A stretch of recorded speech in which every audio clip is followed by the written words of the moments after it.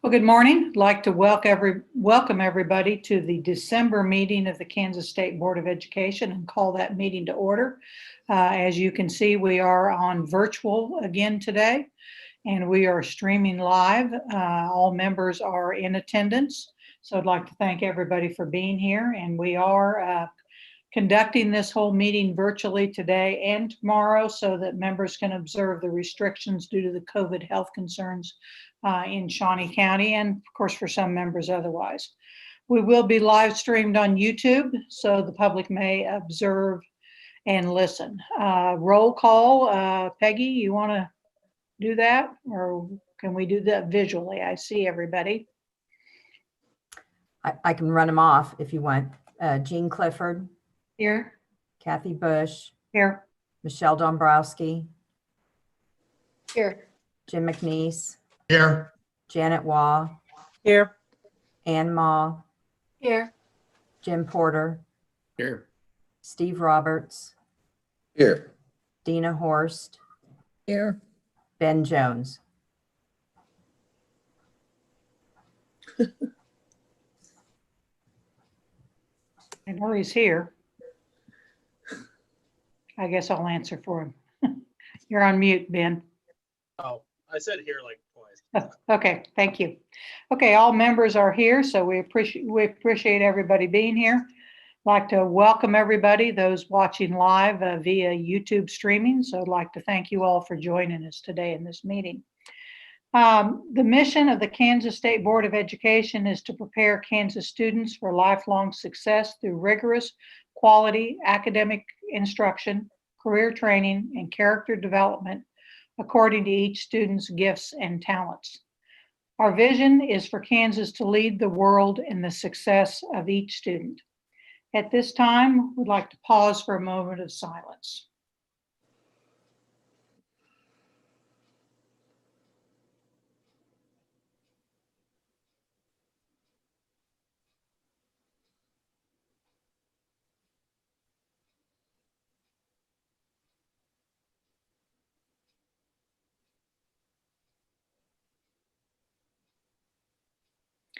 Thank you very much. And please join me in reciting the Pledge of Allegiance. The Commissioner will display the flag for us. Okay, thank you very much. I pledge allegiance To the flag Of of the United States of America, to the republic to the republic for for which which it it stands, stands, one one nation, nation, under under God, God, indivisible, indivisible, with with liberty liberty and and justice. justice. justice for all.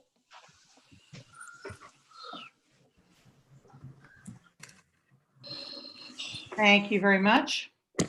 The agenda today, I would like to announce that item number 13, which is discuss the 1,116 hours flexibility options for this year, is labeled as a discussion item. But because of the timely nature of this particular item, it is going to be moved to an action item. So at this time, are there any other changes to today's agenda? Seeing none, I'd ask for a motion to approve the agenda as amended for that item 13. I move that we approve the agenda as amended. Okay, that was a motion by Ben Jones, a second. Second. Okay, Dina Horst. Dina. All in favor, please raise your hand.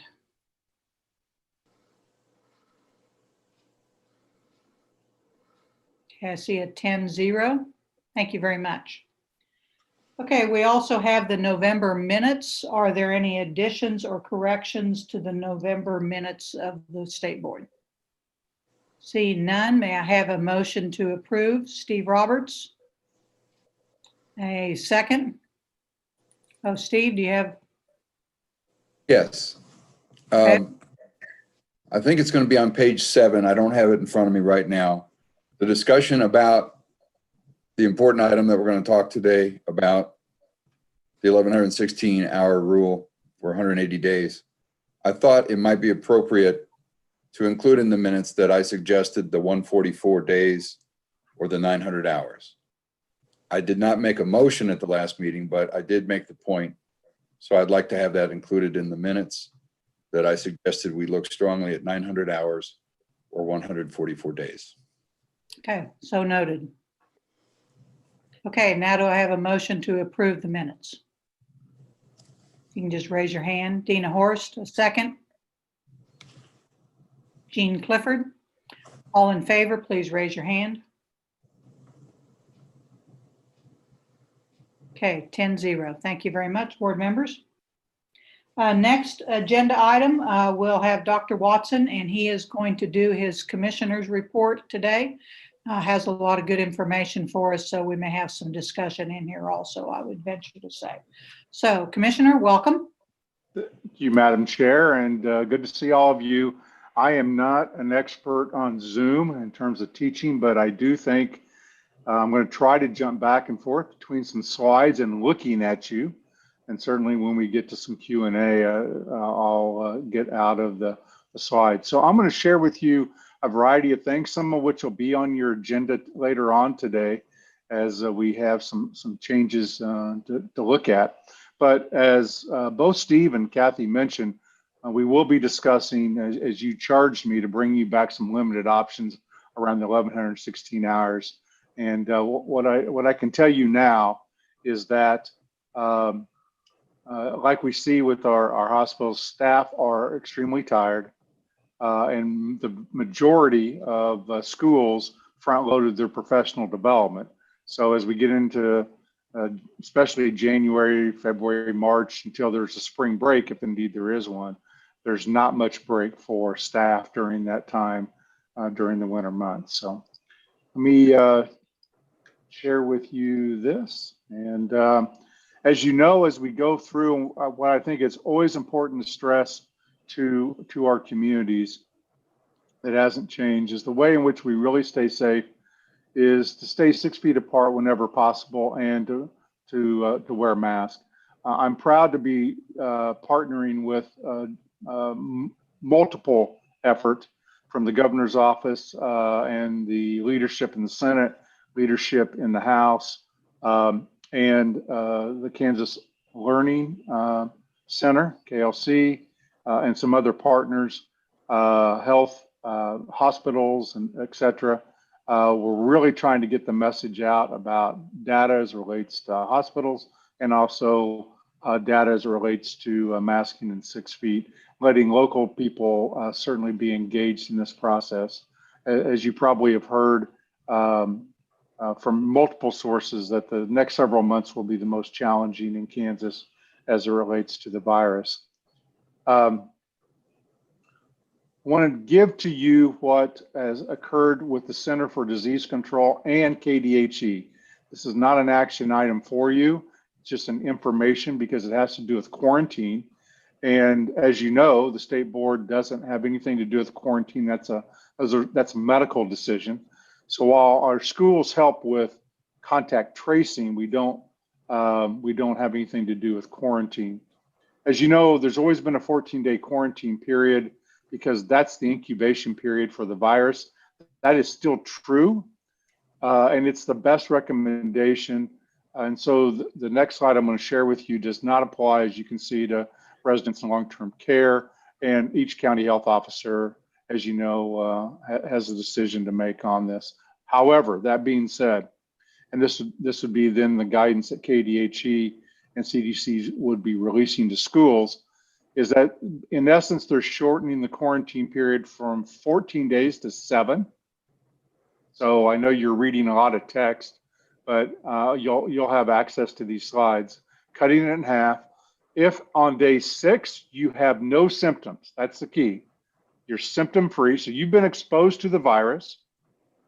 You're symptom free. On day 6, you get a PCR test.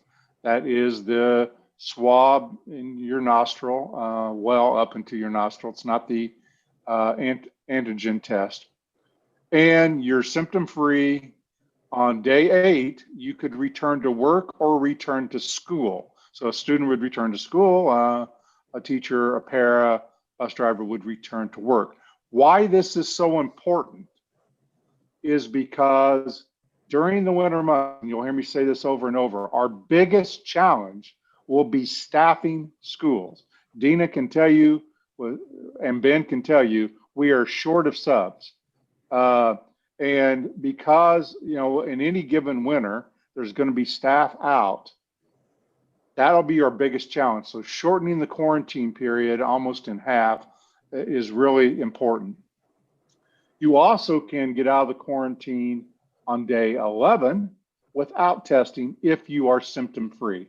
So KDHE and the CDC have shortened the quarantine from 14 days to 7 days if you test and you're symptom free, or 10 days if you're symptom free and do not test. And Madam Chair, if you want, because that's just information, I'd pause just for a second to see if there's a question or two related to that I might answer before I go on to some other things that will be on your agenda. Randy, the question I might ask is that, and I think it was PCR test, what's the timeliness of being able to get those back? Has that gotten to where it's a quicker turnaround time or not? Do you know? Well, our understanding is once the regional labs get that sample, they will turn that around in 48 hours. So it's a matter of how quickly does the sample get to the lab in each region. It's interesting. You would think maybe some of our most rural parts of the state are slower than our urban. That has not been necessarily the case.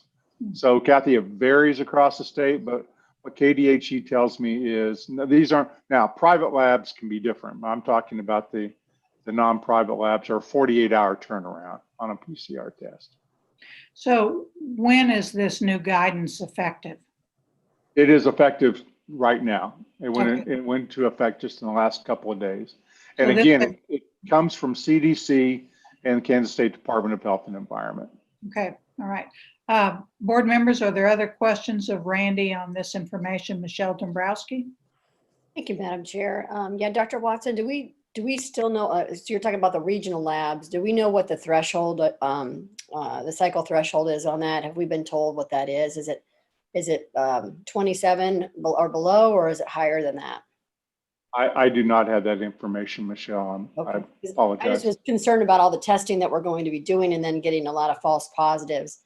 I'm still concerned about the like LabCorp and Quest, all those. I just would like to know what those cycle thresholds are set at. I'll try to get that information. I know that Dr. Norman said to me several weeks ago that varies so much. So if someone's had COVID, and then you're testing, it varies by individual so greatly as to how much that's going to show. But I'll try to find out that information for you. That'd be great. Thank you.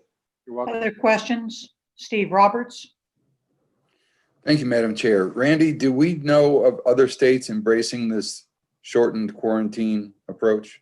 I do not, but it is recommended by the Center for Disease Control. So it's a nationwide recommendation that can be adopted by the state, Steve. And I don't know if other states have, but Kansas has done so. Thank you. You're welcome. Other questions, board members, for Randy? I'm looking, Dina, do you have a question? No? Okay. Okay. Okay, go ahead, Randy, please. I will keep going then. Again, I just wanted you to have that information. Now I want to talk some about navigating change, because we're going to have a recommendation from our medical people for a change in navigating change. But I want to stress to you, as we get into these next several months, so let's just start in December, January, February, the winter months where we're already going to see illness and flu, and then add COVID on top of that.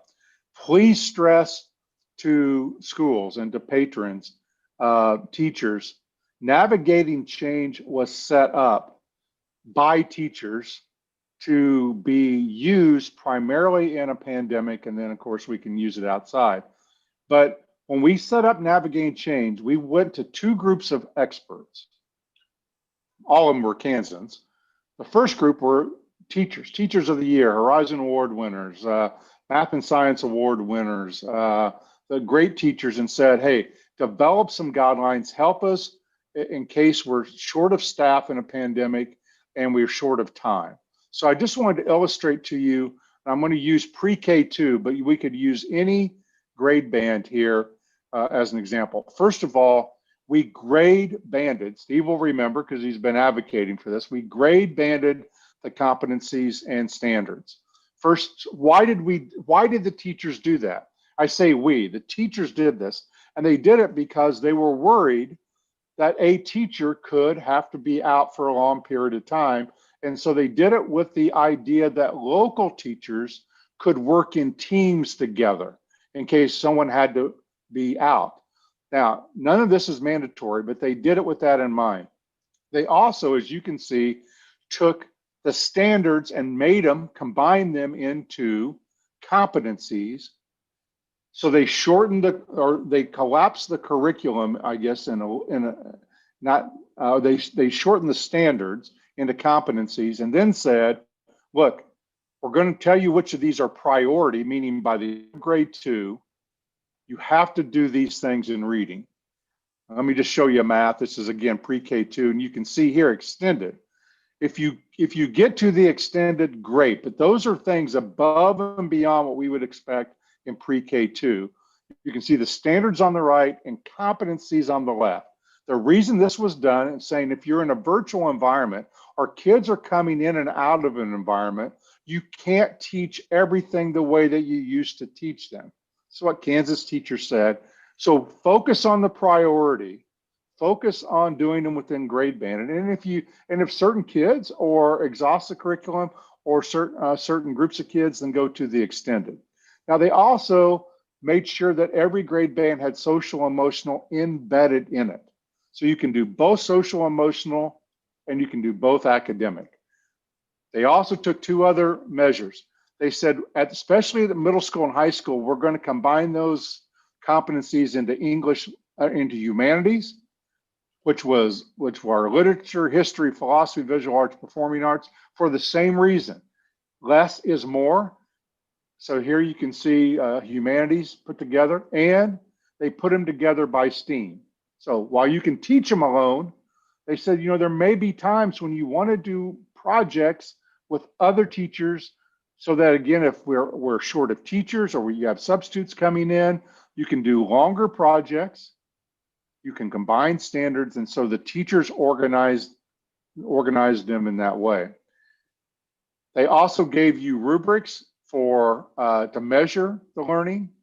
They gave sample lesson plans at each grade level and every subject, multiple lesson plans, and they did all of that for multiple environments to be done. This is still appropriate to be used, and it's ready to be used. And by the way, those Kansas teachers that developed this, over 700, were involved, would say, we'll even come and give you hundreds more lesson plan ready, design, curriculum examples that you can go use. And I know Michelle and I talked early on in this process. Some of these were really good.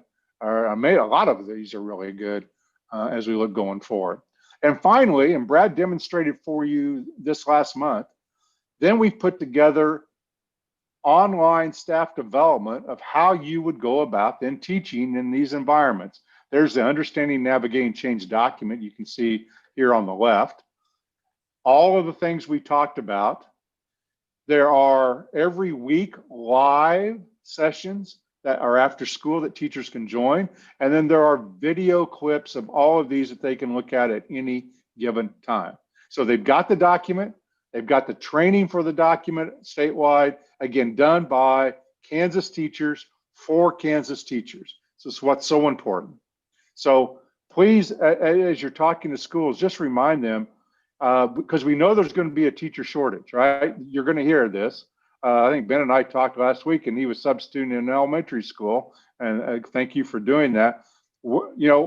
Emergency subs are way up. Michelle's been really good in the Kansas City area about encouraging people to go be a sub, and they're way up. We're getting lots of people want to help, but we're short. We're going to be short staffed, and this is one way, if we just take a little bit different approach, that we can do this. Now, as you know, the second part of the document's about operations. So we had teachers involved in that. but we relied heavily on people that were medical public health experts, again, from Kansas. You acknowledged those people on a Zoom several months ago for their work. By the way, I have to say this because it just is remarkable. We asked Kansans to do this. These are all volunteer hours. There's no one being compensated for this. They're doing it voluntarily.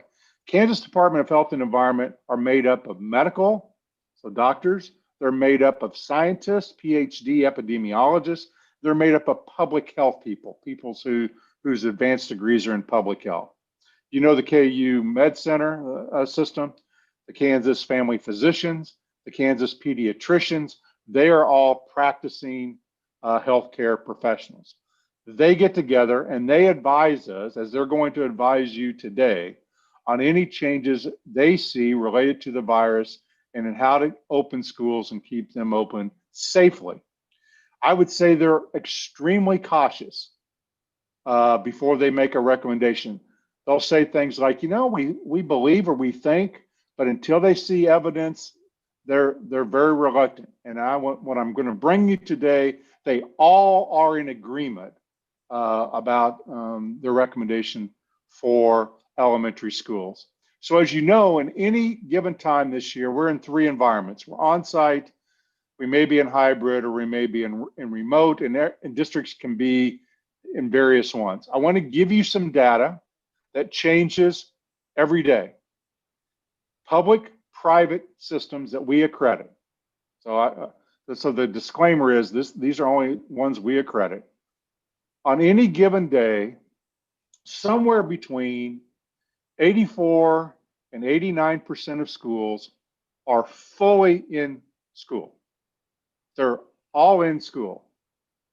The higher number relates to elementary schools, and the lower number middle school and high school. So most of our schools in Kansas are on site today as we speak, taking appropriate precautions. Our larger school districts still remain in some combination of the 3. But when people ask you, because everyone's got an opinion, you can say, because we've surveyed all of them, that 84 to 89%, and it varies each day, are on site, and the other 11 to 14% are almost a 50% split between hybrid and remote. So the doctors and the scientists have changed their recommendations on the gating criteria. This is important. This is a lot of information because later on this afternoon, you're going to vote on amending navigating change. So I would ask you not so much to read this, but listen to me and then you can read. On November 23rd, there were 4,535 total cases in Kansas of COVID in children birth to age 9. That represented 3.2% of the cases, or extremely low percent. As of this week, there had been no student lost to COVID under the age of 18. All right, that's number one. That is data of Kansas. They compared that to nationwide data and worldwide data, and it's confirmed that students that are younger do not catch the virus as easily as older students, and they do not get as ill as older students and adults. I will tell you, for months, the scientists and the doctors have been saying, we believe, we think, but they wouldn't change it until they knew. That was important. So that's number one. But that doesn't matter if they spread, right? Because if a 3rd grader, though, spreads like a college kid, then all the adults, the parents, the custodians, the teachers have to be concerned. The medical people are saying evidence is very clear now in Kansas, across the country and across the world. They do not transmit as well as older children. Okay? They do not, especially when they're mitigating issues in school. That's important. So they recommend, and I'm just going to go over the bolded, underlined parts here. They're recommending modifying our navigating change guidance to allow elementary schools to remain open, either in person or hybrid, and I'll explain the difference, even when the county metrics call for you to be in remote, meaning above 15%. They're saying the chance of the virus impacting elementary schools, both from a student and a teacher standpoint, is so low that the risk of not being in school is greater than the risk of being in school. I want to say that again. They're recommending, no matter what the positivity rate is in your community, you should be in school elementary wise. This is our medical team of Kansans making this recommendation. So let me just go through what the rest of the parts are. Everyone needs to be wearing a mask in accordance with the guidelines, and you should be socially distanced 6 feet apart. Now, I know that Gene's going to say, Randy, we've got some schools that we can't get 6 feet apart, right? We just can't get them 6 feet apart. They're older buildings. So if you can be 6 feet apart and you can wear a mask, then you're great. If you cannot, there are two options of a hybrid option that you can use. You can go a morning, afternoon. So Dina, remember when we all used to go to half-day kindergarten? You can now do that with third grade or fourth grade or second grade. Take half the kids in the morning, half in the afternoon. That's one option. The other option that they agreed to is that you could cohort within a classroom no more than 5 kids. So Michelle, this is how this would work. Let's say you have a class of 15 kids in Piper, Kansas, for example, but you can't get those 15 kids 6 feet apart in that classroom. You can put a group of 5 together, not 6 feet apart, separate that group to the next group of 5 that are 6 feet apart, create a third group in that classroom of 5, and all 3 of those are more than 6 feet apart. Now, if you do that and someone within that group tests positive, the rest of those kids would have to quarantine, but the other group could stay in school. So that's why when we say be in school or be in a hybrid, the only reason you would be in a hybrid under their recommendations is because you cannot socially distance 6 feet for the majority of the day. Follow the ventilation guidance in navigating change. Each building should sanitize and clean surfaces per the guidelines.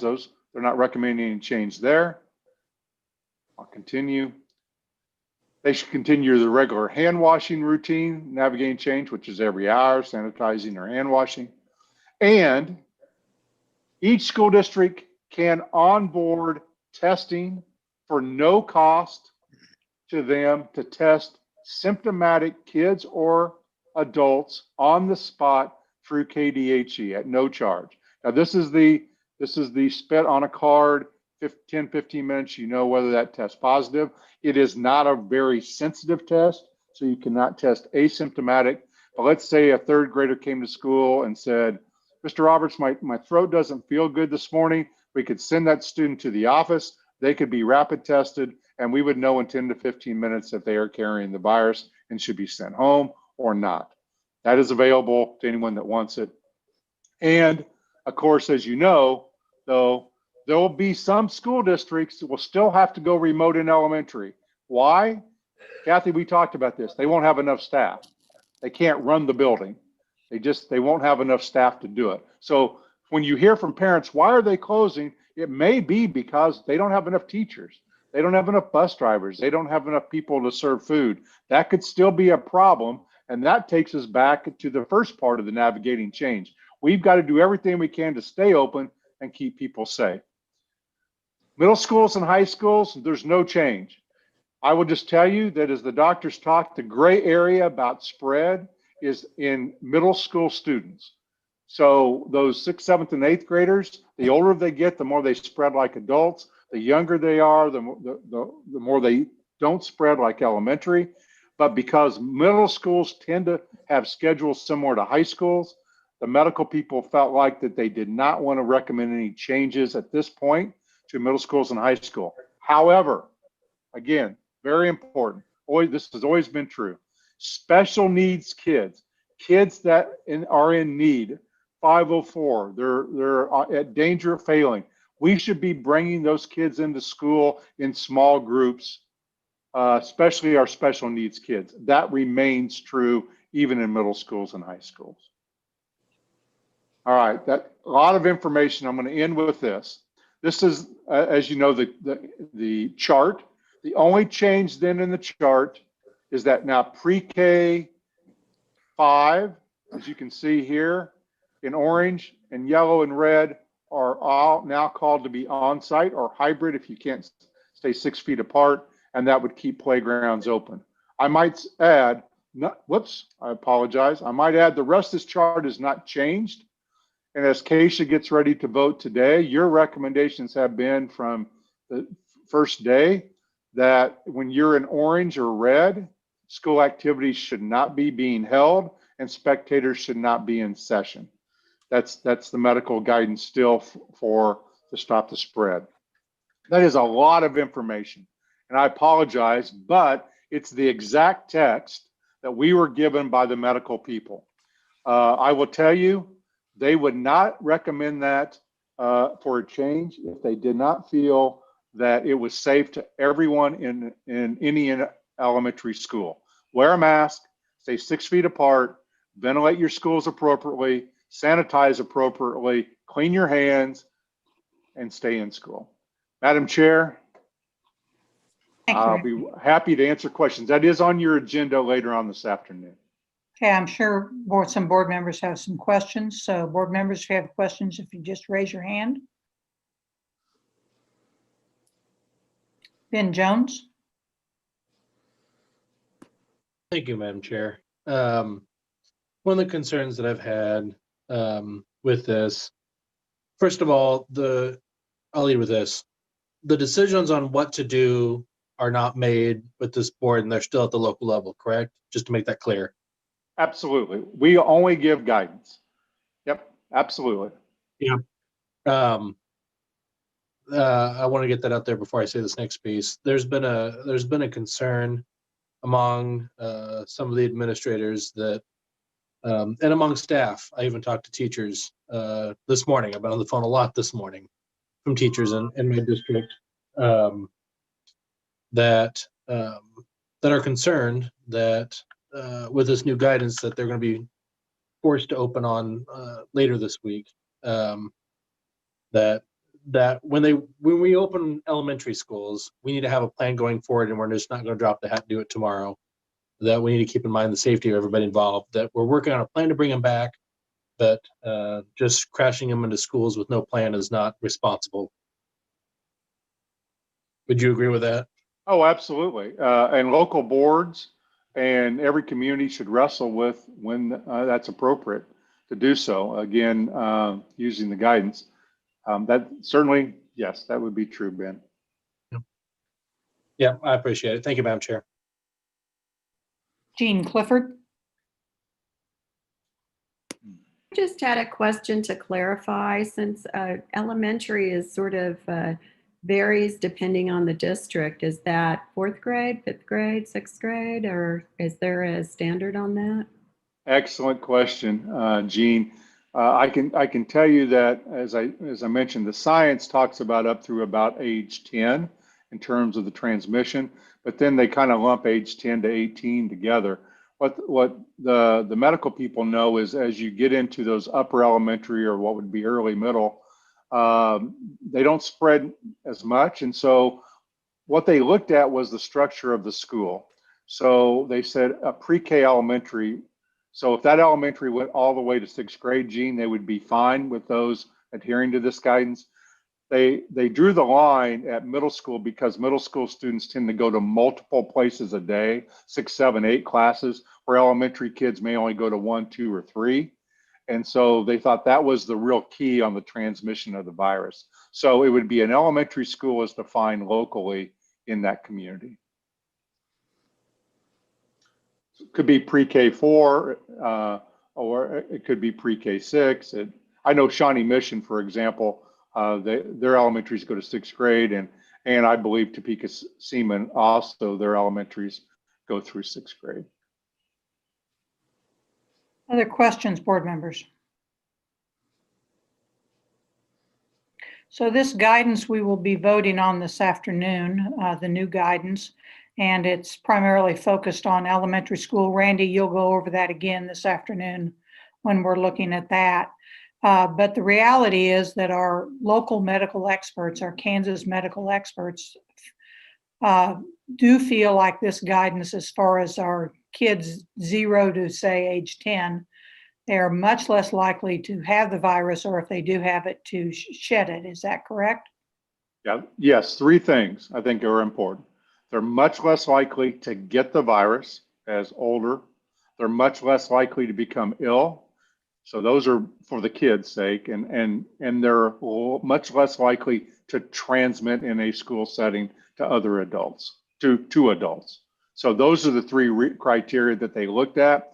They have the data both in Kansas, verified by their lit reviews nationally and internationally, and then they came together and made that recommendation to you.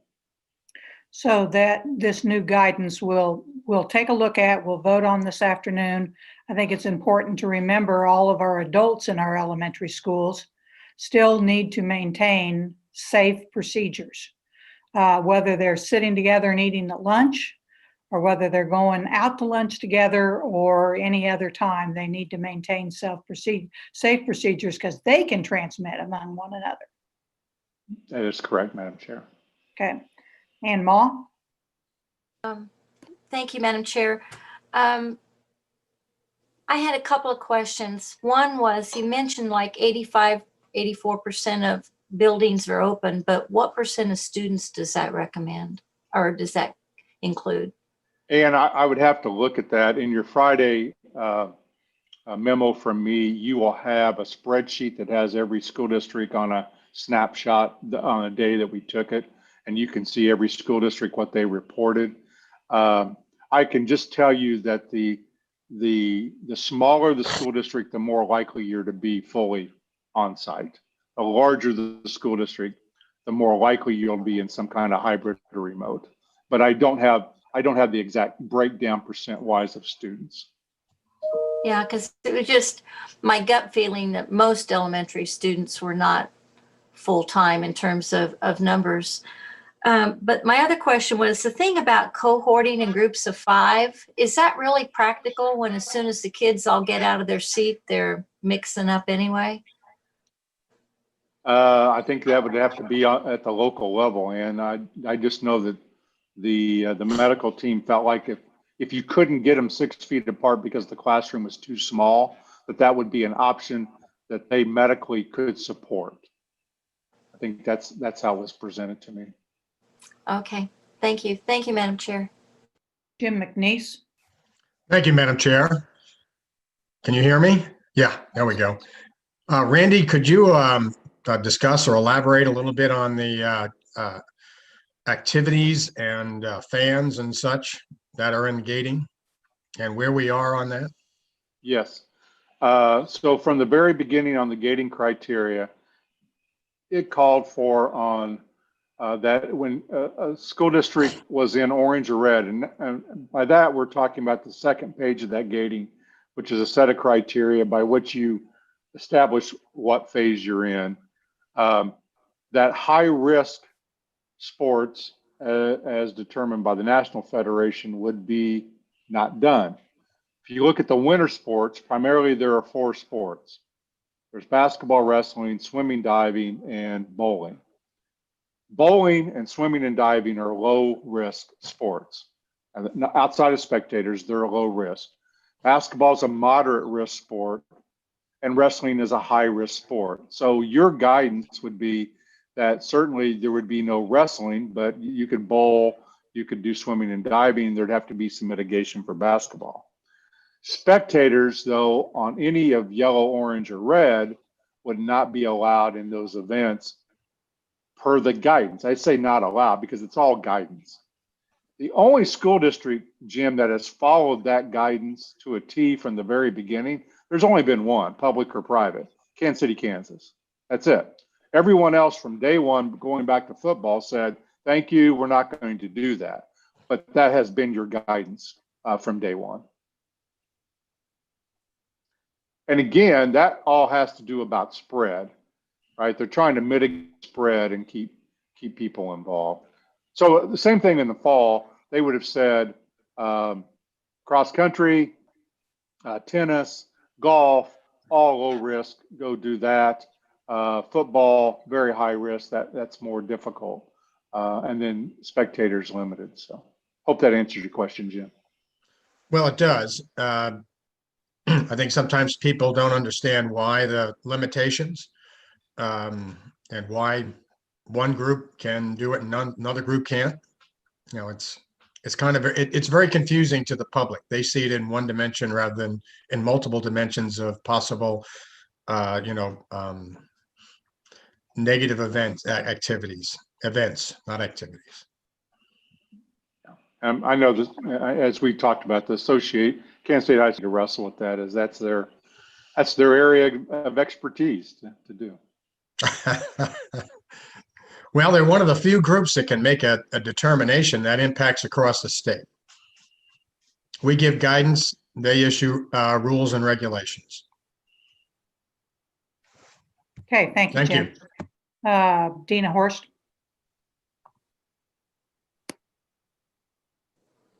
Thank you, Madam Chair.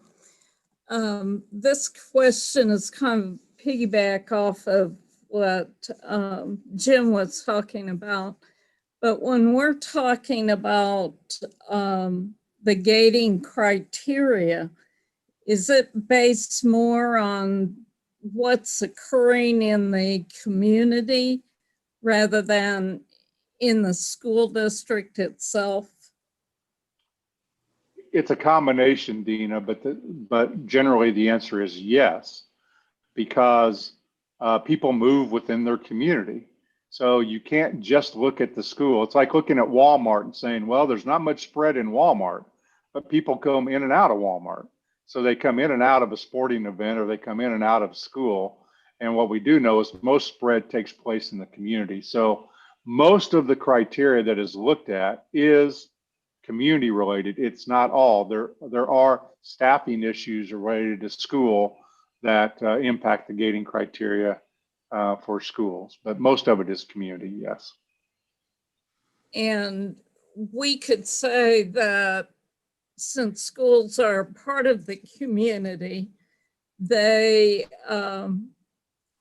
actually reflect, from a spectator point of view, they're reflecting their community and what may be occurring in that community. So if we're talking about spectators from one community versus another, the expectations may be different in the requirements in one community than the other. So those individuals who are parents who are wanting to attend their child's event, if indeed Keisha says they can do that, there ought to be a respect for the community in which they're visiting. You're correct in that every community gets to set their own criteria. That is correct. So anyway, thank you very much for clarifying that, and we'll see what happens this afternoon. Hey, Jim Porter. Thank you, Madam Chair. My question deals with ventilation. All of the criteria, you need to have good ventilation in the room. And I don't understand what, does that mean changes in HVAC systems, which could be extremely expensive? Kind of explain what that means. Thank you, Jim. It generally means that you swap out where you can standard filters for MERV 13 filters. In newer buildings, you try to exchange the air as great as you can. So this time of year, when it's moderate temperatures outside, you can get a pretty good air exchange rate. In older buildings like Russell, where we've got some older buildings, you could open the windows and get more air exchange there. those are the type of guidelines that would be in the ventilation part. Okay, thank you. Jim, you could also use what's been shown to be somewhat effective are HEPA filters within a building, within a room, like portable HEPA filters could be brought in. UV light is effective, but I'm going to get way out in the science, and Steve, I'm looking at you because it's not my area. But UV light, the air that passes by a UV light, the UV light has to be exposed to that air a certain amount of time for it to do good. And that's then where you really have to be scientific on your air handling systems if you're using a UV light situation. Thank you. Janet Wall. Yes. Oh, hi. Thank you, Madam Chair. I just simply want to make a statement, and I guess, Randy, I want you to confirm my statement.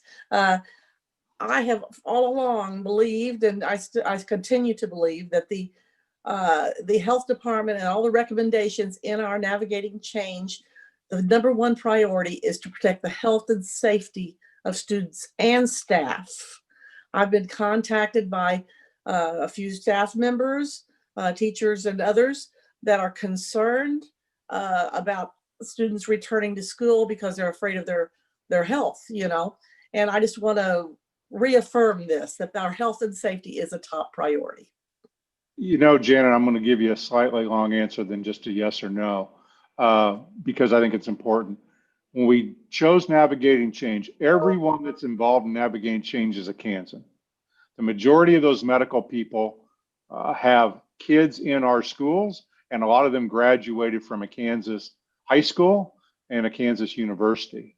They are adamant. We are here to protect the people we love and that you love, and that's the students and the staff, and they would not bring any recommendation forward to you that they felt scientifically put anyone at risk. So the answer is, that is correct. You are entirely correct. Thank you. Yeah, I think we maybe had one more comment, and then we'll save the rest of them for this afternoon when we come back to this. Michelle Dombrowski. Thank you, Madam Chair. Yeah, so Randy, Dr. Watson, I feel like it's still going to be very important to find out that cycle threshold, because I think a lot of times when we're talking about teacher shortages and we're talking about false positives, we have people possibly home quarantining unnecessarily, and I think that's thank goodness a lot of people are stepping up, and at least in our area, we've got a lot of people that have stepped up that were well qualified and are going to help out in this time of this pandemic. But I do feel like that is very important when we're making decisions on sports and we're making decisions on who's staying home and maybe asymptomatic. It's that threshold of that those tests, and like you said, that the rapid tests are not as sensitive. That may not show up as far as asymptomatic, but like I've had strep before and didn't even know it.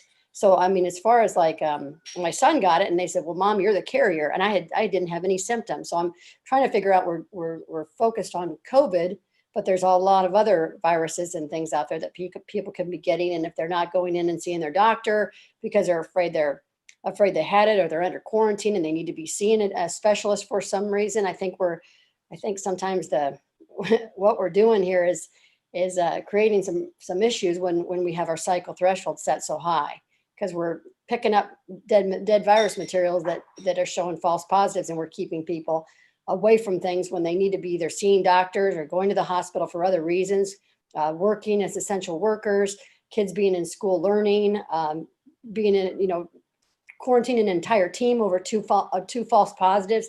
I just want to make sure that we get to the root of that problem, and that needs to be addressed, especially in Johnson County. And that's all I'll say about that. Thank you. Thanks, Michelle. And again, I'll try to get that information for you from our medical team. I want to say, and I know all of you've worked on this, but Michelle's really worked hard to bring a lot of people into the sub realm, and Michelle Miller is on because she's going to be on. We're turning those around really fast, emergency subs. What will hang it up are background checks with KBI, because that's not an automated system yet. And we've got to take them to a background check. But if you know people in your community have 60 college credit hours and they're willing to step into a classroom. We need them at least for the next 3 or 4 months. That's a great, I mean, if they can do it, encourage them to do it. We would love to have them in schools, and contact Michelle and her team. We'll get that process just as soon as we can. So thank you, Madam Chair. Okay. Thanks to everybody, and we will come back to this information this afternoon during our gating criteria when we vote to update that. Citizens Open Forum, we typically have at this time to provide an opportunity for citizens to share views about topics of interest due to the fact that the county's restriction, Shawnee County's restriction on mass gatherings to limit the spread of COVID. Our meeting is conducted virtually, so we had only written comments, and at this time, we have not received any public comments. So at that point, I am going to go on to the next agenda item, which is agenda item number 8, and it is the accreditation to act. This is an action item. Act on the Accreditation Review Council recommendations for the Kansas Education Systems accreditation. Michelle Miller and Jeanette Nobo are here. Board members, for your information, if you want to refer to your accrediting school district here, it is on page 25. Michelle, I'll turn it over to you. Good morning, Madam Chair, members of the board, Commissioner Watson. Are you all able to see my screen, Madam Chair? That's great. Thank you so much. So I am here to ask that you all, from the recommendation that was made to you in November, USD 450 Shawnee Heights, the Accreditation Review Council has recommended to you all a status of accredited. And unless there are questions, that is the plan for this morning, is that you all act on that recommendation from the Accreditation Review Council. Okay, Michelle, if you could stop sharing so that'll pull everybody up on the screen and I can see if there's any questions. Okay, board members, any questions for Michelle or Jeanette on this accreditation item? Ann Ma? Thank you. I don't have any questions, but I'd be ready to make a motion if that's in order. Please do.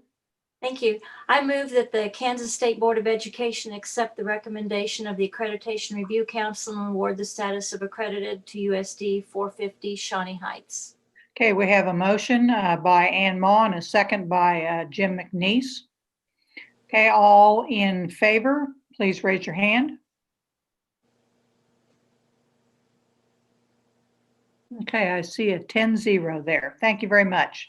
Thank you, Jeanette and Michelle. Appreciate you being here and waiting for us a little bit.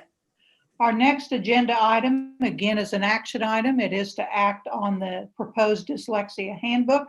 And Cindy Haddocky is here. And if you want to take a look in your agenda, this is on page 35. We had a good solid discussion on this last month. So Cindy, welcome. Thank you, Madam Chair. Thank you, Commissioner Watson and board. I don't have anything to present to you. I'm just here to answer any questions should you have them. Looks like we've got some questions. Ann Ma has a question. Thank you. Do we know how long, if this is approved today, before it will be available online so we can let people know about the resource? Should you approve it today, I'll post it as soon as it's approved. Thank you. That's quick turnaround. Very good. Other questions? Ben Jones, you have a question? I'm ready to make a motion. Okay, well, I think Jim Porter maybe had Jim Porter. Okay. Jim Porter? Yes, I'm ready to make the motion. I move that the Kansas State Board of Education approve the dyslexia handbook as presented. Okay, and Ben Jones has a second. Okay, all in favor, please raise your hand.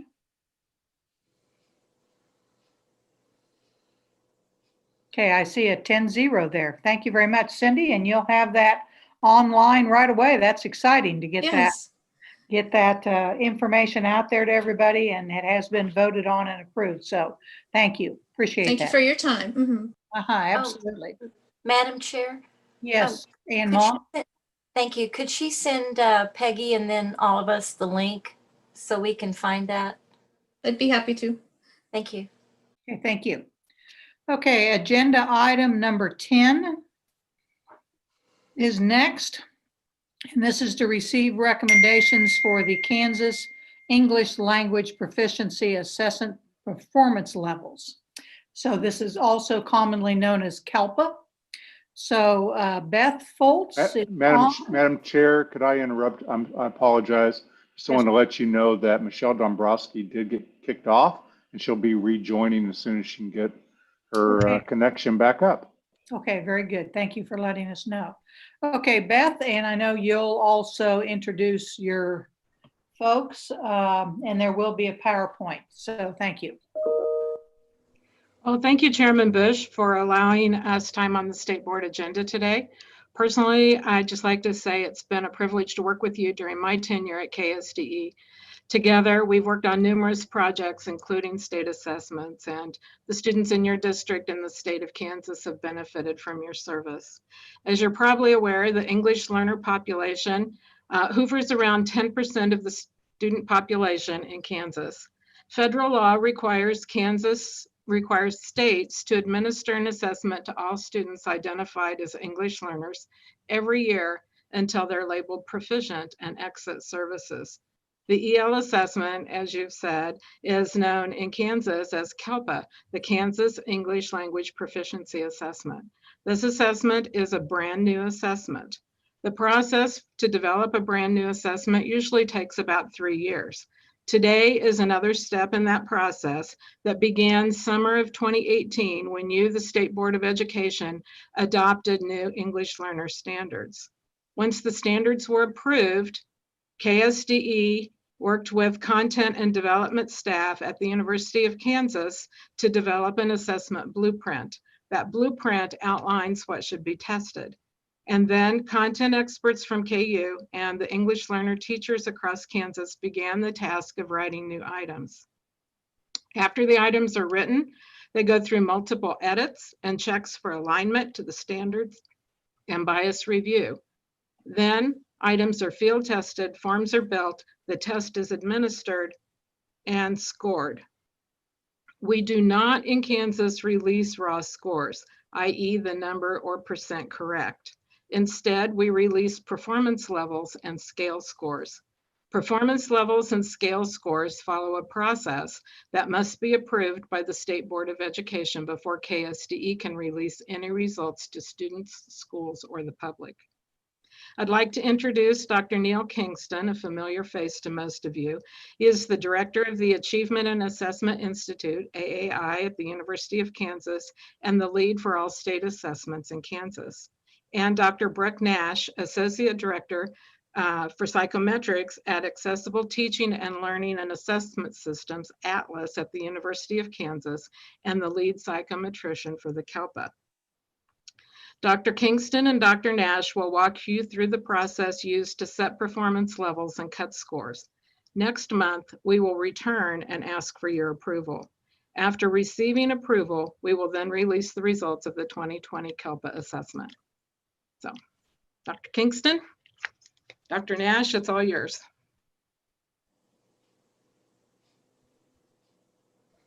I need my video started. I can't control that, and I'll try to share my screen now. But good morning, Chair Bush, members of the board, and Commissioner Watson.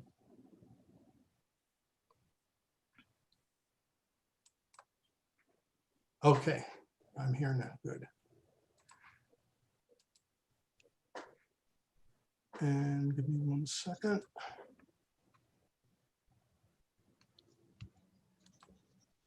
And you should all be seeing the PowerPoint now. Thank you. So as Beth described, CALPA was redesigned after the new standards were put in place. Assessment design was collaborative work between the Achievement and Assessment Institute at the University of Kansas, of which Atlas is the lead center that does that work. Grade level tests were developed, or grade band tests, for kindergarten, first grade, second and third, fourth and fifth, sixth through eighth, and ninth through 12th in the 4 domains of listening, speaking, reading, and writing. All items went through Kansas Educator Content and Bias Review and were operationally field tested in 2020. We've reached the point in time where the performance standards need to be set, and we do this through a process based on research into the areas of standard setting to recommend 3 different cut scores that create 4 performance categories for each one of the domains.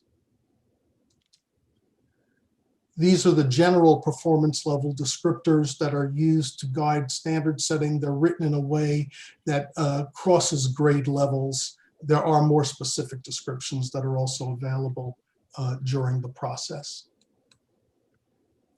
We used a particular method called the bookmark method. Research on it goes back to the 1990s. It's been used in over 30 states. We've used it in the past in Kansas. And test content is ordered into booklets, regardless of what the order was when they were administered to students. They are reordered in terms of increasing knowledge and competency so they can be evaluated against those performance descriptions. So you can view the pages of a booklet as that ordered booklet, and the task then that we ask for each of the members of the review panel, the standard setting panel, to do is to put a bookmark that differentiates one category of performance from another as they go from the easiest to the hardest of the items in their review process. We originally planned this to be an in-person event in May 2020, and then reality happened. We rescheduled as a virtual event in October due to the COVID-19 pandemic. And the Kansas Technical Advisory Committee reviewed the standard setting method and procedures multiple times throughout 2020 because virtual standard setting in a non-face-to-face situation is unusual. There hasn't been much of that, and we wanted to make sure that we get everything working right the one and only time that we do this.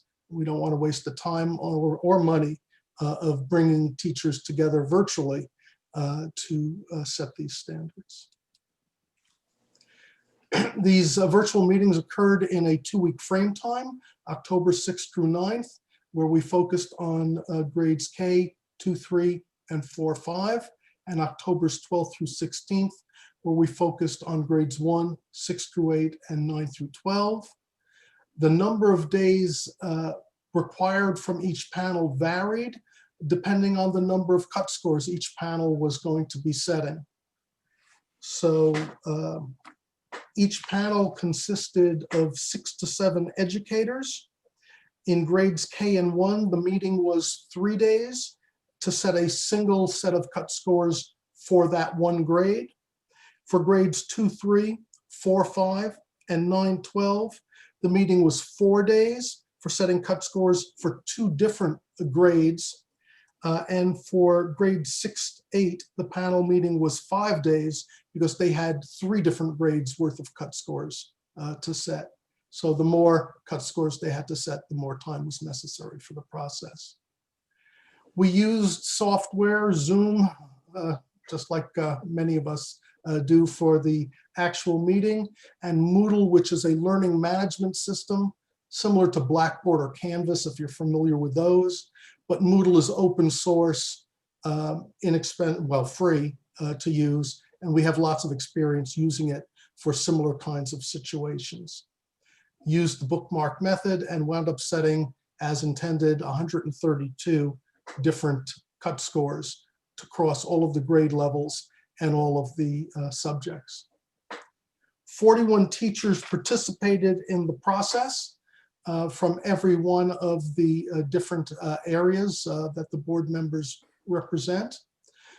We had the numbers that you see in front of you at each grade level, and here you can also see the amount of experience. Most of the panelists had 10 or more years experience working with students who are English learners.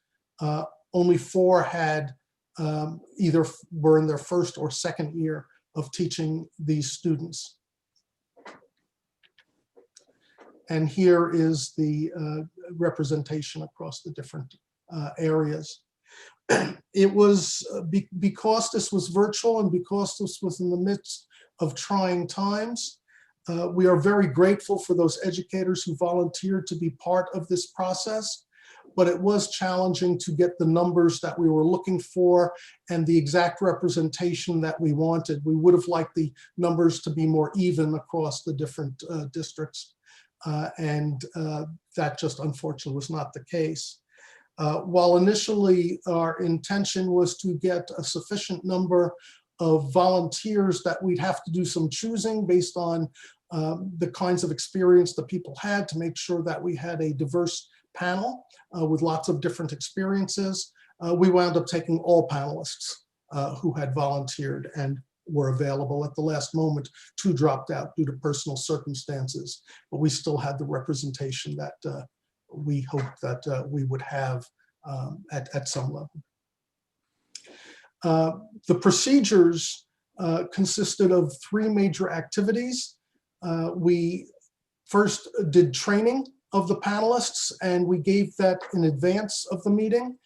We gave them assignments, and they used the learning system so that we didn't have to spend the synchronous time that we had together on training when that could be handled asynchronously at the convenience of the different panel members. We then had the virtual standard setting meeting, and then we had something called a vertical articulation meeting. It's a reality check to make sure that the differences from one grade level to another are not so large that they raise questions as to whether some kind of artifact has affected this. Typically, this does not lead to much in the way of recommended changes, as is the case in what I'll present to you today. But I have been involved with standard settings where perhaps due to a very strong-willed panelist with very different opinions on one test, that test looked very different, the standards looked very different. So it's just something we check on to make sure is not problematic. We provided the training, as I mentioned before, in advance using Moodle. There were 3 parts to that training: the orientation, training videos, quizzes to make sure that everyone was had taken in the concepts they needed, and a confidentiality form that people had to fill out. 2 assignments were given because one of the things that's important is to really understand the test and what it's like, to have sort of a student's eye view of the test. And so each of the panelists took the appropriate test for the panel that they had. It wasn't scored, it wasn't an official testing session, but to have that experience. And also they reviewed the draft of the just barely student definition. I'll describe that more later. Panelists had to complete all parts of the advanced training in order to participate, and all of them did so. In the virtual meeting, there were a larger number of steps. We discussed the test itself, discussed what a just barely meets is. So essentially that you're looking for that cut between the student who gets credit for being in a category and that student who doesn't get credit for being in that category. And we're looking for that just barely meets student that differentiates being in one category from another category. We have a practice round and a readiness poll. Then we begin the bookmarking in the first of the 4 domains, place the bookmarks for round 1. The panelists discuss that. What we're trying to do is, to the extent possible, form a consensus among the panelists. It's not necessary that everyone agree. There are some statistical procedures that are applied to the results of the individual panelists, but that is our goal, to get as much agreement as possible. After there's a discussion of the round 1 results, panelists go back and individually place their bookmarks in a second round, doing the same thing they did before, but now either considering or choosing not to consider the discussions that went on after round 1. The results from round 2 are then discussed. And then finally, there's a third round. and a cut score evaluation form where each panelist indicates the comfort that they do or don't have with the cut score that has come out of that process, that has been recommended out of that process. That is then repeated for the other 3 domains, and then the standard setting as a whole is evaluated.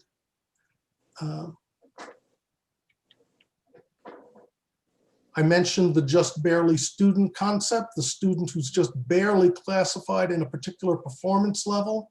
So if you see the levels 1 and levels 2 on the left-hand side of this slide, and that person who is standing right on the line or very close to the line between levels 1 and 2, we're trying to define what the just barely early intermediate student is for the cut score, to determine the cut score between level 1 and 2. And then similarly, we want to determine the cut score between levels 2 and 3. That's the just barely intermediate student.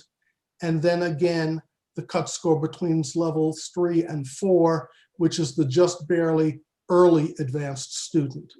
So the panel discusses what this means, what they're looking for, and then applies that to determining where in that ordered booklet, what is the item that the just barely student is likely to get right.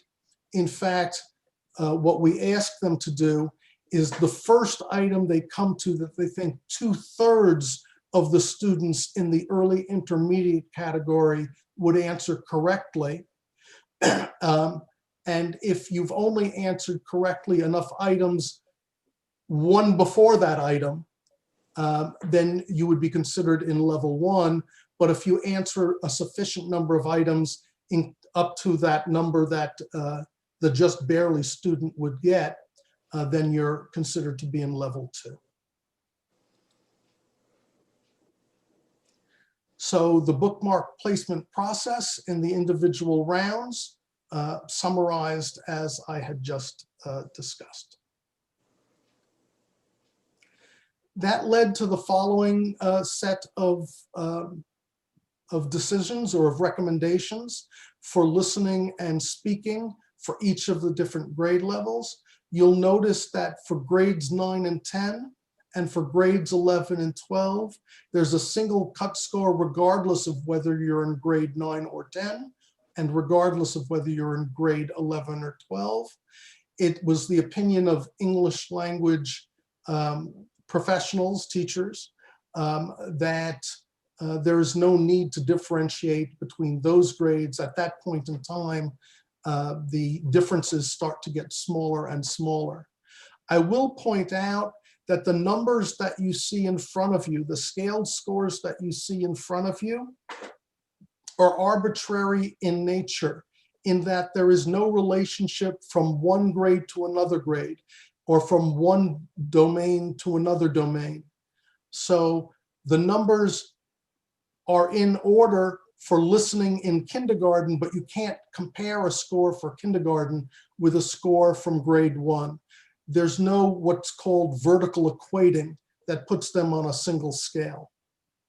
And because the major focus and presentation of results for the KELPA is based on performance levels, that is not considered a problem in any way, shape, or form. Similarly, the numbers came out this way for where the cut scores would be for reading and writing, and that then covers our 4 domains. After those numbers came out of the cut score meetings, the vertical articulation panel was called together.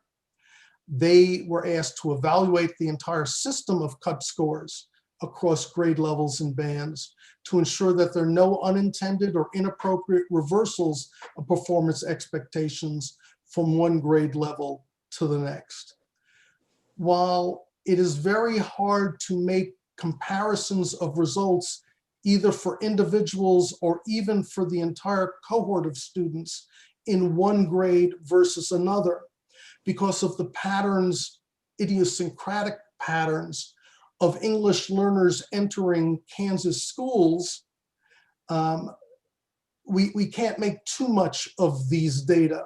But if it were the case, for example, that 60, 70%, let's say, of students in one grade level were seen as meeting standards, and the next level it dropped down to 40%, and the next level it went up to 65%, that would raise some flags. The good news is we didn't see any of those jagged patterns, those aberrant kinds of patterns. So panelists from each grade level or band were put together to do this vertical articulation.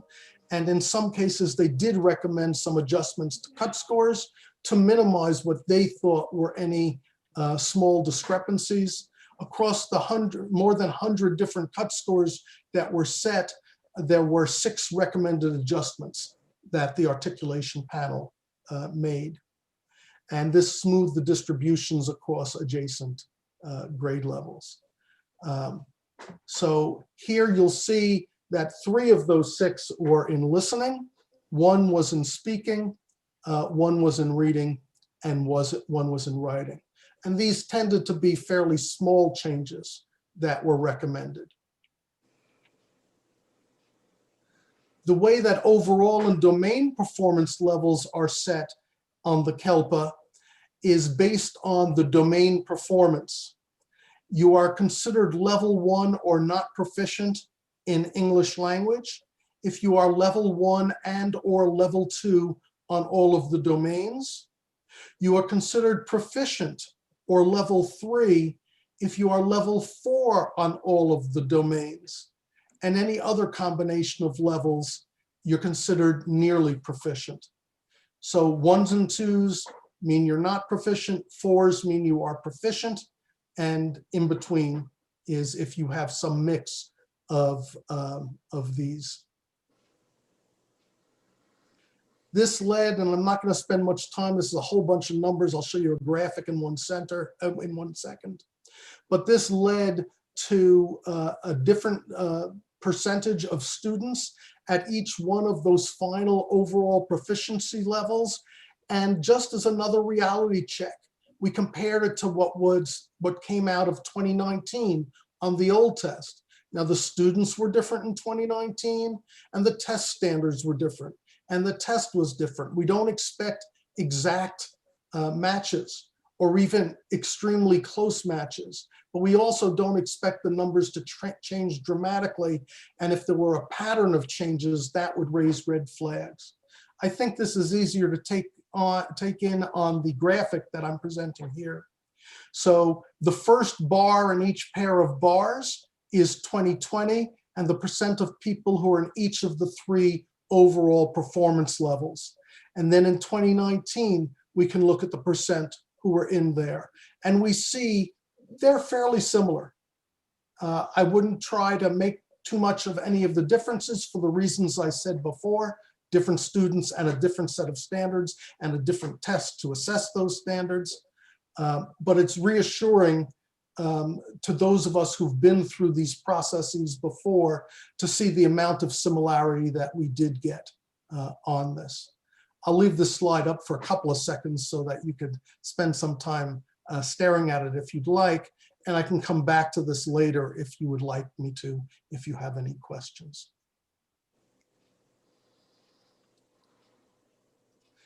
We then asked the panelists to evaluate both the cut scores and the process. And a strong majority of the panelists agreed or strongly agreed that the panel recommended cuts were reasonable. Depending on the grade level and the domain, it ranged from 75 to 100% who said that they were reasonable. 87 to 100% said they were agreed or strongly agreed that they were appropriate, and 90 to 100% said they were defensible. Compared to other standard settings that I've been involved with in the past, this was the kind of range that I was hoping to get. You never get perfect agreement on these things when you bring 40 people together, but this is strong agreement. Again, the strong majority of panelists agreed or strongly agreed to statements about the effectiveness of various aspects of the meeting procedures including the advanced training where 88 to 96% felt very positive about it. The meeting orientation, 93 to 100%. The bookmark placement process itself, 98 to 100%. That's really, I almost never see numbers that are that uniformly high. Group discussion, 95 to 100%, and use of technology to conduct a virtual meeting. This was particularly reassuring because, as I said, virtual standard setting meetings are a brand new thing. There have been one or two done in the past, but not by us. We tried to improve on what we read about was done in the past, and it appears that that is what happened. The open-ended feedback was also very positive. Here are two examples of comments. This was extremely well organized and went so smoothly compared to what I expected given the Zoom format. With all the Zoom meetings that people have had, especially long Zoom meetings, this was a concern that some of the members had in advance, but they felt good about it after the process. Thanks to the staff for ensuring it was a truly fantastic collaborative experience. All the staff members were knowledgeable and helpful. If there was a need to pull someone else into the meeting, we were able to get questions answered in a very timely manner. Again, this has been a great experience. Thank you. We didn't just cherry pick the best statements. Those were fairly typical kinds of statements that we got. We also had an observer from the Kansas Technical Advisory Committee come to virtually observe the meeting. That observer made a number of comments, and the TAC discussed what that observer had seen and signed on to these comments. This thoughtfully designed and implemented training workflow, along with strictly enforced security protocols in Moodle and specific instructions about the meeting protocols, provided strong support for the integrity of the KELPA standard setting process and the validity of the standard setting outcomes. While it would have been ideal to have more diversity in terms of gender and race, again, it was a challenge to get the people to participate in the virtual meeting. The challenges KSDE faced in obtaining commitments from potential panelists during a regular school week and in the middle of a pandemic are understandable. And the grounding of the standard setting plan in professionally accepted practices and the fidelity of its implementation suggests that KSD can have confidence in the resulting KELPA cut scores. And now I'd like to open it to questions. And if you have technical details you want, Brooke Nash may be chiming in. She was the person on the ground who was responsible for the implementation of the process. Thank you very much for the presentation, and it'll be good to have a new KELPA set of performance levels. If you could, I can't see all the members when the screen is shared. There we go. And board members, we are on a pretty tight schedule. So take one or two questions if you have one or two questions at this time. This will come back in January and there'll be an opportunity for more discussion. Are there any questions at this time? Ben Jones? Thank you, Madam Chair. Just two very quick questions. Well, one of them can wait till next month. The part that I'm interested in, first of all, thank you for the good presentation. I've learned that assessment formation is not something I ever want to do in my life.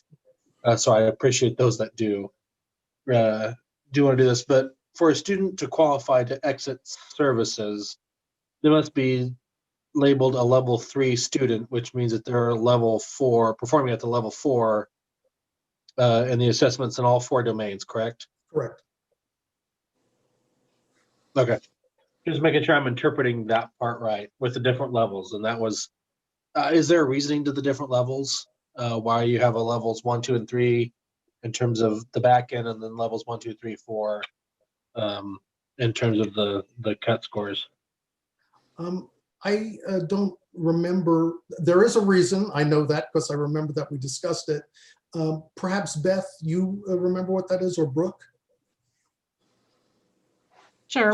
So each domain has the 4 different levels as the students progress through their learning or the acquisition of the language, right? But then the overall, we've just limited to the 3. So you put all 4 domains together to come to one overall decision.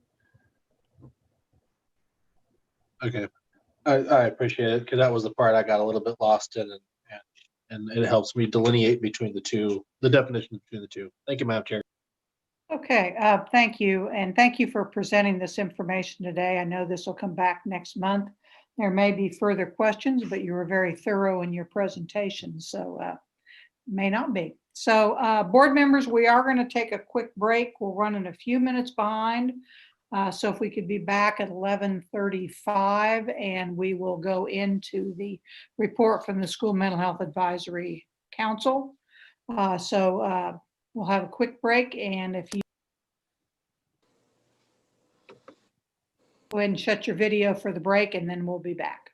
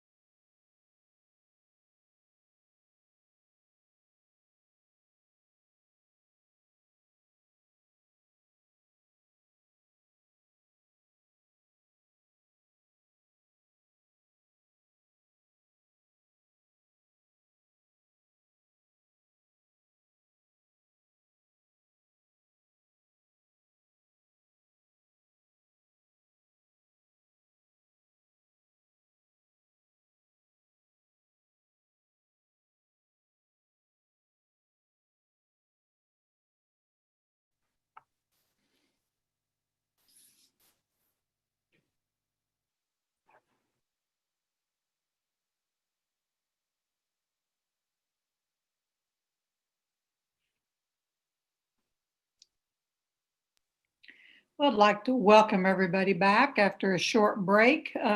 This next agenda item will take us to lunchtime, and then after lunch, we are having a presentation of our Blue Ribbon School, so that'll be very exciting to have that opportunity. I'm going to introduce this particular item today. Have several committee members from the School Mental Health Advisory Council on today, and they are all people who led a section of this work. We put together a document that we actually are considering an implementation guide, and it's an implementation for school districts and buildings as far as our anti-bullying and anti-cyberbullying work that we proceed to work with. We have a guide that we have developed, and last week the School Mental Health Advisory Council spent 2 hours going over this document and refining and explaining and having a very deep discussion. Now today, obviously, we're not going to spend 2 hours with the board on this, but what we're going to do is spend some time on policy implications, for the state board, not all the details of the implementation that we did last week. So we've kind of divided this out, and we do have a PowerPoint that we will begin. What I will do is let each member of the advisory council introduce themselves as they introduce the section that they're reviewing, and then we will go through the PowerPoint, and then we'll come back. And when we come back, I think Pat's going to run the PowerPoint, and we'll have her close the PowerPoint, so then we can open it up so I can see everybody when we have questions. So hopefully we'll have a good amount of time for some questions. So I'm going to introduce first John McKinney, let him introduce himself. Pat, if you want to go ahead and start the PowerPoint, and we'll begin the discussion of the implementation guide. Thank you, Chair Bush. And my name's John McKinney. I'm the Director of Family and Student Services for the Shawnee Mission School District, and welcome the opportunity to introduce the Bullying Task Force recommendations. As a former teacher, principal, and current district administrator, I'm confident that you'll find this document will not only be a great resource for school districts, but will also significantly assist in their efforts to address bullying across the state. Next slide, please, Pat. As everyone here knows, bullying is widespread in the United States. It negatively impacts everyone involved, including those who are bullied, those who bully others, and those who witness the bullying. According to 2019 CDC data, about 1 in 5 high school students reported being bullied on school property, and more than 1 in 6 reported being bullied electronically. Bullying affects millions of students of all races and classes. It's an unfortunate and persistent problem, and has been for generations. Next slide, please. In April of 2019, Kansas Commissioner of Education, Dr. Randy Watson, appointed a Blue Ribbon Task Force to examine issues of bullying in the state's schools. The task force's final report was intended to help school boards, school districts, stakeholders, and communities better understand and address bullying. And it offered 7 recommendations to guide future work. The task of using those recommendations to develop guidance and strategies for implementation was assigned to the School Mental Health Advisory Council, led by State Board Chair Kathy Bush. The council formed subcommittees to research and carefully consider each of the task force's recommendations, and that work included a review of current statutes, definitions, regulations, and policies relative to bullying, as well as information about the ever-changing complexities of cyberbullying, data collection considerations, and the development of a bullying prevention plan and resource toolkit. Next slide, please.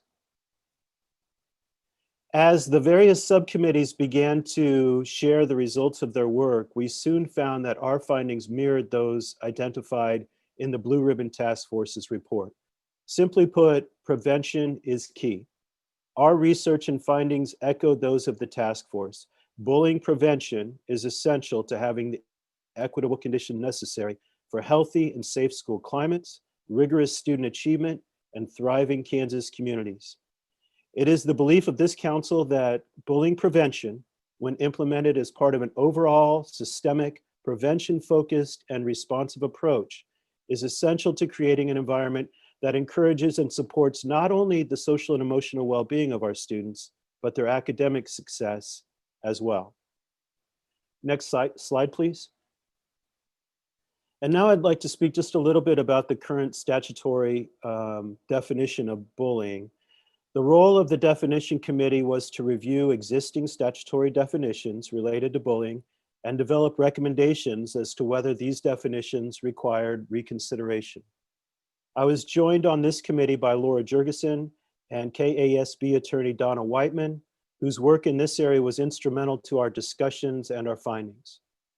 Ultimately, the definition committee found the current statutory definition of bullying broad enough to provide flexibility to principals and enable them to address a wide range of behaviors, while at the same time specific enough in that it requires the presence of fixed measures, including intentional behavior, behavior that is sufficiently severe, persistent, or pervasive, and that the action must represent more than an isolated incident.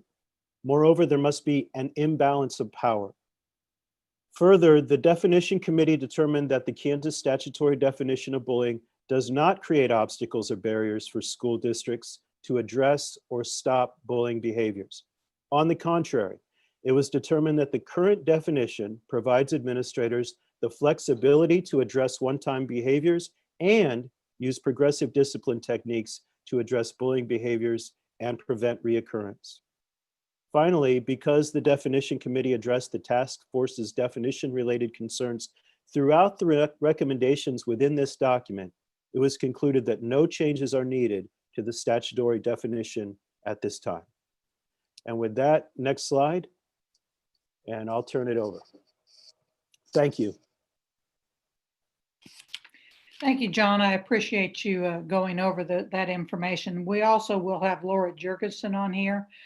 Laura worked with John on the bullying definition, and she'll be able to answer any specific questions that board members may have. When we get into the cyberbullying piece, there's many things that we looked at as far as cyberbullying were concerned, and we had several task force members. We also included Donna Whiteman in this group, as she's done quite a bit of research and quite a bit of work on cyberbullying, was able to give us some really good guidance on where to proceed with cyberbullying. There is a very specific definition on cyberbullying that is in statute, and there are some considerations we need to take place as far as cyberbullying is concerned. For district policy, as far as when districts need to look at this, they really need to focus on consequences that include restorative practice, make certain due process rights are considered, and there is progressive discipline. Now, there is a consideration when you look at cyberbullying. Cyberbullying, although it can occur at school, it can occur on school property, it frequently does occur off school property and after hours, as I'm sure you can well imagine, as this mainly is all done via electronic devices. So when it does occur off school property and after hours, there are considerations within the law that administrators and schools need to be aware of and need to be able to deal with. So the cyberbullying has to create a substantial, and this is actually within guidance that is provided, has to create a substantial disruption to the learning environment at school. So administrators are responsible for making sure that that occurs. So when we began to look at this, and we worked again here closely with Donna Whiteman, and she made some recommendations to us, if a cyberbullying event does occur and it does not create a substantial disruption at school, it really can create a sense of frustration with the parents and even the school district. So KASB has provided us, as they provide with their districts, some guidance and a letter that can be provided to parents to allow them to take some actions, because the cyberbullying events are against the law. There are some legal requirements there, and this can provide some help for our parents and our administrators to provide some other resources for parents when they look at some cyberbullying things. If it's something that the school indeed cannot actually take action on, they can still provide some support for those parents. So there's some best practice considerations that we established within our plan. We are recommending that districts do an annual update to the status of their plan with the local board. So the local Board of Education not only can go over the bullying and the cyberbullying, but take a look at the data and take a look at the plan.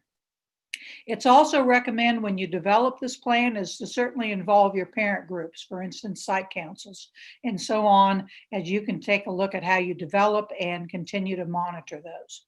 Provide students with information and resources annually. So there's a component where we need to educate our children and make sure they have up-to-date information and up-to-date resources. When you are doing that, it's important to also include our parents and our caregivers, that they are provided with information and resources annually. And then working with within our own department, we really took a look at and are recommended that we provide education to our students on digital citizenship. Too many of our students don't really understand the safeties, the information that is required as far as digital citizenship. So there's a lot of resources available out there. The most important thing, whether it's cyberbullying or bullying, is to create a positive school culture that fosters a sense of safety. So there we have these specific recommendations, and then there are resources and trainings that are in the resources pages that will be covered later. So next slide. Kent, I believe this is you. Thank you, Madam Chair, and thank you, Board. I'm Kent Reed. I'm the school counseling consultant as well as the school climate and culture specialist. The Advisory Council addressed two of the blue ribbon recommendations related to data considerations. The first, the council considered the alignment of bullying definitions with our KSDE data collections, and that would be the Kansas Integrated Accountability System, also known as KIOS. We wanted to make sure there was an alignment between definitions and what we were collecting from the field. We also utilize the Families Together definition because they do an excellent job of taking in consideration families, caregivers, and communities. We also are recommending that districts identify two types of longitudinal data collection.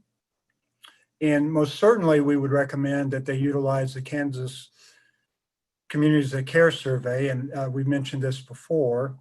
Also, there is the KIOS system, the Integrated Accountability System, which could be another data point.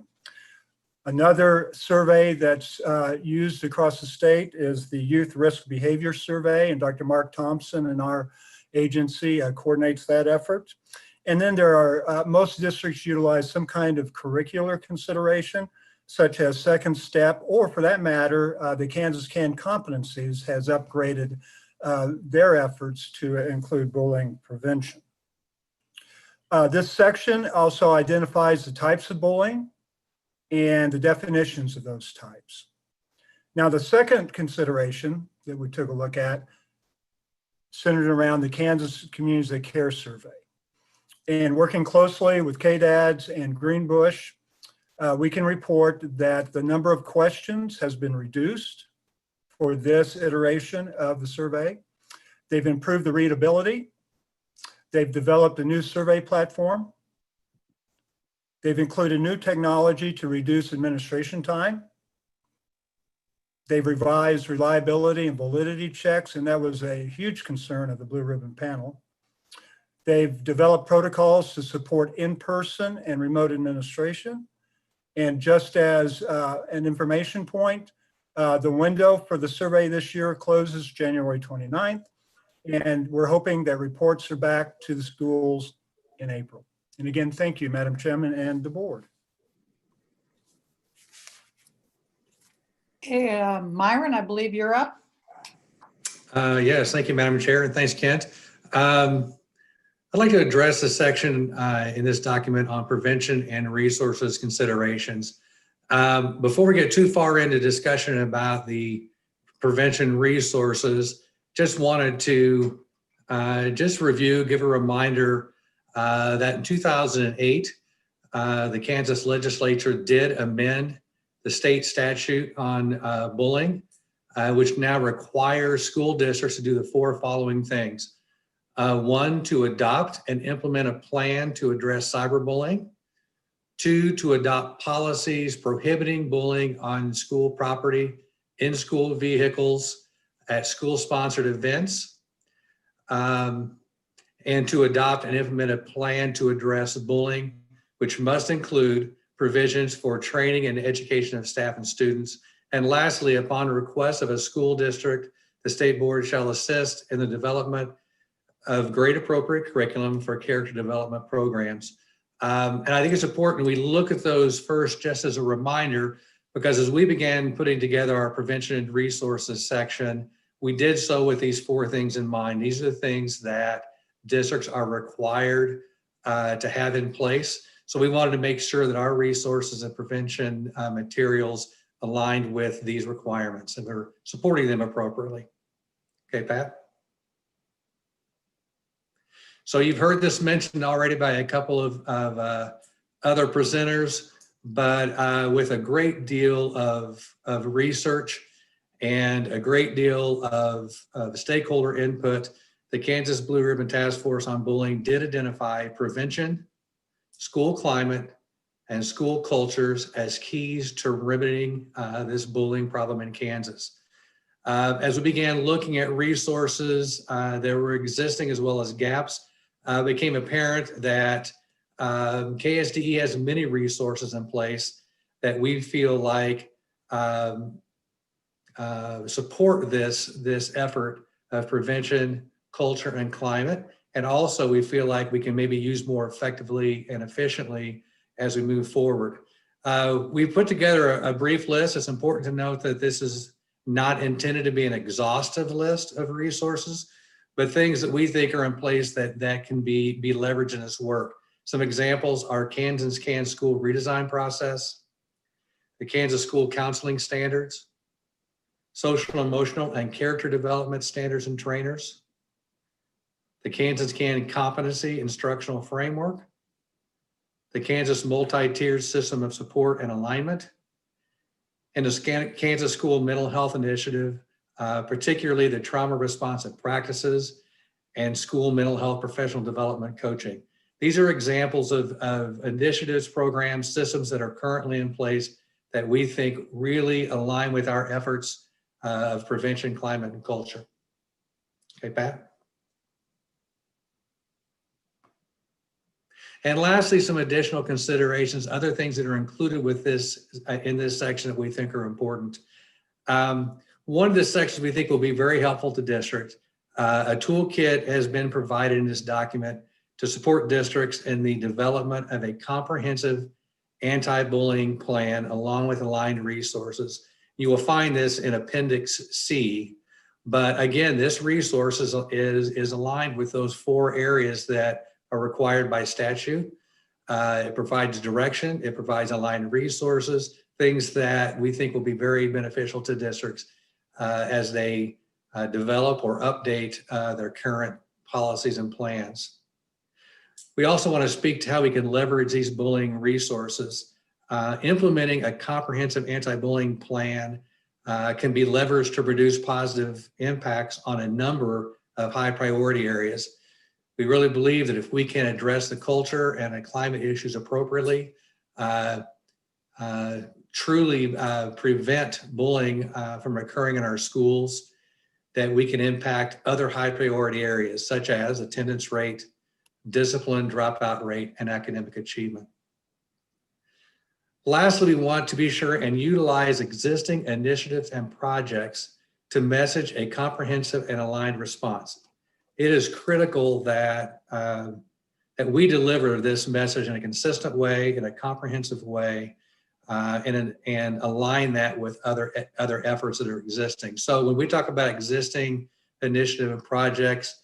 We're talking about things like we just saw in our previous slide, the list of things that are currently in place. We feel like if we can utilize those more efficiently, more effectively, that we can integrate this work together with these existing projects so that bullying doesn't become a standalone message, but it becomes a message that's consistently delivered through a variety of projects and initiatives.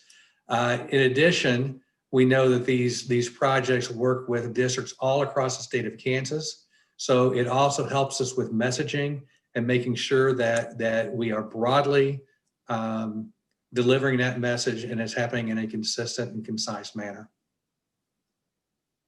Okay, Pat? And with that, I will turn it over to Madam Chair. I think we'll entertain questions you might have. Okay, so Pat, if you could stop sharing. There we go. Thank you. People are, I can see everybody now. Okay, we have an opportunity for questions. Probably got about at least 20 minutes that we can spend on questions, and I'm sure board members, you have some questions.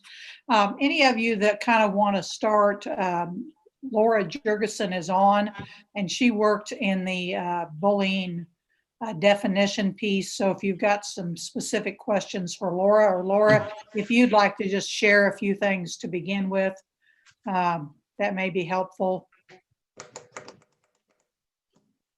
Yeah, thank you, Madam Chair. I don't think that I have anything to add in addition to what Dr. McKinney said. I thought he did a very nice job of covering the work of our committee. But we appreciate as a committee the challenges of changing a statutory definition. So we really, in our work, took an eye to how does the current definition work for Kansas schools? How does it work well? And how can we address the task force's concerns through what so many other people talked about, through prevention, through these other areas. So that was really our focus. But I'm happy to stand for any questions that the board has. Thank you, Laura. Any questions as far as definition is concerned for Laura? Okay, let's just open it up for questions in general. Jim McNeese, I think you had a question. Thank you, Madam Chair. Great report. Very comprehensive. A lot of work's been put into this. And I compliment you guys for addressing this the way you have. A couple of questions that I have. Is there a rubric for the status of bullying in your school? The level of bullying.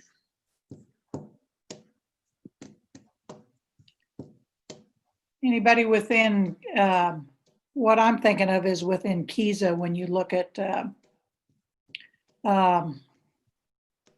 culture and climate, is there anything within that districts use?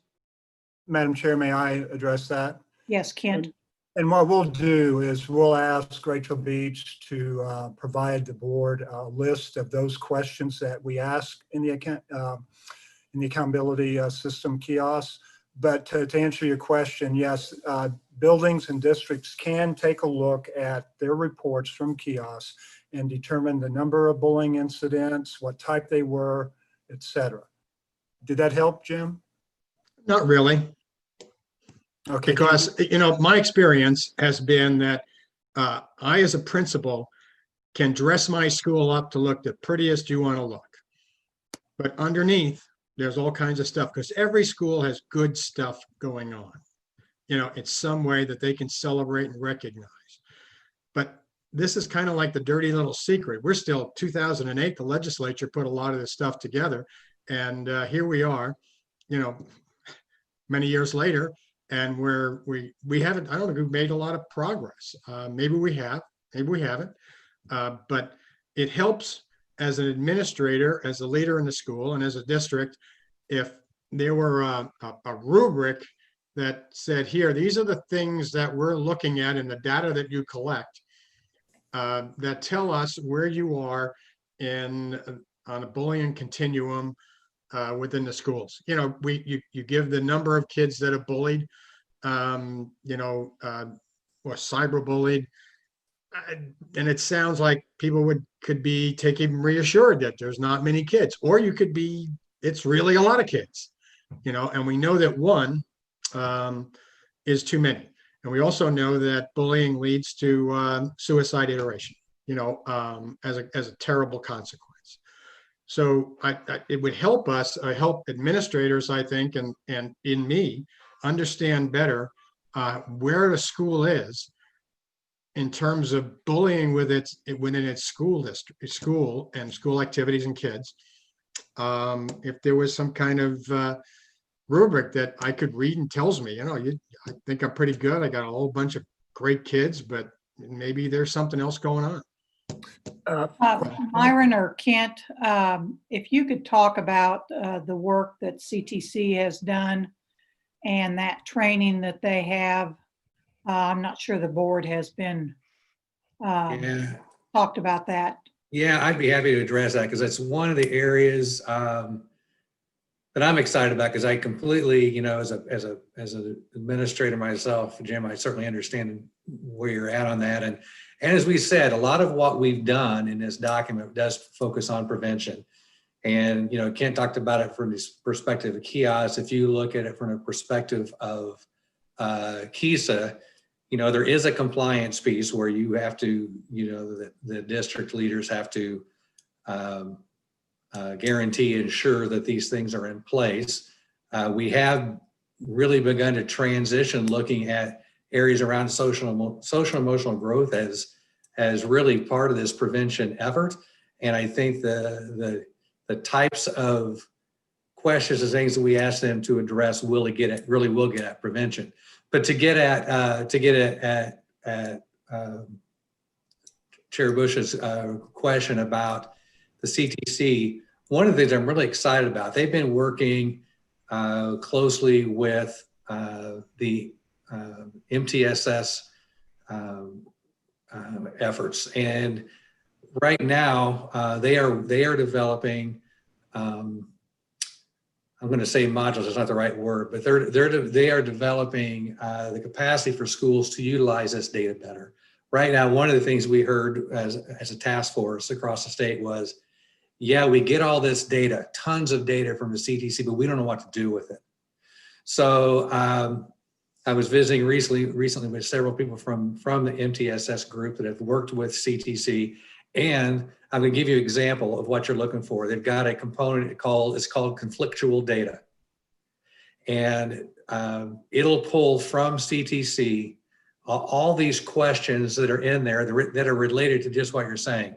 The conflictual data, the bullying data, things that all relate to that are pulled into one report. And within that one report, a leader or a group of leaders from a district or a school can look through in 1 to 2 pages and see trend data over a 4-year period, trend data between grades 6, 8, 10, and 12.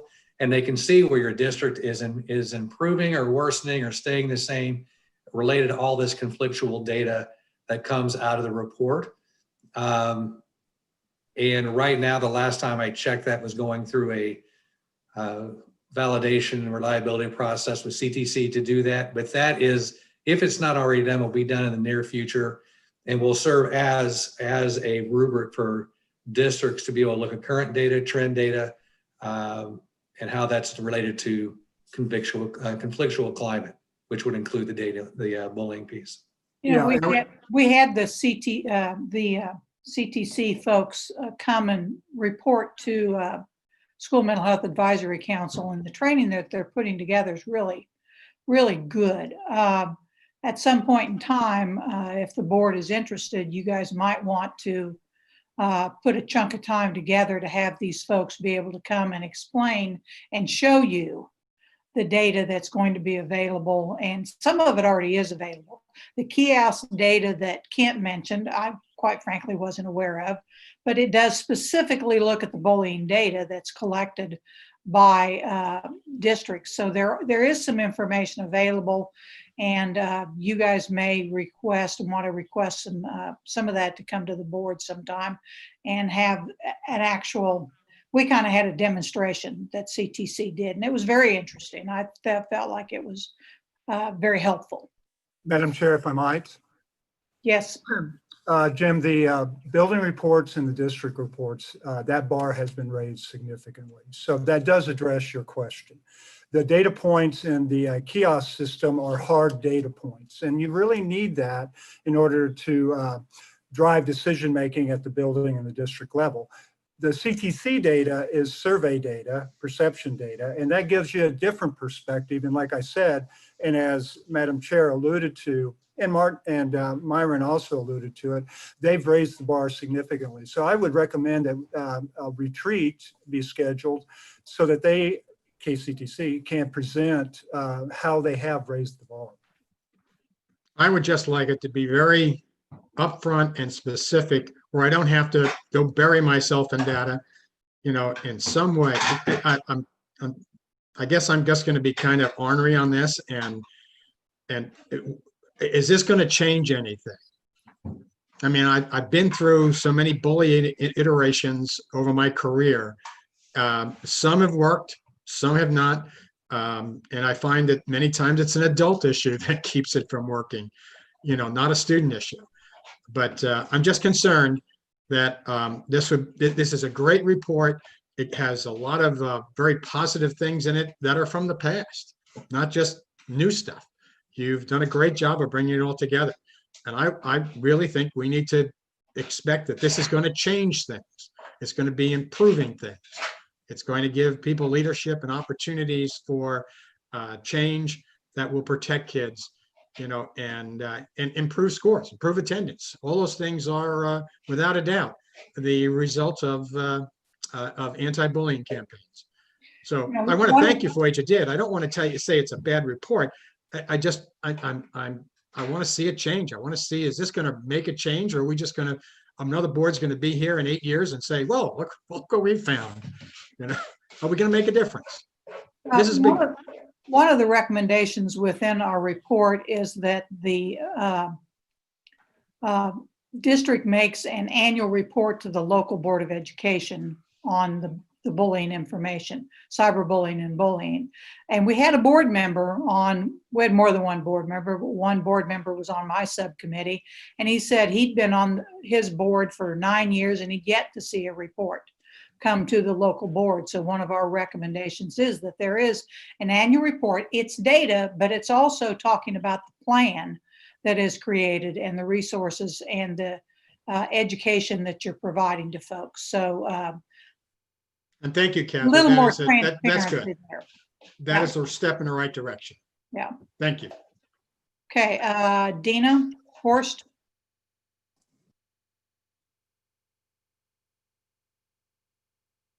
Need to unmute, Dina.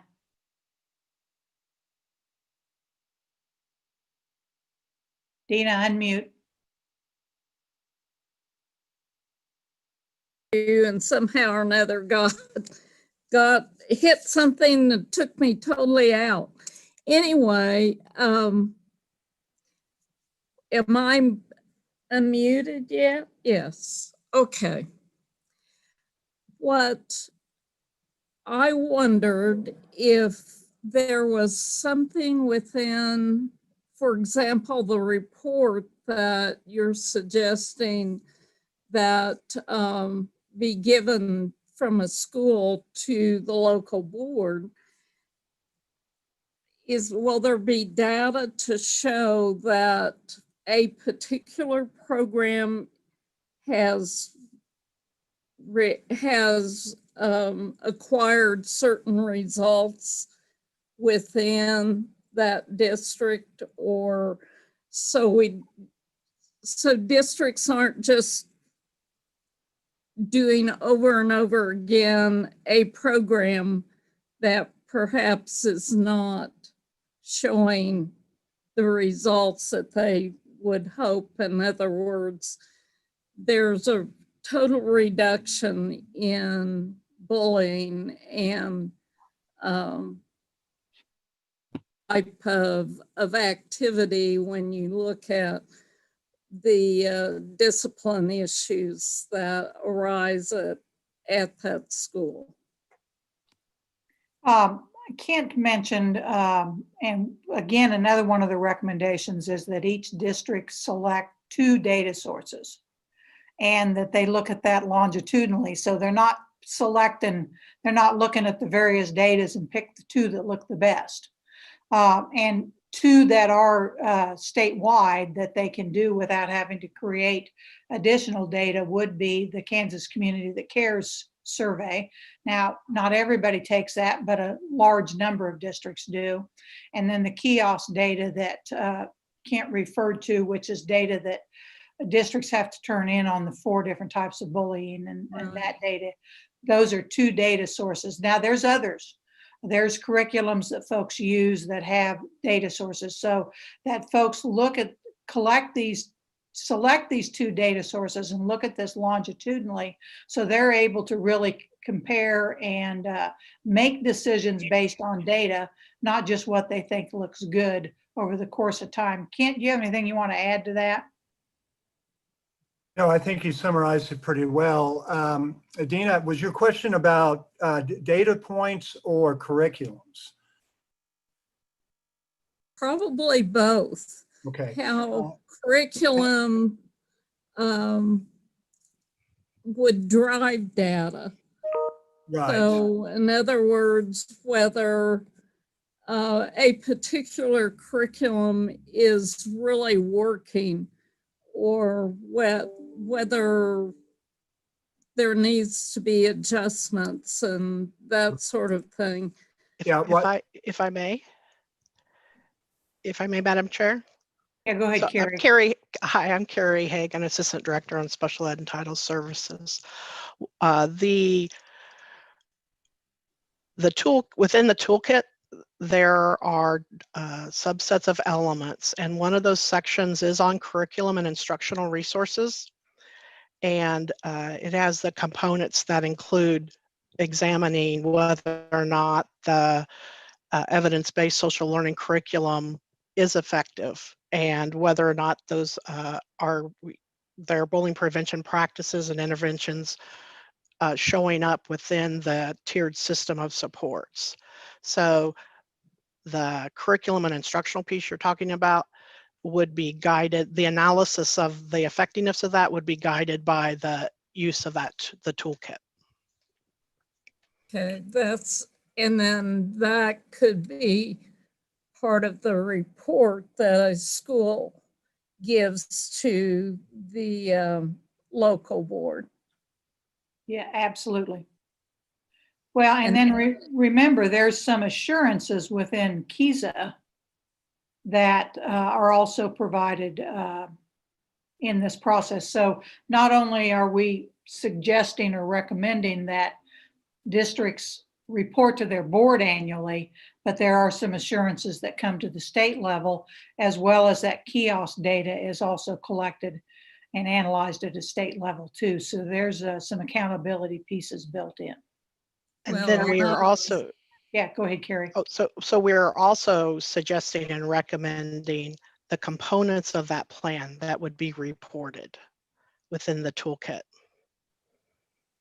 And that was an additional component is how then, in my question, I wondered how we as board members, state board members, would then receive similar information so we knew whether, and the department, so we would know whether a particular program was really working or not, and whether we'd recommend continue to have it on our resource list, for example.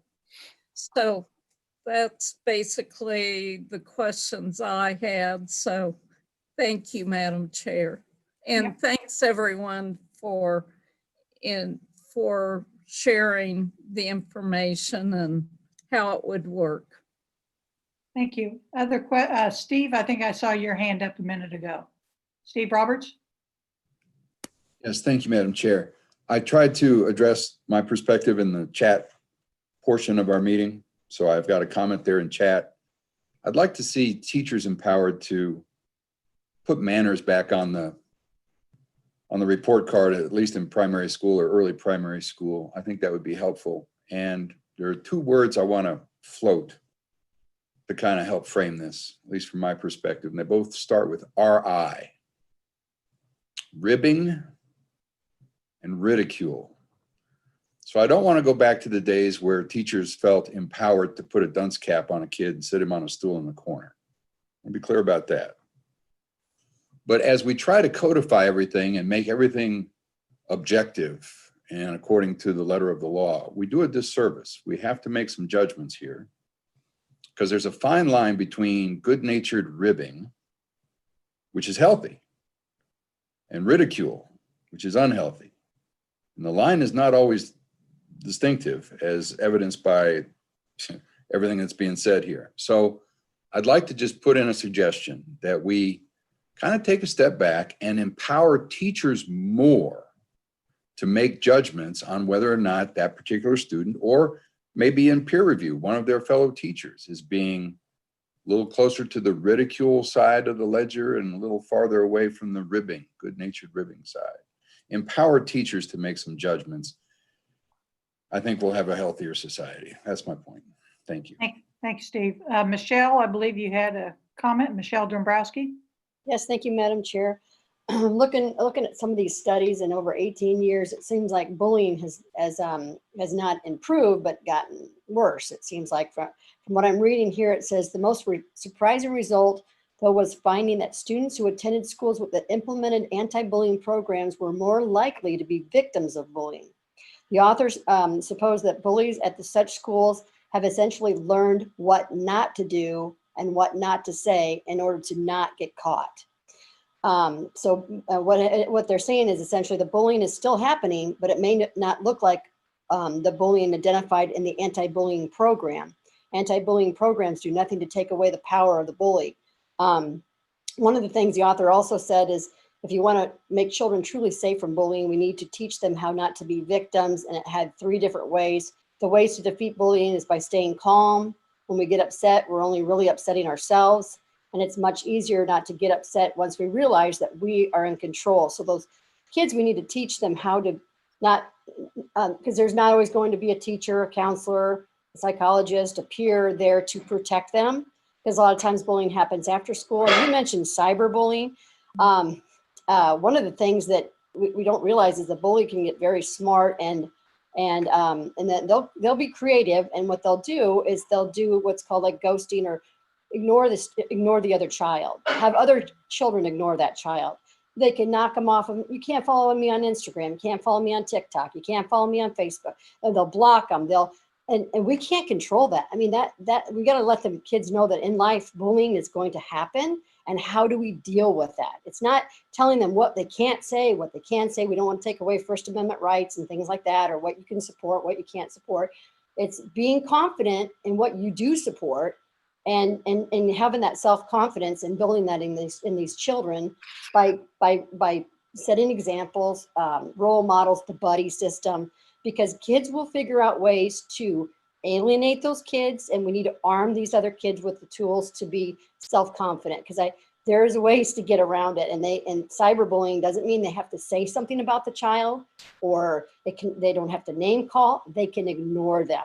And that's one of the worst things, is not include them in parties, not include them in social gatherings, and we can't do a thing about that. They don't have to let them invite them to their house or to their party. If it's outside the school, we don't have control over that. So I just want people to know that if we self-arm them with turning negativity into positivity, helping those kids know what to do, because if they go and tell a teacher, or they go and tell someone, they're going to think that that's going to help them, and they're going to have to do that the rest of their life. And that's not the way life works. So we want to make sure we arm them with self-control tactics to be self-confident and be able to stand up for themselves and stick up for a child in another situation. Like if they're being bullied, give the other kids confidence to step in on that, rather than just go tell a teacher or a counselor. Figure out a way to help them without embarrassing anyone, or, oh, you're sticking up for him or whatever. We need to work on those kind of things. I think that's the best tool. And some of that's the buddy system. It seems to work in a lot of these schools. I think even Whitney Morgan did that at her school, some type of a buddy system. And she mentioned that last year when we were talking about this a year ago. So. And some schools and programs are doing a real good job in there. And within the cyberbullying piece, one of the reasons we included is provide education on digital citizenship. You know, a lot of our kids just, sometimes they don't know what they're getting into. Some of our adults, you know, I could probably learn a lot about digital citizenship myself, but provide that education on digital citizenship. Myron, did you have? Yeah, so Madam Chair, just one quick comment, because I think I appreciated Michelle's comments. And I think it goes to what we were talking about in that prevention and culture piece. Because when you started talking about, for example, helping students know how to respond to, you know, those kind of things, my mind went immediately to Kansas Can competence. And we teach kids about assertiveness and teach kids about appropriately how to assert themselves, you know, and not be the victim, but be able to stand up appropriately for themselves. And when you talked about self-regulation, my mind went to the work again of the Kansas Can competencies, the integrated learning process that we use for social emotional growth. We've got a lot of those things that are in place, but we aren't making the connection with the field that this is prevention. This is how we go about preventing bullying, is by teaching kids these competencies and letting them practice those competencies and building those skills. So just want to reinforce that I think what you were suggesting is exactly what we'd like to do when we talk about utilizing our projects, our initiative, our state trainers to help carry this message, and just being more explicit about how a lot of their work really does impact this anti-bullying effort. Thank you, Myron. I think we'll do one more question because we do have to be back on by 1:15 for our the 2020 Blue Ribbon Schools. So Ann Ma. Thank you, Madam Chair. As you know, there was an attempt to pass a bill last session regarding bullying. And the thought behind it was that, as Jim McNeese stated, that we've been at this for 12 years and we're not seeing a lot of results yet from the bill that was passed 12 years ago. So their whole concern was there weren't a lot of teeth in what we were doing. So my question is are there enough teeth in this to prevent a future bill? In other words, are we really telling schools this now has to be done, or are these still recommendations? Like, for example, the report to the local board every year. Do they have to do it? You know, when we worked through our various committees that we worked on, we looked at those. There was a House bill and a Senate bill that were proposed. We looked at both of the components within there to see how we could weave in some of what their recommendations were going to be within our recommendations. I think we feel like we've addressed those, but board member or committee members, do you want to, any specifics you guys want to share? I don't know, John or Jose, you may have something you want to add.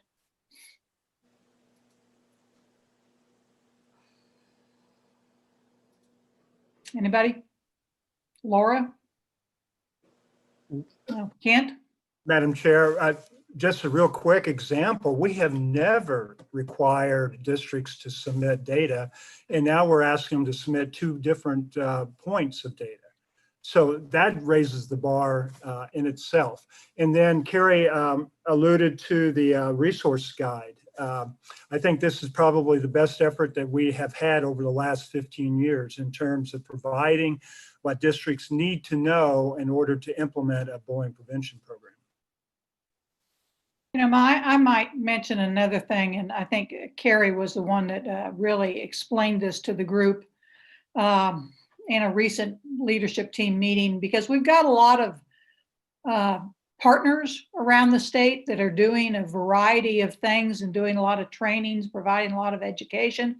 But one of the things we need to make certain that we're going to do, and Carrie's going to, I really think, head this up for us, is make sure we are aligning our resources. Make sure that we're doing things, providing the kinds of things that schools need.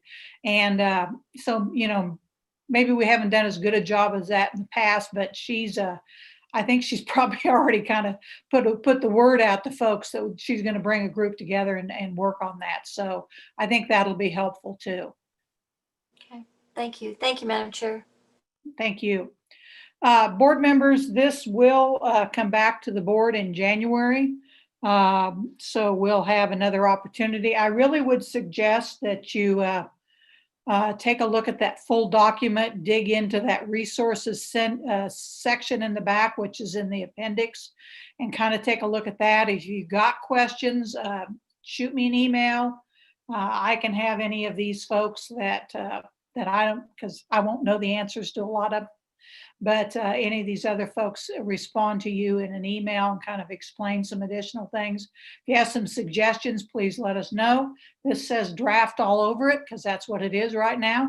So if you have some suggestions, we certainly would be happy to take that into consideration. So you might get that information back to us. I'd like to thank the committee members that presented. The number of hours these folks have put in has really been, I really send my heartfelt appreciation out to all these committee members and the School Mental Health Advisory Council as a whole, because we've really basically spent when the bullying Blue Ribbon Task Force completed, they turned this over to us. We've really spent the last year working on this. So we really look forward to any of your feedback and suggestions. So thanks to the committee for being on today. And board members, we will be back online at 1:15 for our next session, which starts with the Blue Ribbon schools. We're excited to see them. So thank you all. Thanks, committee members. And Kathy, you do Yep, I know. you remember that Jim and I Yep. have a 1 o'clock with I Keisha. I do. Thank you very much. Okay, thank you.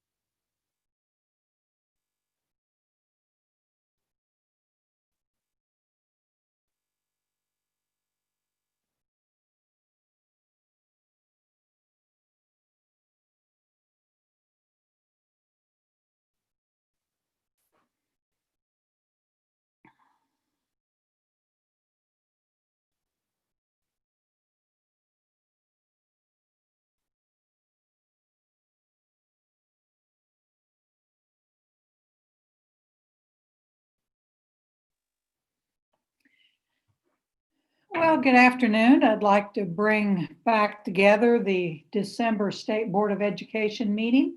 Welcome everybody back. I know we've got a couple of members that will be having to be in and out of this meeting for a little bit. They're on another meeting also.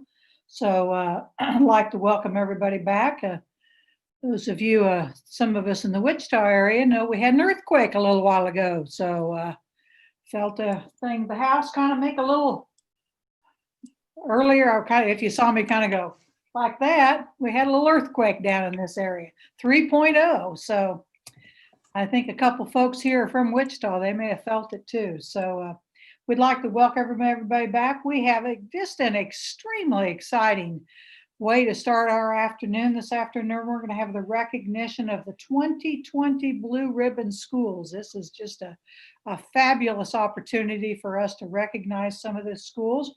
We've got a total of 6 schools that are 2020 Blue Ribbon schools, and one of them is unable to be with us this afternoon, but we are going to have 5 folks here, we believe, and I'm going to turn this over to Denise Kaler, and she's going to introduce our schools, and we will have a wonderful opportunity to hear from those schools and some of the work that they're doing. So, Denise? Well, thank you so much. We are pleased to be here and pleased to celebrate these great schools today. As Chairman Bush said, we have 6 Kansas schools that received the recognition this year. Unfortunately, Prairie Creek Elementary School, Spring Hill 230, was unable to join us today, but I know we want to congratulate them.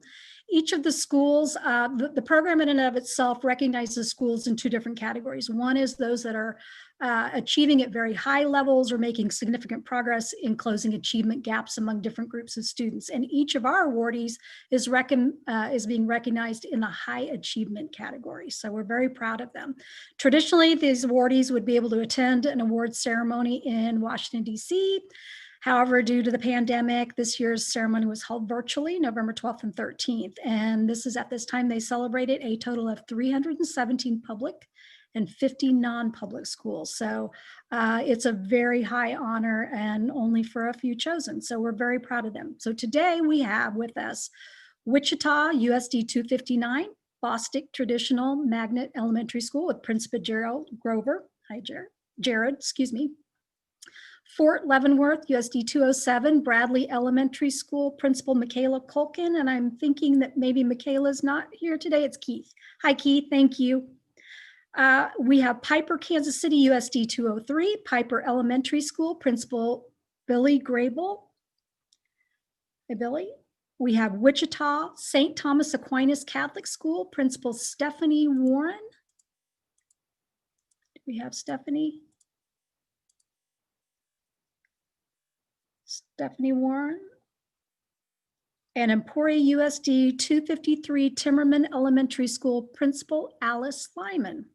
So we welcome them all, and they are going to take a moment each to share with you how they use the Navigating Change document in their current learning environments and implemented social emotional learning for their students, staffs, and teachers. And so they'll be able to respond to questions after they present. So we'll go ahead and get started. Jared Grover with Bostic Traditional Magnet School, would you like to lead us off?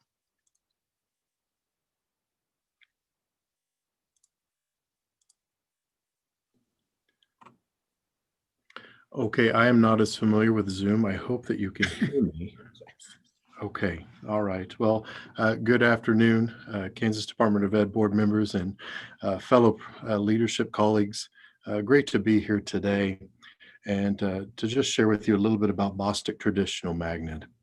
When we look at the Navigating Change document, it focuses on learning models. And I'll tell you, in Wichita Public Schools, we have 3 learning models that we have. One is Education Imagine Academy. That is one learning model that is very, it's a model where there is not necessarily time frame attached to it when it comes to the students learning, necessarily being a 9 to 5 or 9 to 4 school. So there's a lot of flexibility there. There is also remote, and there's certainly in person. What those 2 have in common is we're following a set bell schedule from 9 to 4 then. Um, Social emotional learning is very critical even without a pandemic. And so when you get into the, the stress and anxiety level that accompanies the time that we're in, we really focused on taking care of our staff, knowing that a staff that is regulated helps then take care of kids. And so I will share with you that in our work, we were very patient and we focused on the understanding that we're all venturing into an area that is very different. We're having to do things we've never had to do before. Our skills, we're learning, growing, and that was an understanding we had to be patient and do that together. Pardon me. Early on, before the school year started, brought together our child study team members in their areas of expertise and shared with them some brain research from Dr. Bruce Perry. And in that, it talks about levels of the brain and how certain levels facilitate certain functions. And so when you are under stress, have anxiety, certain parts of the brain then start to take over. And what can happen is you have a response that is very immediate without a lot of real thinking attached to it. And so with our child study team members, we went through that research to help them understand and know we may see that from adults. We need to be prepared to come alongside, offer a therapeutic, comforting response, be a good listener, and really seek to help them. Because in doing so, we can then help our kids. We also acknowledge that these the social distancing as well as the wearing of masks, it honestly creates a situation where it is more challenging to read the nonverbal how someone is doing. So along with that, you have then someone who wears a mask has a very garbled speech. And so then the tone is very different as well. So we just really needed to have an understanding that the way we have perceived communication and understanding that everyone is okay does not look the same. And we need to know and be aware of that. This then, as school started in the fall, was shared with staff that we need to have an awareness that this is something that a very awkward dynamic we're dealing with as we interact and have communications and work together. There's also that dynamic then that transferred to kids where half of our faces are always covered.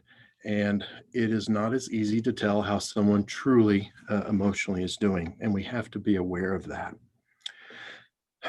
Knowing that there was a wide variety of needs moving forward into developing our school year and our classes, we also surveyed our staff. What is it you need to learn and grow in to become better at this and to be prepared for kids? So addressing the things that we can't control, as well as looking at what we can work on and gaining that feedback from staff was certainly a way that we helped support our staff through the changes that we've had. We know through Safe and Civil Schools research that our interaction is very critical, and we want to have a positive interaction with each other and certainly with our kids. And so when it comes to the SEL side of things, that was some of the work that we did here at Bostic.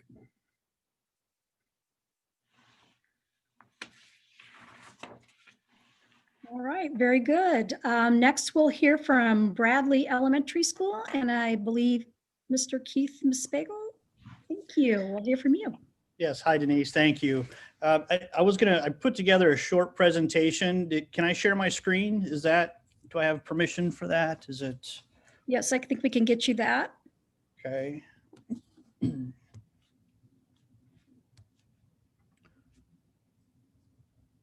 Let's see.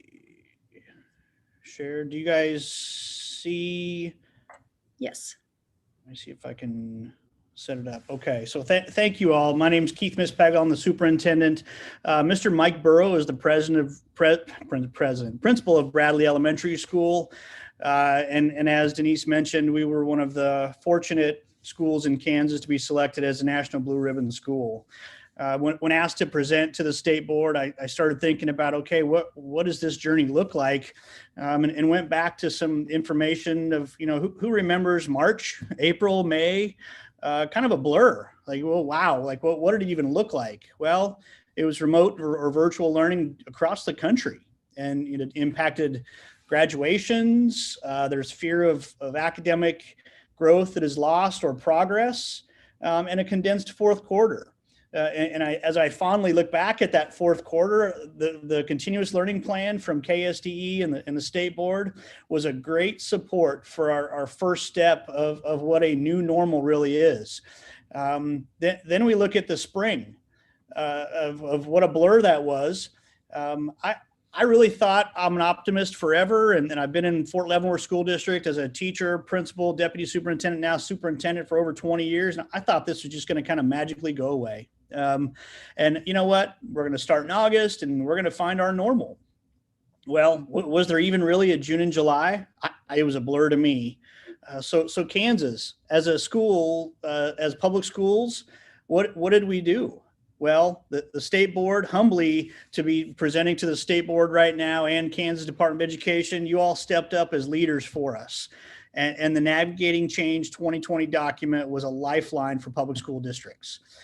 So we then had to look at the aspects of it and break it down. PPE, PPE, PPE. Boy, that was something that continues and a major focus for safety. And we literally had to change everything and create a new normal. Utilizing the Navigating Change document as a baseline really kept us from trying to recreate the wheel and start over. And what an impact, and in a positive way. I don't know if you all know, but Fort Leavenworth School District is completely on the military installation, and it had a unique set of challenges different than a lot of Kansas schools or even schools in the country. Military were on a stop move until June 30th.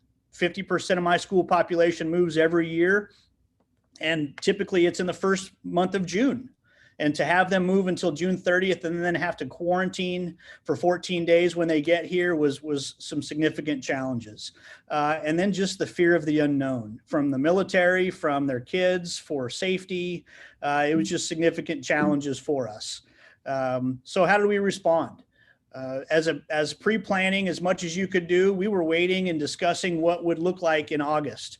Once the adopted Navigating Change come out, we started chunking it. And by chunking it, we looked at operations and grade bands.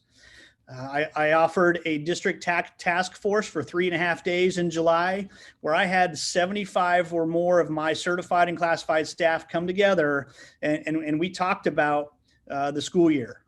And there was mostly, for the first day and a half, discussions of how are we going to be safe. We had professional development, and we had a very significant discussion on the social emotional aspect of what this means for students, for staff, and if education is a priority, how do we address it? And so we've continued with the Leader in Me district-wide as a focused social emotional learning platform, and we're in our 4th year of it, and it really has been the basis of a lot of the things that we've done. We've had ongoing collaboration with parents, and then we looked at the opening of what I defined for the schools as what the year would be. So it was the year of change, the year of flexibility and change, health, academics, all the different levels for kids, meaningfulness, process, ingenuity, opportunity, navigation, and the number one reason, students, the number one reason we're there.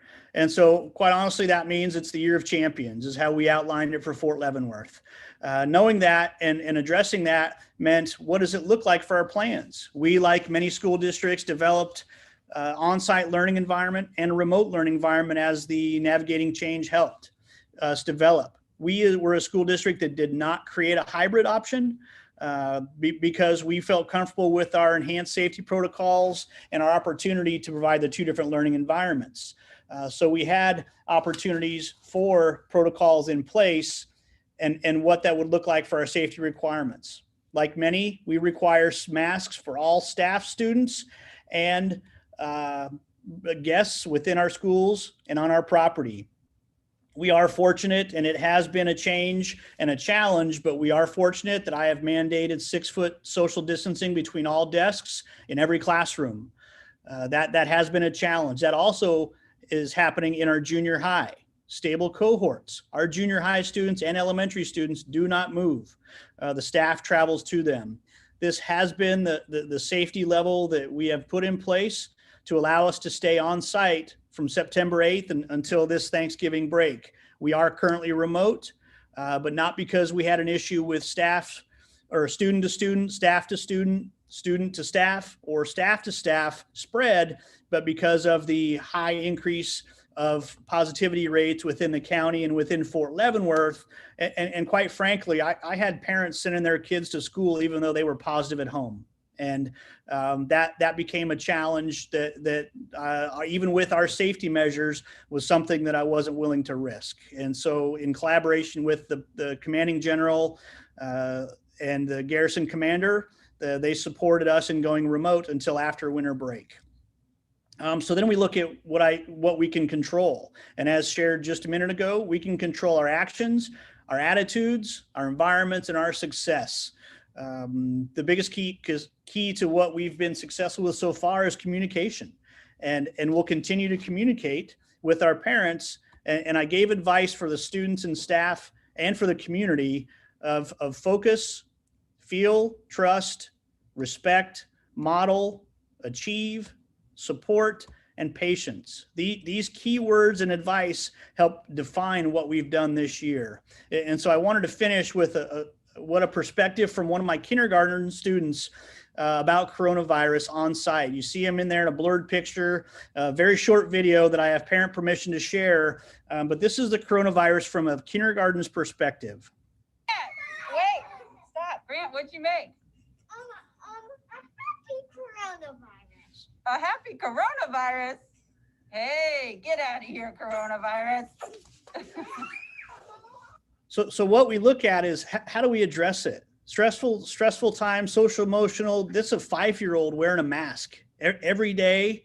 And he decided in this discussion to say, you know what? It's a happy coronavirus. He's in school. And so we've been fortunate to continue on and be successful and couldn't have done it without the support of the State Board of Education and Dr. Watson, Mr. Brad Newenswander and Craig Newenswander and the whole team to allow us to continue on. So I finish with may the force be with us as we continue on back to my Star Wars days. Not going to show my age, but I love Luke Skywalker. Yoda is my favorite. But we continue on with the force of public education and your all support to make this beneficial for kids. So thank you. We're fortunate to have you all as part of what we're doing. We're forging ahead. So thank you very much. I'll stop sharing my screen. I'll stop taking up the screen so others can speak. I apologize for the time. Thank you so much, Keith. That was great. Next, we're going to hear from Piper Elementary School, and I believe we have Principal Billy Grable on. That's correct. Good afternoon. It's so nice to see everyone. I'm excited to be here and representing not only our district, but also our school. The reason why we're here is because of all the work and people that actually trust in the work that we're doing. They're invested in it and they want to make a difference with kids. And that we all have that same mindset. We've landed to where we are right now. And so we are very excited and pleased about that. Some of the things that we have done so far with the Navigating Change document. You know, when I was first reading it, and I think some of us, sitting down with the curriculum director and with instructional coaches, I was like, oh my goodness, does this not kind of take you back to those power standards, right? Those ones that we have to make sure are those essential outcomes before they go to the next grade level. And so taking that perspective and being able to look at, okay, well, what do we have? So what we've worked on so far with that navigating change document, because our teachers came in and they were really like anxious, like they're saying like, how am I going to get them caught up? I mean, I know they're behind on these standards. How am I going to teach the kindergarten standards? I mean, I have second grade teachers teaching kindergarten standards, and I have first grade teachers teaching pre-K standards. That's the reality of what's happening right now. So to know what are all those power standards that we have to hit this year with those competencies, we'll get the depth of learning and be able to give them the instruction for them to actually like adapt to it and be able to retain it and apply it. Our goal is for them to retain this information within these competencies and apply it to the next grade level so we can pass the baton and get them caught up within those 3 years. That's our goal, is within the 3 years. So we've taken our teachers before school started, we took those because we had to know, what are we teaching? They're like, great, well, what are we teaching this year? And so that's when we took the competencies and we answered some of those questions and those concerns and those true anxieties that they had. And they looked at the curriculum maps and they coded all the competencies within the curriculum maps: social studies, science, reading, writing, even our specials teachers. So they have their curriculum maps and then they have it coded where the competencies fit in within their curriculum map. And then they're able to have a little key below that actually shows what the meaning of that competency is and where that fits in with our units of study. And then currently that we have going on is during our PLCs, which are every Friday afternoon. But our PLCs each time are reviewing and updating our competency curriculum maps, because as we finish, like we just finished our first quarter.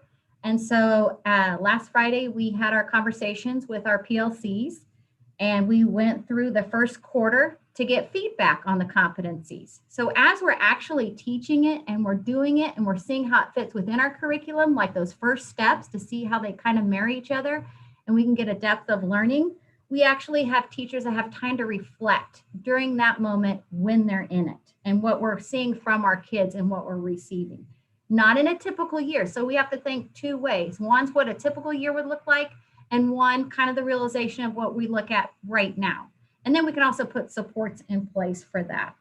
And so once all of these curriculum maps have been updated with the competencies, we are going to upload them into our learning management system, which is K through 12, and it's Canvas. And so those will be available for parents to see, for staff to see, and for other grade levels to see, because that's kind of a key piece, which takes us to our next step, which is our district leadership team. After all of us administrators, because the team of administrators that I work with are amazing instructional leaders, we are coming back to our district leadership team, and we are going to be working together to utilize the competencies to create this vertical alignment, right? We don't need to be creating things that it's not aligned, that I can't pass the baton to the next school and the next school and the next school, so that the kids we continue just to strengthen them as they go through our school system.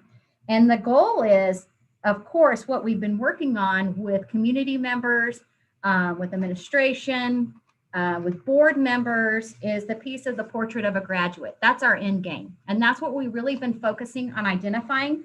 So we're now looking at those competencies, vertically aligning them so they line up to what we see as a portrait of a graduate for our district.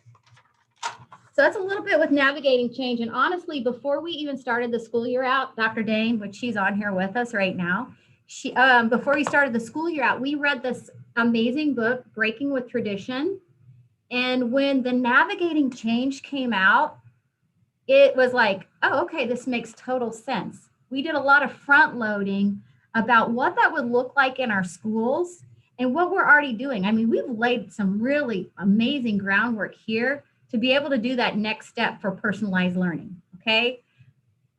The pandemic, yes, it set us back for that month as we had to get adjusted to a new learning management system, right? But that's okay. We took a few steps back, but we know where we're headed, right? And it's going to be something amazing. And so with this book, we were able to understand this and then to see how that's going to fit in personalized learning, as well as it fits within the navigating change. And this navigating change is right in alignment to where we're heading with what our vision is for our district, and really looking at that personalized learning, cross-curricular planning. I love the specials are being acknowledged. This is phenomenal to have art, music, PE. The reason why I would say that we are also received that blue ribbon is because the arts are also included within our building. Like, we build a schedule so that they have time to actually have that social emotional support with our specials teachers. It's called Positive Pirate Time. We've gone through, you know, trying this out as academic, then we've tried academic and kind of building relationship. And then we are now on full on social emotional learning, right, for students. Because we started this, I'm shifting into social emotional this time. Because we've started the social emotional at 3:05 every day for the last 30 minutes, we have our specials teachers that have noticed kids that are like, they're outside of the box, right? They're not those kids that fit in the box, but we don't want them anyway. And we really find the strengths that they bring to our school to make us unique. Some of them have strengths in the arts. Some of them, we have a student that could hear a song and he could play the piano, never been taught the piano, and he could play it back just by hearing it. But a lot of times the kids that we've noticed have behavior issues, right? So what we did is we found those strengths, we hooked them up with those teachers, they identified who those kids were. They're coming to school, and each day they get this time. It doesn't matter if they've had a bad day in the classroom, they have to come to school and have something that they look forward to and say, you know what, I'm going there because I have something I'm good at. I feel really good about it. Someone believes in me and they're helping me build this. And what we noticed is that in the classroom, it started bleeding into there. Because in the classroom, it's harder. They don't understand. They may be further behind in their instruction. And we have to find ways of, even within the arts, bringing that into our classrooms to help support those learnings. And when I saw the navigating change, I'm like, oh my goodness, this fits right in line with it, because our teachers and our specials, this is the next thing. We've been chomping at the bit to get all of us to do these planning together. And so we are super, super excited. The other thing is like last year, I mean, we have kids, like over 600 plus kids in here. And I think Mr. Malashak, my assistant here, and I saw probably 2 kids in here for behavior. That's huge. That is so big when kids are actually feel like, you know what, I'm coming here, I have something to look forward to. Somebody cares about me. And doesn't have to be just academics when I go there. And I have something I can give the world. So that was a big win for us. And honestly, that's kudos to our group of specials teachers. If any of you want to come and talk with them, they brought the idea to the table and I said, you know what, go for it. What do we have to lose, right? And see, in this building, we have kind of like that fail attitude. If you don't try, and if you fail and then you just, what's the use? Let's get out there. Let's try. Let's fail. Let's fix. Let's adjust. Let's move. And so I have a very powerful group and I've just been so proud of them. And every year it's something new that we learn. It's a constant and we just keep adding and adding to it. The other piece with the social emotional, make sure that I talk about this, is with staff, right? Because this year we have our staff that are teaching, and this came from them. You know, we were meeting prior to opening of the buildings, and they took their own time to sit and talk to us, and they wanted to have their own kids. They wanted to say, okay, great, well, I want my kids, and I want them to be able, if they have to go home and remote, then they're home and remote, but they're still with this teaching family. They're still with this group, right? And so is it more work for our teachers? Yes, because they're teaching hybrid and remote. So they're doing asynchronous and synchronous learning during the day. And they have really found their niche as we have followed through this process.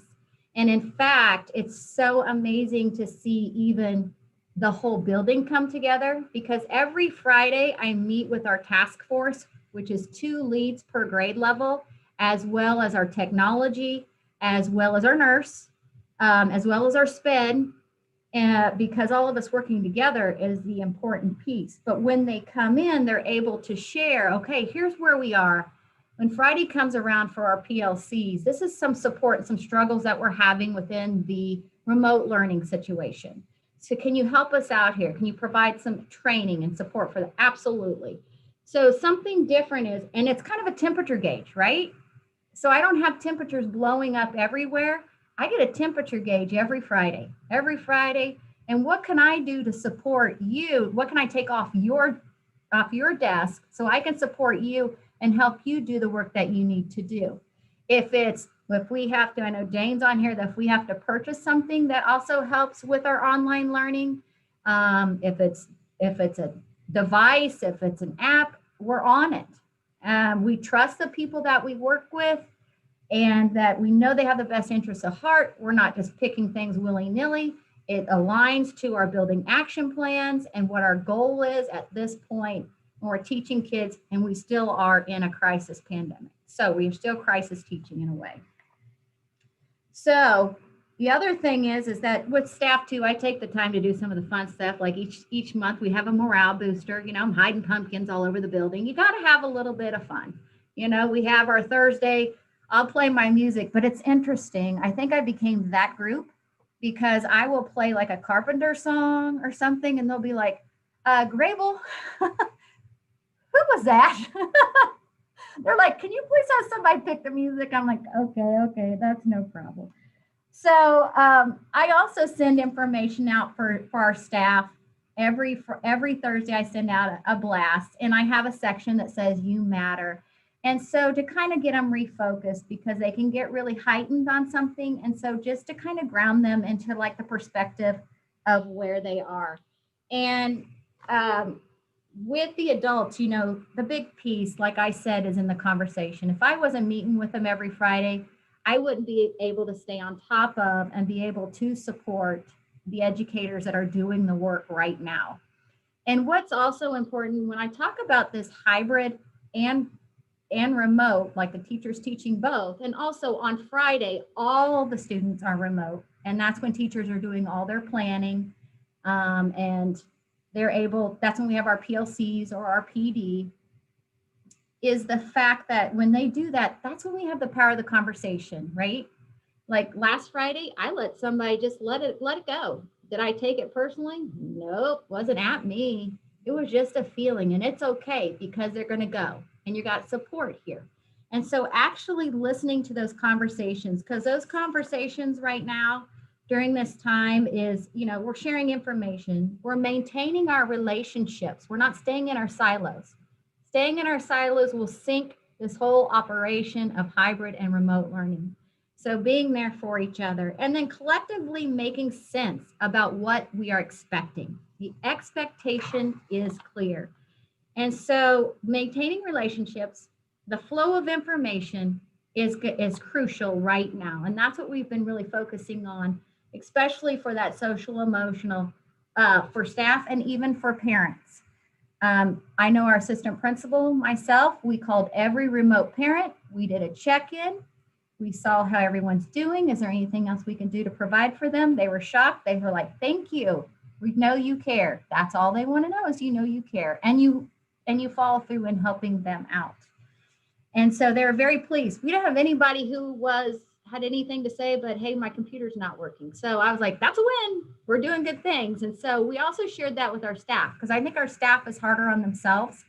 And so as soon as we were hearing things, we were sending it out to keep the staff like, you guys are doing awesome. Keep doing what you're doing. The other part is we need to, what I did was focus our relationships on practice so we can support people in what they're doing. That's my goal. And this year is not only supporting that, but less about suggestions. This year is not my year to give suggestions. This is a year about giving permission, okay? This is big. And when you have a staff that you trust and they see that you trust them and you give them the permission, they're still gonna rise to the occasion and they're gonna hit it out of the park, which they're doing. And some of the permission is to do less and make the job more doable. Permission to set boundaries and go home at a reasonable hour. And permission to stop feeling guilty about everything we can't do well right now, okay? Because we have the opportunity to do better. by getting the fundamental stuff right. And that's what we're talking about, getting those fundamentals done right and get instructional leadership done. If it's myself or if I have another teacher leader that steps up, it will carry us through whatever this year brings. And hopefully it will get us to return to our new normal. And this is something that I would like to say, just myself personally, is that through this whole pandemic, you know, I'm always looking at what is something good that we've learned about this. Every Wednesday, I'm with a group of educators all across Kansas. You know, I get to pick their brains and I get to see how they're doing things prior to us opening. And then also being connected to people that are all over the country.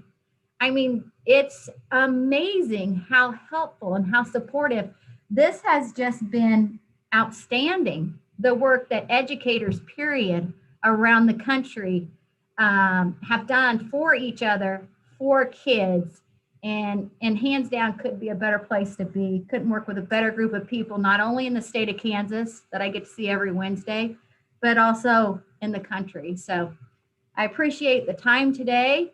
And so thank you for having me here. Thank you so much, Billy. I just had notification that Principal Stephanie Warren, that she had something come up, so she's not going to be able to present to us today. So apologize for that. So we will go directly to Timmerman Elementary School Principal Allison Lyman. Good afternoon, everyone. I'm so excited to be here and talk curriculum and instruction and school community. I'm sure you all agree that we could talk about those things probably all day. So we're going to try to keep it somewhat brief as we talk about kind of what this year has looked like for us and the things that have led us to the point that we are right now. I'd like to thank Dr. Harder, who is our interim superintendent, for being here with us today as well, for her support. And it is really, truly my honor. I am representing not only myself, but also our staff, students, and families, and Emporia Public Schools. So I'm very honored to be the person doing that today. So as we think about how we got to this point, I believe Keith was the one that said it, was talking about how we have to go all the way back to our continuous learning in March is really what has served as a catalyst for us to make sure that we're in the right frame of mind and the right I would say mindset to make sure we're providing the best education possible. So really what that taught us is, if you remember, we had pretty strict restrictions on how much time kids could be online. And so what that taught us was many, many times the scarcest resource in education is time. And so we really had to look at what do we want from education? What do we really want our students to be able to do in that time? And that allowed us to really think about, what do we value in education? Not a single person was like, oh man, I got 45 minutes. Oh man, how many worksheets can I get done? That wasn't what we were looking at. We were looking at, what are the pieces outside of academics? Can we pull all these things together to make sure that they have the skills they need to be successful in the future? And so that idea served as a catalyst for us to kind of catapult into what we're doing now, because time can always be a constraint for anything. We never have enough time to do anything we want to, but we decided that you focus on and you spend your time on things that you value. So that gave us an opportunity to really pick out the things that we valued in education, those core pieces that we want to make sure, no matter what, our kids have these things. And so we really focused on making sure we were using evidence-based practices, that we had that whole child in mind. So our school-wide goal is about post-secondary success. And I think that from our Blue Ribbon status, obviously our academics are in check, but what we want, and what I know the state of Kansas wants for our students, is that idea of all those other components of what makes someone successful. So those employability skills, their civic engagement, those pieces are just as important. And so it's really, how can we do that in a way that provides them the skills for, if they're on site, they can be successful. If they're remote, they can be successful. And if they're in a hybrid situation, they can be successful. Because the communication skills, the technology skills, those things are different depending on what environment you're in. And so that was really something that we looked at, because we wanted it to be an exceptional learning environment no matter what. And so that, the way I think if there's any positive from having a national pandemic, is that it forces us to look at things differently and to change and almost almost in a way start really looking at those redesign principles as well, because those are the most critical things and what we want for our students. And so as we look through the Navigating Change document, one piece that was really important to us were the safety parameters. And so those were very well outlined. And I think that those mitigation strategies have really played well in our schools, because we've really been able to limit the impact that COVID-19 has had in our school settings, which has really been beneficial for keeping our students engaged in learning and on site. In Emporia, we landed in the elementary schools at a parent choice model. So parents could choose to either be fully remote or fully on site. And so we had about, at Terman, we had about 87% that decided to come back on campus. So following those mitigation strategies is really important to make sure we can keep kids on site as long as possible. So that guidance in itself was very beneficial, but then you put the curriculum and instruction guidance on top of it. So that really allowed us to think about the cornerstones of what makes education what we want it to be. And so, as you know, some things that I think have helped us to be a Blue Ribbon school really focuses on our project-based learning, family engagement, differentiated instruction. So all those pieces are intertwined into the competencies and that Navigating Change document. So that helped us to say, yes, these are still things that are important, and how can we make them happen? And I think another thing that's really important, and I think everybody would agree, we want our students to be able to collaborate well. And so setting up systems and procedures that allow students to collaborate in a safe way. I think that what we decided is you can do anything you want. You can make any best practice happen safely, as long as you value that and that's what you want out of your outcome. So those are really things that we have really looked forward to. Something that has really played really well with us, and something that we pulled from the Navigating Change document, was that idea of blended learning and the personalized learning. That has played a huge part in our asynchronous activities, to really pull those and be in a purposeful and meaningful use of time when they're not getting direct instruction from a teacher. And then I think the last piece that we really wanted to talk about was that SEL, our social emotional learning foundation. I think that is truly always the foundation of education. We know that if our needs aren't met, if we don't have that connection to school, we're not going to be successful. So really this year, what we've wanted to work on the most is that idea of self-regulation, because things happen almost constantly with change. And so helping people to be able, staff and students, to be able to deal with that and regulate themselves in difficult situations. And that really comes from our core curriculum, which we have second step, but we've also incorporated a lot of things that we've noticed from our students as far as internalizing factors. It would probably be no surprise that there's a lot of extra stress and anxiety present in our schools right now. So helping staff and students to deal with that appropriately.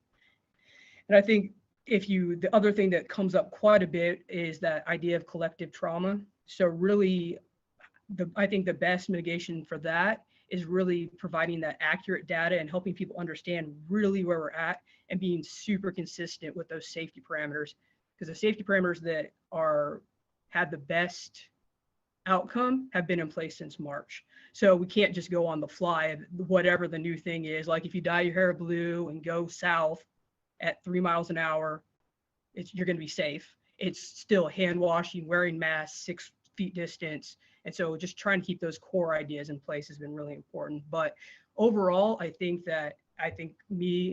our colleagues would all agree that the most important thing has been to provide students with the best education that we've been able to, and the environment that works best for them. So I appreciate you having some time to listen and talk today, and it's been a real honor. So thank you.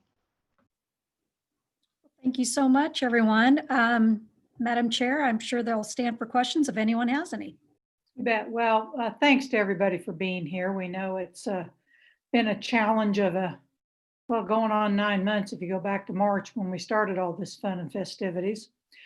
So we really do appreciate you persevering through what have been some trying times, and attaining blue ribbon status. And it's too bad you didn't get to go to Washington, D.C. That's always a fun trip. So, but thank you for sharing with us some of your insights, some of the things that are making your kids and your teachers and your schools tick. we really appreciate that information. So board members, I'm sure some of you got some questions. So if you've got some questions, Michelle Dombrowski. Not a question really, but just a comment. Thank everyone for, I want to thank all of you for presenting today. I loved hearing about the navigation. I think it was maybe Billy Grable. Was it Grable? Grandma? I liked hearing that you use the navigation, and that was kind of like a very helpful and very useful. I've been wanting to hear that at the state board, just like how's it working for some of those schools out in Kansas. So it sounds like it's worked for all of you in some way, shape, or form. It's been something, a resource to go to. It's a lot of pages. It's over 1,000 pages, but I'm just glad you're able to use the competencies in there and cross over between different classes. Sounds like it's working really well, especially in the elementary schools. But I just think it's great to hear some stories. I've been wanting to hear those from schools out there, from teachers, and I think it's great that you're sharing those today. And thank you for all you're doing. You're welcome. I also wanted to mention, because I said that Dr. Dane put this in our hands, is that the goal now is to put this in the teachers' hands, and they will go through the whole process of putting together their project based off of the competencies. And so that you have that teacher buy-in, you have that vertical alignment, you have all the specials that are in on here. So it'll work hand in hand. I mean, we're really excited about it. And then bringing in outside businesses to fit within what we have and being purposeful of where that fits within STEM with our science and social studies. So this is a gold mine, honestly. So thank you. Thank you. Other questions or comments, board members? Ben Jones? More of a comment. First of all, congratulations to all of you. It's a very high honor. You get this award, and it's very rewarding to see the hard work pay off with everybody's unique challenges. I'm really excited and not surprised at all to see Timmerman Elementary from Emporia on there from my district. My very first school building I walked into in the Emporia Public School District was Timmerman Elementary. It was my Yeah, very I was first going school to say, visit. I wondered if you remembered that. I was like, you've actually been there, so. I have, and I remember that tour very vividly. I could feel the environment of that facility, and it was very amazing things were happening there. And since then, I've been to several other Emporia schools out there. There's several in that community, and it's always great to be out there and to walk those halls. And I know at that point, I think I was just in the district, and they took me there. There wasn't any special reason I was there. And I could tell it was a very special place, as well as Emporia Public Schools are a very special place as well. And then also to Principal Grable from Piper, you talked about the arts, and as an arts person myself, work in the arts, how important that is for student development. And I'm glad to hear that in the era of pandemic, I've heard some grumblings in some areas where when they go hybrid or they start lessening, that they've been getting rid of specials or eliminating specials. And I'm glad that you guys have found a way to keep those specials going at the elementary level, and setting forth that examples that even in a pandemic, we can still deliver the arts, and the arts are a great outlet and development tool for kids. So I appreciate the work, and I thank you, Madam Chair. Thank you. Janet Wall? Well, first of all, congratulations to each one of you. I am so proud. This, in my opinion, this year has actually been the hardest year I've ever experienced in my career in education. I think this is, I can't believe you won a Blue Ribbon Award during these times. That just speaks volumes. But so I'm very, very proud of every one of you, but I must, needless to say, brag a little bit. I have two schools there. Bradley in Fort Leavenworth. You guys are the greatest. And Piper, you're wonderful. Thank you. Thank you. Thank you to all of you. I'm so proud of you. Keep it up. Thank you. Randy? Well, again, I want to say congratulations. This is a well-deserved honor. You don't become a blue ribbon school just by showing up and getting a participation medal, right? You've earned this recognition, and it's clear how, how you've earned it. We're sorry that St. Thomas Aquinas couldn't join us today. They're well deserving too. So I just want to say thank you for all the hard work. Please tell your staff from the state board and from me that we appreciate everything they're doing on a daily basis. As Janet mentioned, this is probably the most difficult year that they've experienced, that you've experienced, and I know that that we just appreciate everything they're giving every day to families and kids. And Keith, Janet and I are coming back whenever it snows to go to Suicide Hill, so we want you to know that we're going to make that our snow trip. So thank you all.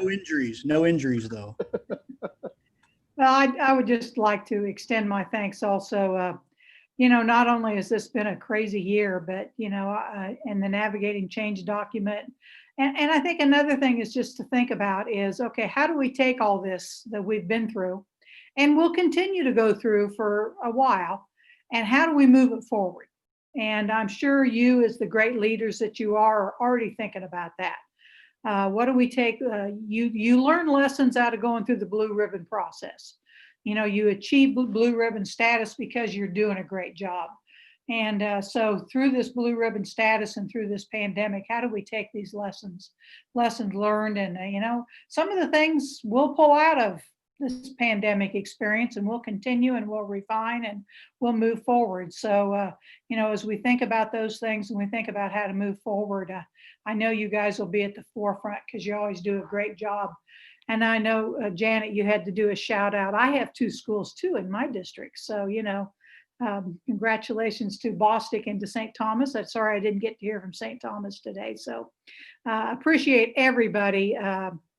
We just couldn't be prouder when we get to hear the blue ribbon schools every year, and to have 6 of you this year. It just is fantastic. So thank you for taking your time today. We know you have a ton to do. You got kids to your kiddos to take care of, and your staff to take care of, and your parents, as things are changing. Every time we turn around, things are changing. So we really appreciate you taking this 45 minutes out today and joining us.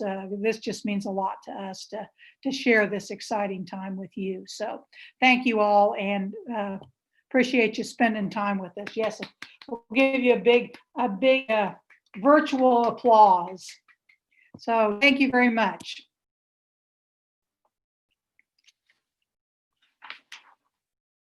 Okay, and board members, we will move on to agenda item number 13. Randy will be back on. He is going to have some conversation with us now to discuss the 1,116 hour flexibility options this year. He's got some different considerations for us. And he also sent us some additional information, I believe, in a Friday packet. And I think you've got a PowerPoint, Randy. So I'll turn it over to you. Thank you, Madam Chair. At the last board meeting, you asked me to bring you back some limited options as it relates to the 1,116 hours. I just want to review with you what's happened this year and why we may want to look at some things to assist teachers and paras, instructional aides, principals, those people you heard from today over the next several months. We encouraged the Navigating Change that school districts take last summer of 2020, and plan for the upcoming year. Take the Navigating Change document and spend time in trying to prepare for this school year, because we knew it would bring remarkable challenges. And the vast majority of school districts did that. The majority of school districts used all of their professional development before they started school in September. Thus, they don't have any staff development as we go into the winter months. And that's going to be a long, long journey, as we've talked about earlier today. So I worked with my Superintendent's Advisory Council, Craig and Brad. Just want to bring to you some possibilities that you may want to consider. The state law allows you during a time of crisis, emergency, to waive the 1,116 hours. In my opinion, there's no reason today to just give a blanket waiver of that like we had to do in the spring, because as you've heard, most schools, despite the struggles, are still doing well. So my proposal to you today should be, it should be 1,116 hours, not 15. That's my typo. Here's the proposal as you go forward, and it's written in this way because it has to do with staff development and giving teachers the opportunity to re-engage, plan, and have conversation. But you can't, by statute, take staff development days and just create time for them. So item number one is that schools that request a waiver, and that's in the law, they have to request a waiver from you of the 1,116 hour requirement. I'll correct that before it goes out. They must schedule and use professional development hours between December 1 of this month and April 30th of 2021. The reason for that time frame is this is the time in the winter months until spring break would happen, if it's going to happen in school districts. For example, Shawnee Mission, I know, does not have their spring break until April. So that's the reason for those months, specific months, is trying to help give some time to teachers to catch their breath, get a chance to collaborate with each other. If a school district presents to you a waiver, you could waive of the 1,116 the number of school hours equal to the number of hours used for that professional development, up to a total of 20 hours, which is about the equivalent of 3 days. I say that because it depends on whether you're 6.5, 7 hour day, but it's about equivalent to 3 days. The time has to be used for staff development, staff collaboration, parent-teacher conferences, assistance to teachers and other staff in the planning, delivery of instruction during the pandemic or any combination thereof. It's an opportunity for staff to get together and take a break, say we need to regroup here because the last couple of weeks have been hard and we need to have a conversation with each other. Maybe we've lost some staff members to either quarantine or the pandemic, and we need to regroup. So if you this proposal, you could vote on it. It in essence allows school districts to add some staff development to their calendar that they don't have now because they used most of it all up. It limits it to 20 hours, and it limits it between December 1 and April 30th of 21. You should have in your packet, again, the reasons for that and a possible motion which has 1,116 hours. And Brad and Craig are joining me to try to answer, and Scott Gordon, in case you have any legal questions around the legality of it. I'd be happy to try to answer any questions that you have. I had a meeting with Superintendent Advisory Council. That's about 20, 25 superintendents from across Kansas, 1A to 6A, all across the state. To a person, they said this would be extremely beneficial. Justin Henry actually gave us the idea earlier in the year and said when they were able to do this in Goddard in the fall, late fall, he said teachers came to him and said it was the best time we've had. We needed that time, and we thank you for that time. So this is a limited, it's not waiving the entire 1,116 hours. It's a limited response of trying to help teachers and appreciate their efforts through what will be a long winter until we get to the vaccine. Madam Chair, it's time for any questions. Okay, board members, we've got some good time to discuss this built into the schedule because we know you'll have a lot of questions, and we do have staff, extra staff here. Scott Gordon's on, and Craig and Brad are both on also. So who has the questions? Janet Wall. You need to unmute, Janet. Would it be okay if I made a motion? Yeah, why don't we see if we got some questions first? Okay.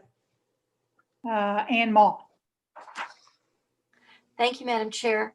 Randy, it's not clear just reading it. This 20 hours would replace 20 hours that would otherwise be class time? Because I didn't think we could do that one for one. You can't in statute, and I'll let Scott speak to this because he helped craft the way the motion reads. You cannot take professional development time and move that from a half-time to a full-time. So what you're doing is waiving the equivalent hours. And Scott, you want to explain it better than I am from a legal standpoint? Sure. Essentially, I'm assuming everybody can hear me.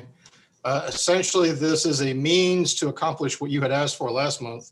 You had previously asked, can we do a give an hour, get an hour, instead of give an hour, get a half hour type situation.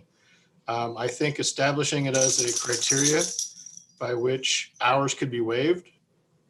Yeah, I think the statute allows you to do that. The difference is by statute, school districts can't report on their own. I've scheduled 5 hours of professional development, so I want 5 hours taken away of the instruction time that I have to provide. With this waiver, they would be able to do that. So they don't have to extend their school year 20 hours to make up for anything. No, this would be in lieu of contact hours. Very good. And obviously we may have to look, and you bring up something really good. As we come out of the pandemic and we get to vaccine time and we start to make that move, a lot of school districts are going to go to school this summer. They're going to be making up time with special needs kids and kids that, they need to catch up. So this is an opportunity because, again, a lot of school districts, the majority of school districts already utilized all their staff development, and many don't have any time for that break over the next several months. Okay. Some don't even have a spring break. True. Thank you, Madam Chair. Just to kind of follow up on what Ann asked, is one of the reasons that this works is because this is a declared emergency or pandemic time. I'm not sure the legality terms, but is that one reason that this works the way it is working? I see a head nodding. That is correct. That is correct. The law used to say in an emergency such as a natural disaster. So let me go back to a couple of examples. If you remember, right at the end of a school year, Greensburg got hit by a devastating tornado. And Chapman, same thing happened in Chapman a few years later. You could waive, in those situations, the 1116. What the legislature did in the last session is broaden that authority to the pandemic, in essence. Okay, thank you. Other questions? Michelle Dombrowski. Okay, thank you, Madam Chair. So, going back to Ann's question, so the children, the students aren't going to see any less of those 20 hours of instruction time.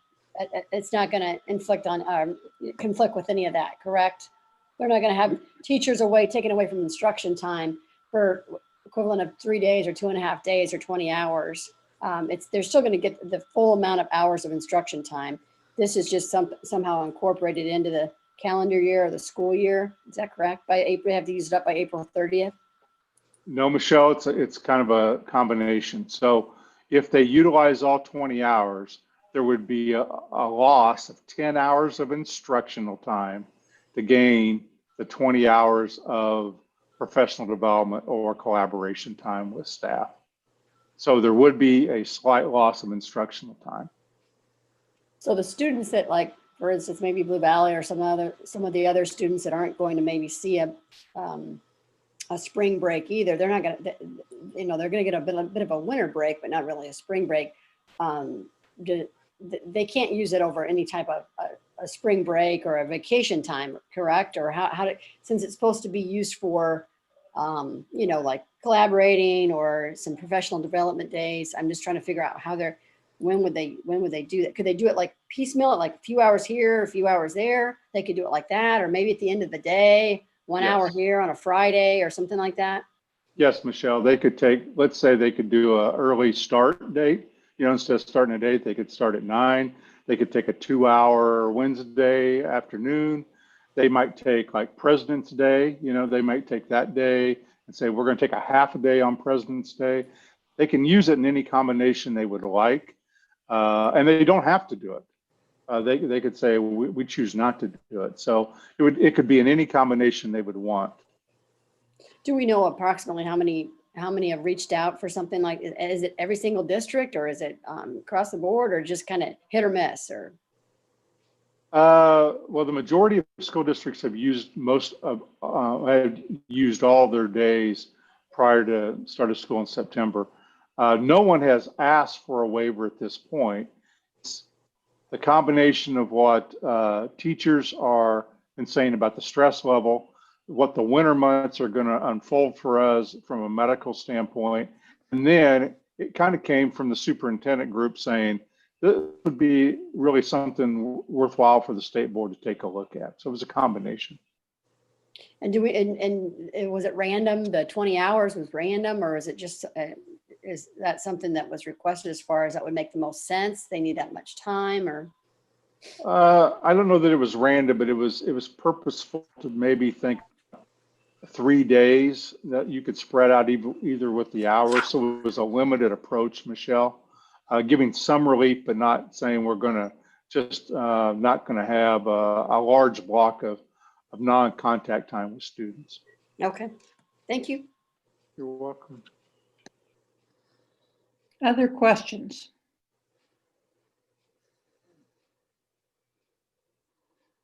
Jean Clifford? It seems to me this offers an opportunity for districts to have more professional development with minimal expense to student contact time. Is that correct or not? That was what we were trying to accomplish, Jean. We were trying to minimize the loss of student contact while getting some relief to teachers during the winter months, that they might do some collaboration and have a little break, since they usually do on a normal year. They would build those in the winter months, but we asked them to front load it this year, and most did. You're correct. I think a lot of the individuals I've talked to at the district level would welcome having additional professional development time, and whether they need to utilize the waiver to do that, or whether they're just able to do that on their own. I think this would be really helpful to them. Yeah, I think this would give them an avenue to do that. I just think it's a good opportunity for folks. They've been working with the navigating change for months now, but I think it really, they've been working without the additional opportunity of collaboration time. So to give them some focused collaboration time, I think would let them really be able to dig into this document and say, okay, we know we're going to be several more months doing some form of this. So what can we do with what we've learned so far, and how can we move forward? I think this could be real beneficial for folks and provide them some real valuable time to increase and improve what goes on for the rest of the school year, quite frankly. Other questions or comments? Ben Jones? Thank you, Madam Chair. Just to make sure, I think it's well established that we're reducing 20 hours off the instructional time, or up to 20 hours, maybe not 20 hours. It's up to the districts to apply. And for clarification purposes, it is a 1-to-1 ratio. For every hour requested of professional development they're going to do is 1 hour of instructional time, correct? Yes. Okay. That was just an administrator that had that question, and it wasn't clear. So I want to make that pretty clear with that. I think this is a really good way, a really positive way forward. I was on the phone with a teacher this morning at 8 o'clock. And they just said we wanted more time and a little bit, an opportunity to reset or adjust as they need to throughout these winter months. And I think this is a very positive way forward. This provides a better quality of instruction throughout the year, which is just as important as just the amount of hours. It's quality, and this ensures that quality. So I'll let Vice Chair Wall make the motion, but I will gladly second it. Well, and it may be 1-to-1 as far as that's concerned, but normally 1 day of professional development counts as a half a day of instructional time. So they really aren't losing 20 hours of instructional time. Just, I mean, if you want to count and look at that specifically. I mean, isn't that right, Randy? That's correct. That law is, or that portion of the law is pretty clear. But we're just using this because it's in a pandemic that we can count it as a 1-to-1 and they can have 20 hours of professional development, collaboration time, however they choose to see it, depends on how they request the waiver. Madam Chair, and that is where the confusion lied, is whether it follows the typical professional development rules or not. And that was where the confusion was I heard from administrators. Well, and I don't know that it necessarily does from what Scott said earlier, because it's during a declared emergency time. We can do it this way, and it's kind of it will still meet the requirements of 1,116 hours. That may be the simplest way to say it. Jim Porter. Yeah. I want to thank you for doing this. The collaboration and the opportunity for lesson learns and to retool is critical. I want to thank you for making this recommendation. I fully support it and think that it's going to make a huge difference in the mental health of our faculties. Thank you. Janet Wall, would you like to make your motion? Yes, I would. Thank you, Madam Chair. I move that the Kansas State Board of Education establish the following criteria for any waiver requested by a school district under KSA 723117 for the 2020-21 school 2020-21 school term. Schools requesting a waiver must schedule and use professional development hours between December 1st, 2020 and April 30th, 2021. The state board will waive the number of school hours equal to the number of hours used for said professional development up to 20 hours. The time must be used for either staff development, staff collaboration, parent-teacher conferences, assistance to teachers and other staff in the planning and delivery of instruction during the pandemic, or any combination thereof. Okay, we have a motion and Ben Jones seconded it. Do we have further questions or discussion? Steve Roberts? Thank you, Madam Chair. I don't think this goes anywhere near far enough to address the issues. I'm voting against it. I know in principle, I have to agree with Brother Porter that the mental health of our instructors is very important, and this will help. But in my view, seeing so many students in the Kansas City area being underserved, I just don't think it's enough. I don't think it goes nearly far enough. If it were 80 or 100 hours, I'd vote for it. But 20 to me seems like putting a Band-Aid on somebody who just took, shrapnel that took off a leg. So it's not enough. It's a feel-good talking point at this point. I can't support it, so I'll be voting no. Thank you, Steve. Any other comments or questions? Seeing none, and I believe we're down a couple of members. So 1, 2, 3, 4, 5, 6, 7, 8. 8, it looks like, Peggy, is who I see on.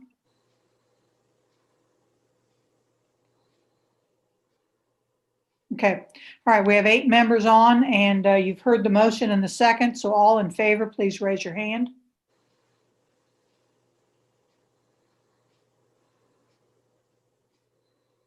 Okay. Opposed? Okay. We have a 7-1. Motion passes. Thank you. And thank you, Randy. And I do know also, that being said, there still is the opportunity, should situation merit come springtime, that other proposals can be brought forward. That's absolutely correct, Madam Chair. As we get into the winter, if we would see that, before we get to a vaccine and maybe stabilize, that things get worse and we have to go back, there's nothing prevents the board from going back and re-examining it. Okay, thank you very much. Okay, the next item is consent, and there were no items pulled, so I would take a motion to approve the consent agenda, which is an A through F at this point in time. So do I have a motion? Jim Porter, a second. Ben Jones, all in favor, please raise your hand.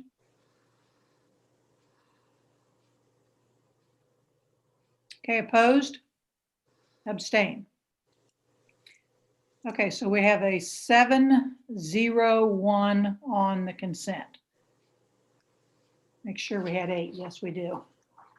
Okay, thank you. Okay.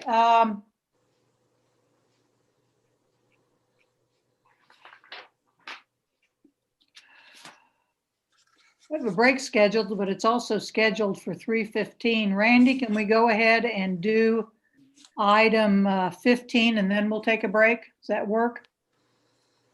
This is the act on recommendations to schools for a statewide spring break alignment.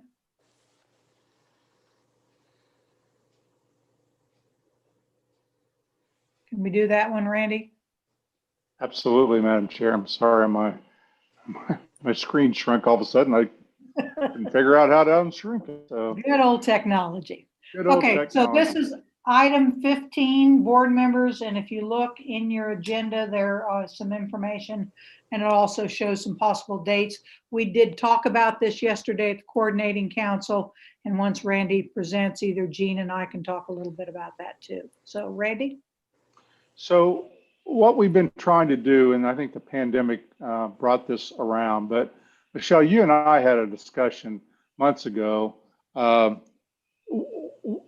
It becomes really hard when kids are taking dual credit classes or classes in which they're getting concurrent enrollment, and those schedules are not aligned.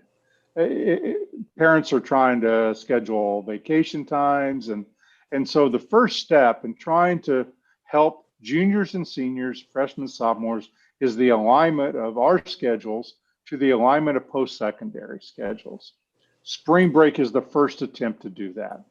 Is saying, let's align spring break. So let me give you an example. You have a student's taking dual credit college algebra, and they're in the Kansas City area, and they're taking it through online through the University of Kansas, and the Turner School District has spring break on March 14th, and the KU has it on March 21.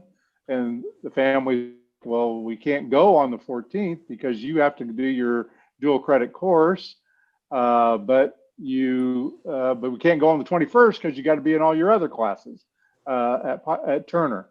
So the coordinating council has been working on this as one of the options. You can see that there's some dates in your agenda starting March of 22 that Kansas Board of Regents has agreed to align to. What we would do if you're in agreement is that we would offer as guidance, because local school boards get to make the final decision, to align local USDs to those spring breaks starting in March of 22, a year from now, year and a few months from now. So that's the concept.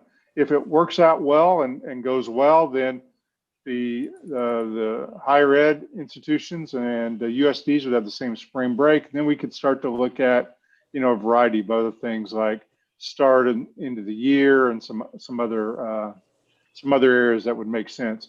We're going to have more and more kids taking concurrent enrollment, tech ed enrollment. That's our vision in that junior, senior year. And so the more tightly aligned we can do that, the big benefit will come to families and students. Hope that helps, Madam Chair. Yeah, thank you. We did discuss this yesterday in the coordinating council. Jean was there also. And on the KBOR side of this, they've already worked with their institutes of the 4 Regents institutions, and they said they're working on 2020. They think they can get most of the Regents institutions on board then. It might be 2023, I think, for one of the institutions. I don't remember which one. But then they're also working with the community colleges, and then they'll work with the technical schools. They believe that within, obviously not 21, because that's coming up soon, but they believe most of them would be by 22, and by 23, certainly really most all of the Regents and community colleges and technical. Jean, anything else I missed there? Well, I just wanted to add that there seemed to be really positive reception from the district superintendents that I've spoken with. And that was really what we had heard at the meeting yesterday from the post-secondary institution that they discussed. Having the long lead time on this really allows for people to adjust calendars or work on calendars for the future. And it is a recommended plan, so it isn't mandatory. And if there are local reasons for individual districts or institutions to stick with whatever they have, that it certainly accommodates that. But I do think it makes sense across the state so that we can have more of this concurrent enrollment, or have students involved in the post-secondary schools even while they're still in high school. So I'm very supportive. I think in the long run, parents are going to find it so much easier to actually be able to have that time for all of their children across the grade ranges. So I think it's a great idea. We did talk yesterday there, and Randy mentioned, but there will probably be a few districts that have a specific event scheduled that is just traditional. The one that comes to mind is in Hutchinson, because they have their the junior college basketball tournament that always occurs, and it's later, and they always take spring break that week. So there are a few districts that have certain things that would not allow them to continue or to go with this schedule, and that's why it will continue to be guidance. So do we have questions, board members? Ben Jones? Thank you, Madam Chair. You're right. Hutchinson does have that special event, a national event, and they take the spring break after that event's over because they need all the personnel on campus to host and to man it. But has the board, this is more of a historical question, and this is the part I'm struggling with. Has this board ever gave calendar guidance to districts before?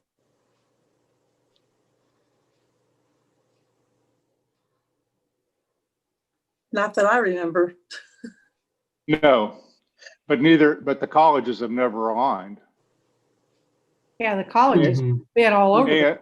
And up until this board really moved into Kansas Can Vision, the only kids taking concurrent enrollment were gifted students.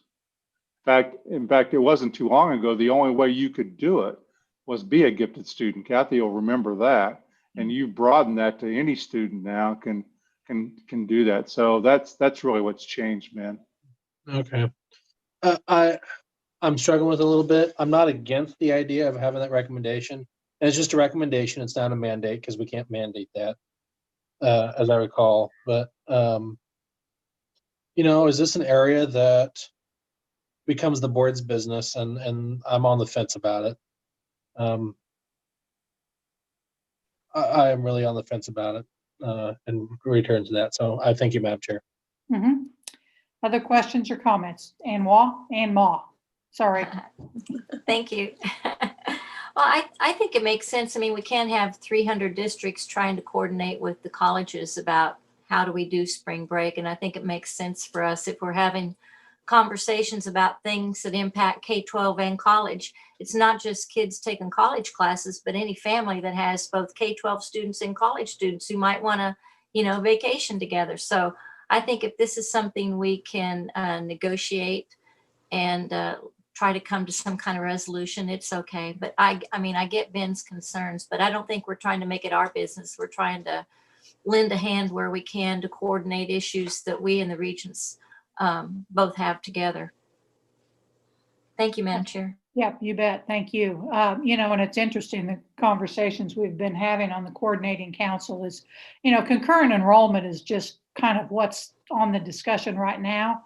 We have members of the Kansas Chamber on this too. And as we move more into apprenticeships and internships, we're going to have opportunities for kids, more of our students, our K-12 students, to be out in businesses and industries doing apprenticeships. So having an aligned spring break time would also be helpful, because as we all know, once you get out there in the job, you probably don't have a spring break.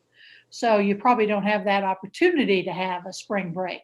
So it would provide, I think, some alignment opportunities as we move more towards apprenticeships and internships for our students, which I think we're going that way.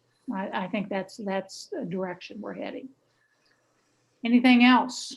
If not, I'd take a recommendation for a motion. Jean Clifford?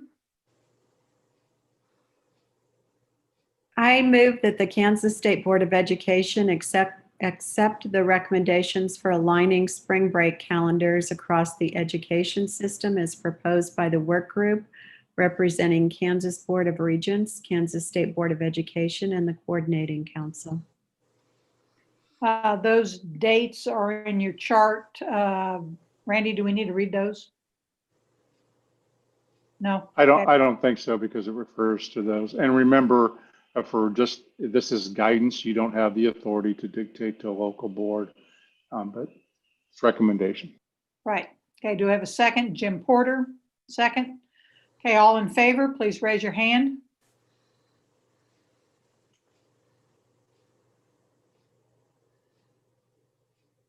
Okay. 5. Okay, opposed? Abstain? Okay, that's a 5-2-1, so that fails. Okay. All right, it is 2:42. We're going to take a 15-minute break. So let's be back shortly before 3 o'clock. Madam Chair, I think Peggy had a question before we Yes, go to break. Peggy. I just wanted to confirm the noes as Ben and Michelle and Steve abstained. Yes. Thank you.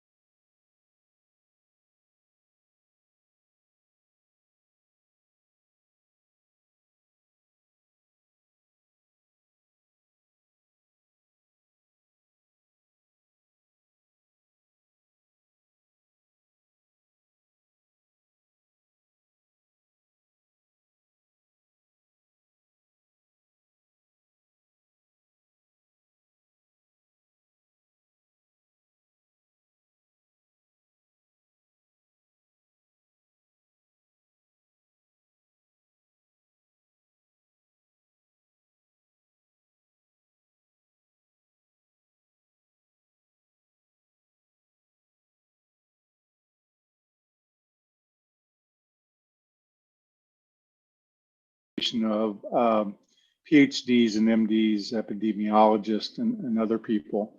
The University of Kansas Medical System, Kansas Academy of Family Physicians, and the Kansas chapter of American Pediatrics. They've studied the data in Kansas and across the United States and across the world.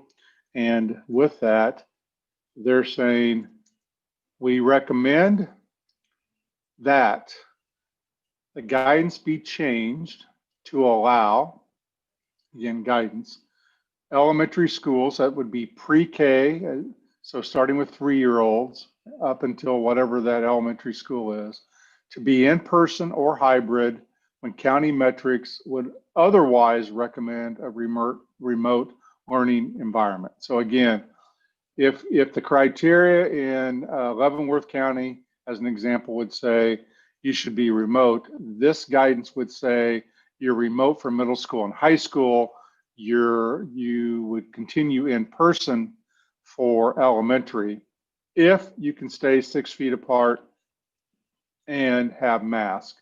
If you cannot stay 6 feet apart, 2 alternate models. One would be to morning afternoon hybrid. So you still see kids 5 days a week, but you only see them for a half a day. The other could be you could cohort kids with no more than 5 in a cohort within the same room. You could have less in a cohort, but you would have no more than 5 in a cohort. Guidance, it's not a mandatory thing. If you like that, it would go into effect into navigating change upon any action that you take. And I'd be happy to answer any questions, Madam Chair, from the board. Okay, do we have questions, board members, to clarify this from Randy? Steve Roberts? Thank you, Madam Chair. Randy, a lot's been said this year about how educators aren't necessarily in charge of whether or not schools are open. It's the local health officials. So it seems to me that we're wresting a bit of control back to educators from the health organizations. Who actually has the ultimate decision-making authority, in your view, on whether or not an elementary school can operate this way? Local school board. Amen. I say to you, amen. Thank you, Randy. Jean Clifford, I believe you had a question. I just had a question of how this works if you have an elementary that is part of or connected to a middle school or high school. Would you just have the elementary following these guidelines and then something else maybe for the other classrooms if they're actually there? Again, Gene, a local board would make the decision, but from the guidance standpoint, it would really end wherever that elementary type schedule ends. And whenever you get into the middle school schedule where you're going to multiple classes a day, that's where you would see the separation from the guidance.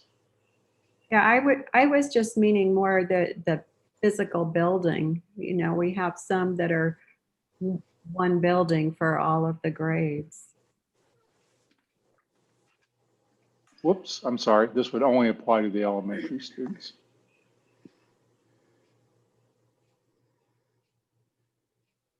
Did you get your clarification, Jean? I think so. I think it's probably unlikely that we would have the elementary,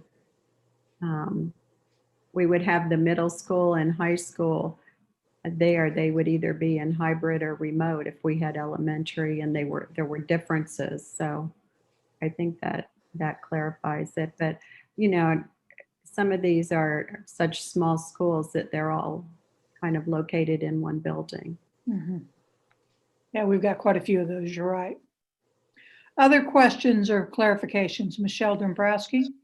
Thank you, Madam Chair. I guess I just have a comment or question, I guess. Goes back to that navigation, the original gating criteria that we put out there, which some schools adopted, some kind of veered off a little bit or combined between one county and another county, and then use that a little bit as just a guidance point. But I guess my biggest thing is as far as the gating and then looking through the hospital usage in Johnson County through December 4th and seeing how many beds are still open. I'm just trying to get a feel for, I'm going back to that threshold again. So looking at positive cases as opposed to true positive cases, or the cases that we keep coming back to as false positives. I guess that's my only holdback, or that some of these schools are just looking at that and just using it as a not in a guidance, but like literally they're going to use that and they're not going to veer off of it. And then we're not looking at the labs and the threshold on that. And so I just hesitate on, I know that's navigating change, but I think we just need to keep, until I get that answer back, I have a hard time looking at this as knowing what's open and as far as bed usage in that. I just feel like it's, and seeing the survival rate on that, I just feel like it's, I don't know. I don't know how to, I know we have to act on some of this stuff today, but I want to get that answer before I go any further on the navigation change.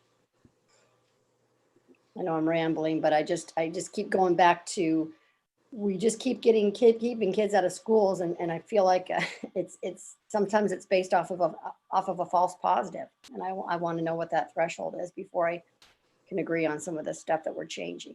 Thank you. Michelle, there's nothing in navigating change though that speaks to that now. I mean, that's almost like the quarantine.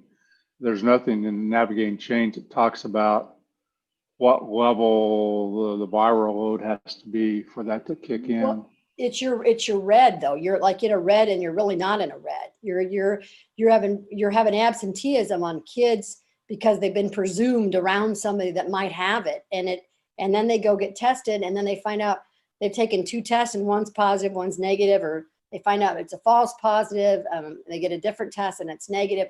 There's so much of that going on, and I know that we're still learning so much about it, but the virus, but I just feel like when you're picking up something and you might have already had it 3 or 4 months ago and it's still picking that up, you're no longer transmitting the virus and you're no longer contagious. We've just never done that with anything before, and we've seen the survival rate on this. And we just keep seeing the survival rate and how promising it is. And then we look, they're going literally by that red zone and keeping kids at hybrid or remote, and they may or may not even have the virus based on a false positive, which we find out a lot of these are false positives and not true positive cases. So they're really going off of, they use that as a guidance, which I'm glad we had something to give them, but that was way back in whenever June when we did this, and now we've changed it for the elementary kids. But until I know what the threshold is on the regional labs or whatever labs are using on that, I want to make sure we're not keeping people quarantined unnecessarily and putting fear into people that is not necessarily needs to be there. Okay, well, I don't know. I guess I'm confused between what Michelle's asking and what because we're talking about the elementaries, right? The proposal is, regardless of the caseload in the county, elementary should be in school. Under this guidance, the only reason elementaries would not be in school is if you don't have enough staff to run the school, or the local board said we don't want to do it. But in this case, it wouldn't matter what the testing was. Under this guidance, the recommendation is that elementary schools should be in school. So Randy, so going back to that, then this local school board ultimately has the final say in that. They can say, kind of like what Spring Hill did out in Lewisburg. We're in school. We're in school from elementary all the way to high school, and it's working for us. And well, at least it's working for Lewisburg, but it's working for the majority of those schools. And the staffing issue is where I'm having a problem as far as all these other businesses and workers and nurses and essential workers, and they're working and they're not quarantined. They may or may not be quarantined. If they're asymptomatic, they're not quarantining, they're working. So I don't know. I don't know why. I know in elementary, so that's what I'm thinking is that if the local school board has a final say, And we're working with subs as best we can and getting those places that have a shortage of staff. I just want to, I guess, make that clear that, yeah, your school board has the local, or excuse me, has the ultimate ability to stay open or not stay open. Or however, if they want to go to hybrid or if they want to go to remote, it's up to them. Yeah, Correct? the local district has always had the final say on this. Our document is guidance. Guidance. And right. yeah, it's guidance. So the local board does have the final say. Yeah, I think for me, maybe this helps. I'm trying to frame it. The medical advisors that we have, public health medical advisors, are saying, based upon the evidence in Kansas, and then comparing that to the evidence across the country and the world, because young kids don't catch the virus very well, they don't spread it very well, and they don't get sick as often.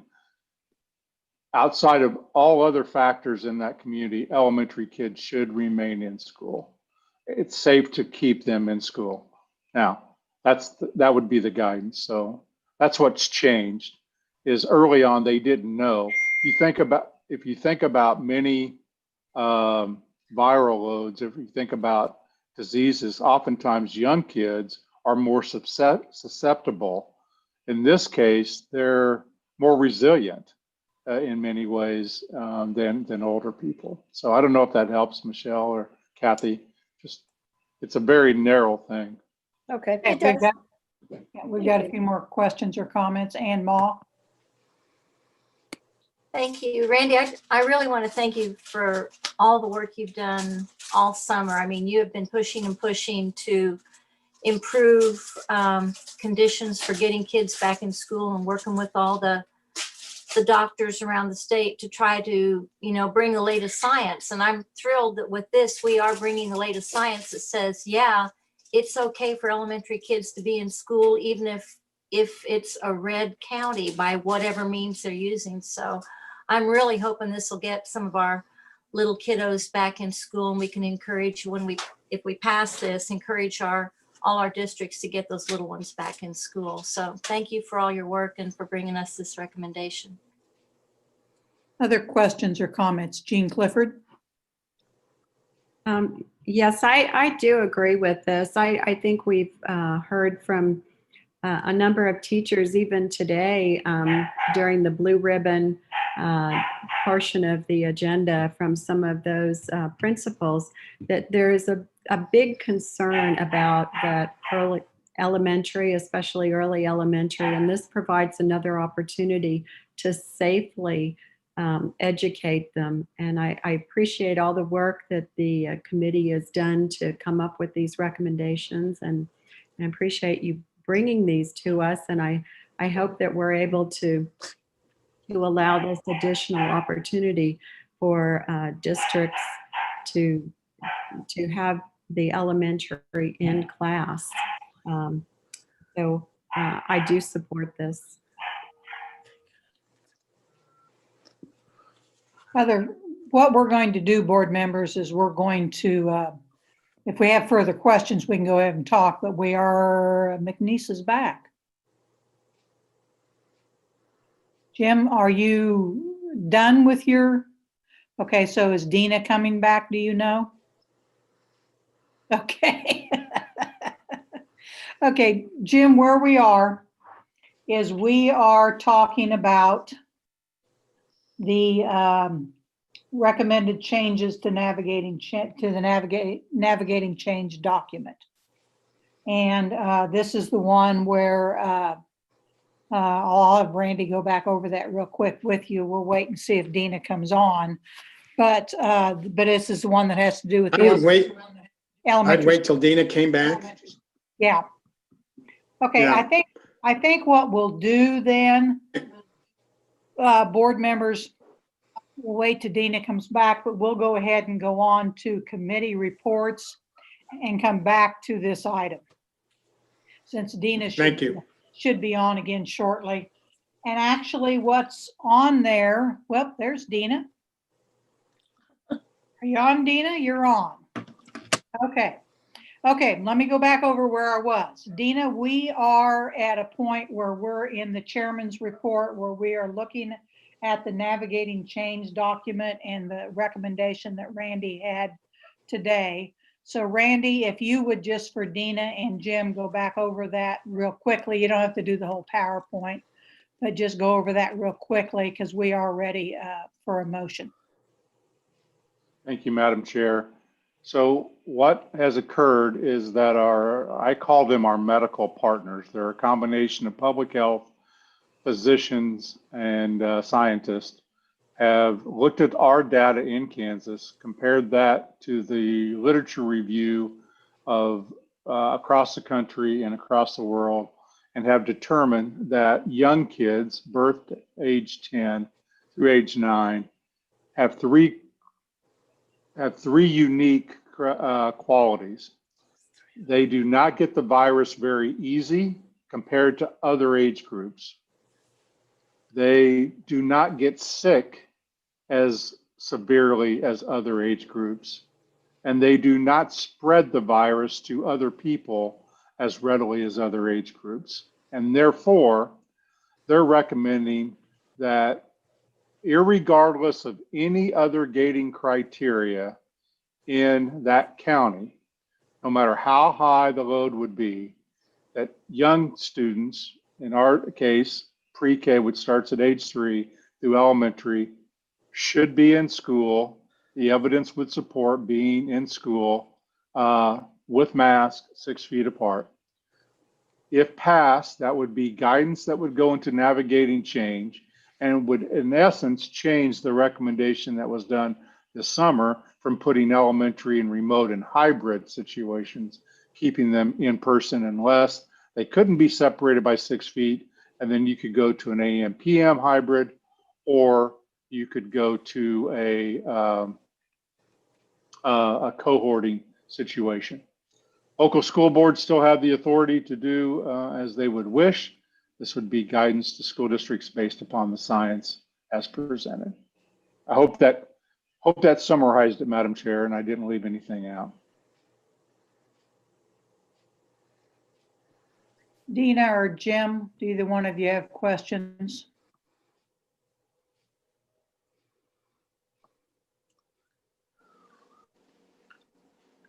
No questions. Thank you. Okay. And I don't have any questions either. Okay, so the recommendation would be to move to accept the updates to the navigating change document reflecting changes and new information since the state board approval on November 10th. So that is the motion. Is somebody making the motion? Can I just say, and I move? Yes, you may say that.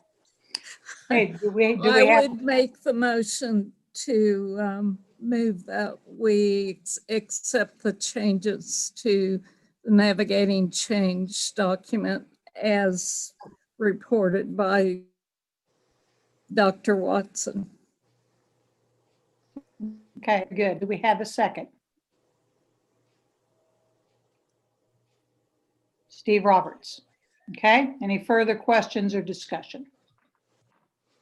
Jim Porter? No, you were wanting to vote. No, I was. Okay, all in favor of the motion, please raise your hand.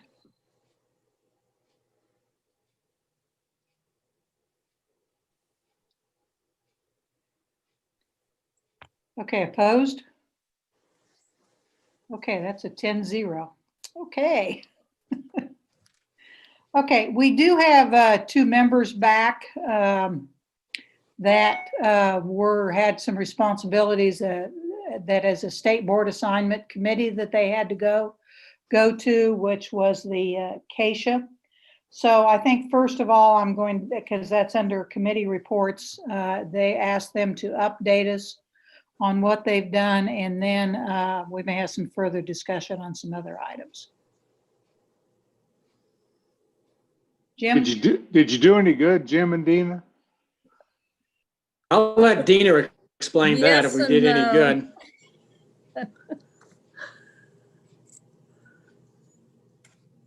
Okay, who's up? If I remember right, go ahead, Dina.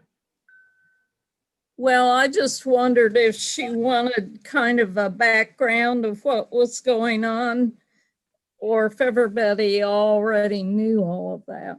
Oh, I think we know what's going on. We know.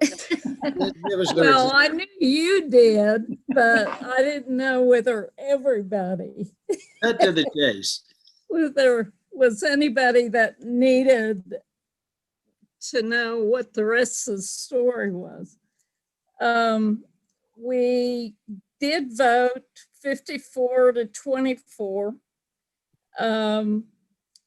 that effective December 10th through January 28th, 2021, interscholastic activities will allow for attendance of up to 2 parents/guardians per participants family.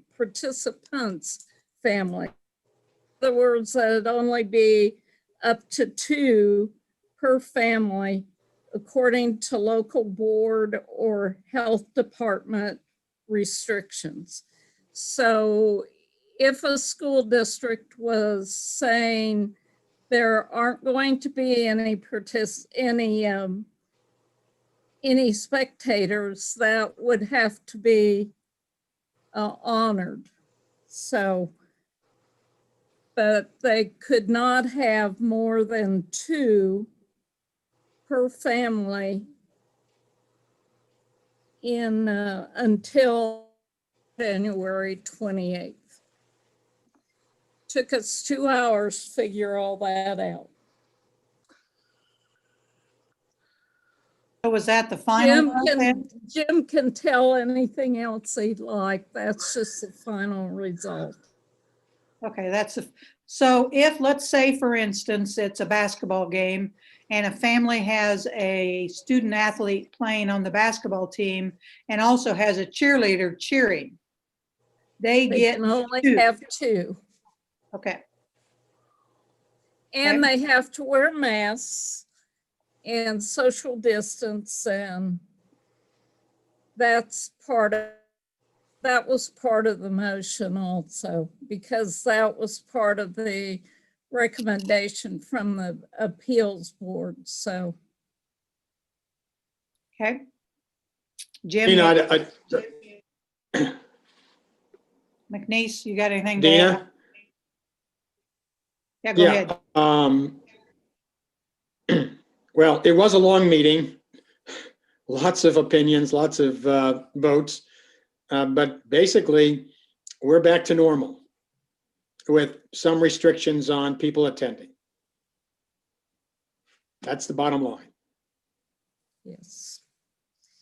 And school districts that choose not to have spectators, or if they only want to have 1 per family, that's within their prerogative to do. And it's putting it back to I love the that one. school district to make them responsible, I guess. That was the folks, the majority of people that are on the committee would prefer that local district have that responsibility instead of everybody having restrictions. So that was the final outcome. Yes, that's the final.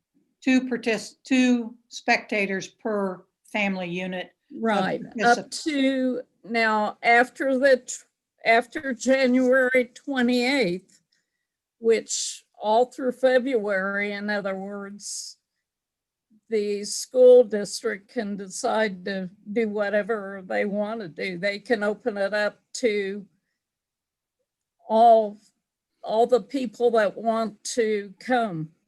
So it's, I guess you could say it's open season in a sense after January 28th. Okay, Jim Porter.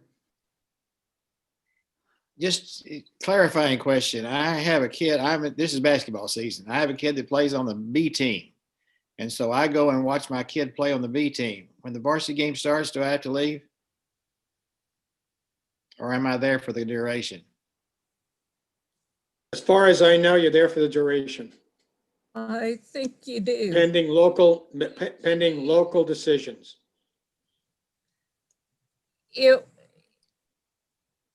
I would agree with Jim that because kids on the B team or on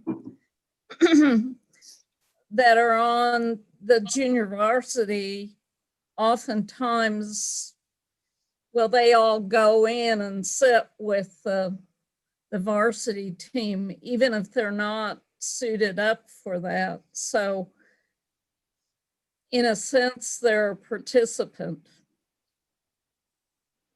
Okay, so there will be much information to come out in the newspaper and the news media about this.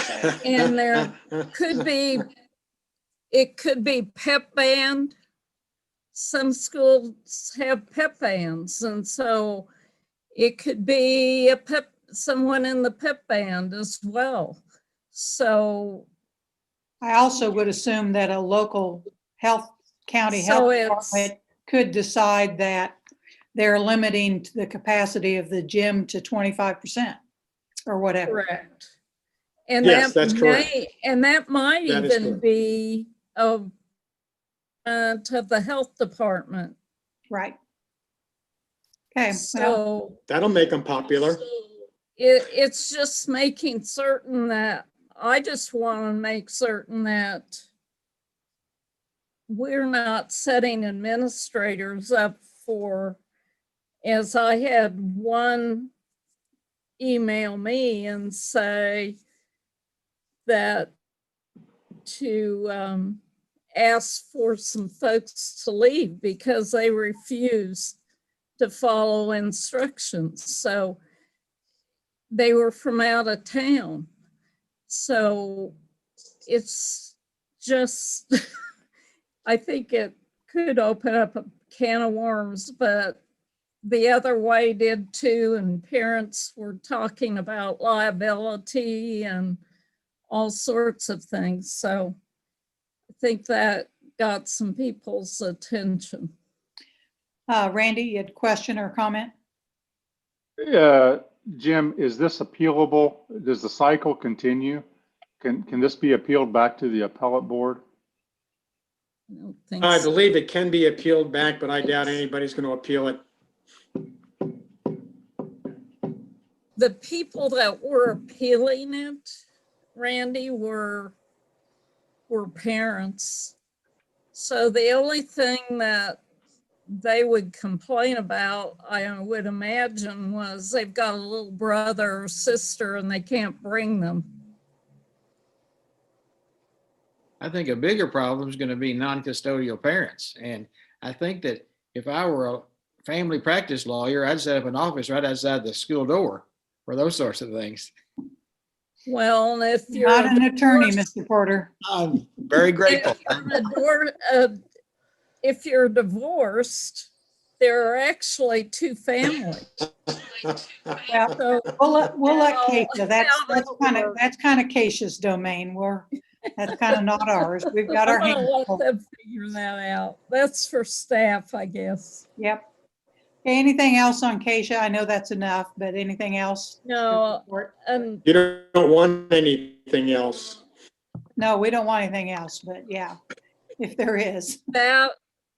that's really the one that was the fly in the ointment, so to speak. So, Okay, very good. Thank you very much. School redesign stakeholder group. Ann, you were there last week and I was there for a little bit of it. So I'm going to let you report out on that one because I couldn't make the whole meeting.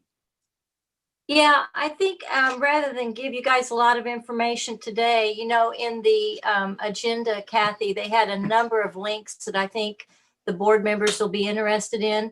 Basically, we got an update on where the Mercury, Apollo, and Apollo 2 schools are in terms of proceeding or holding up. And, as everybody else, they're kind of all across the board. But the good news was that the redesigned schools seem to be very anxious to get back into it and move forward. And they're using the redesigned principles to get through the pandemic. And it was a very encouraging report.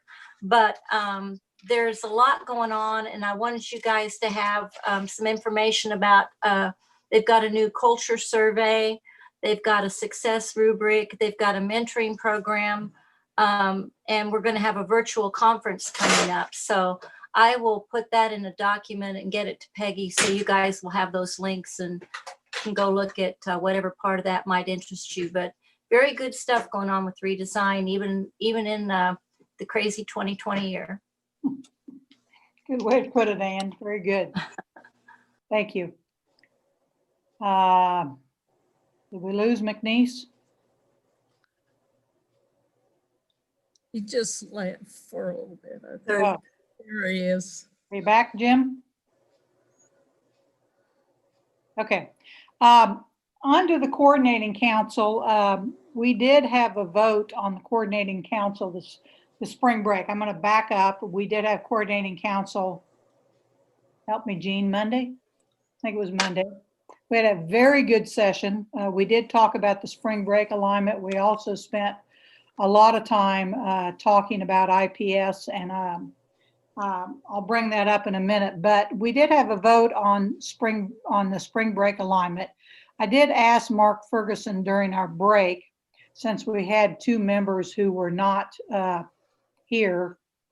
You were at a board committee that you were required to be at, that were not able to vote. So I asked Mark Ferguson to give me an opinion, and he said that if the members who were not present would have the ability to make a motion to reconsider the vote, since they were not able to be present. So I guess I would ask either Jim McNeese or Dina Horst, since they were not able to be here when we made the motion on the spring break alignment, if you would like to make a motion to reconsider that vote.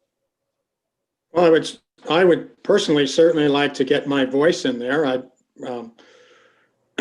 On however you guys voted, but have our vote on it, Dina and I. Okay, so you would like to make a motion to reconsider that? Oh, if that takes a motion, I would make a motion to reconsider the vote on spring break alignment. Okay. Yeah. As a result of Dina and I being absent for a required meeting that regrettably took longer than was anticipated, and we were not able to get back to participate in that vote.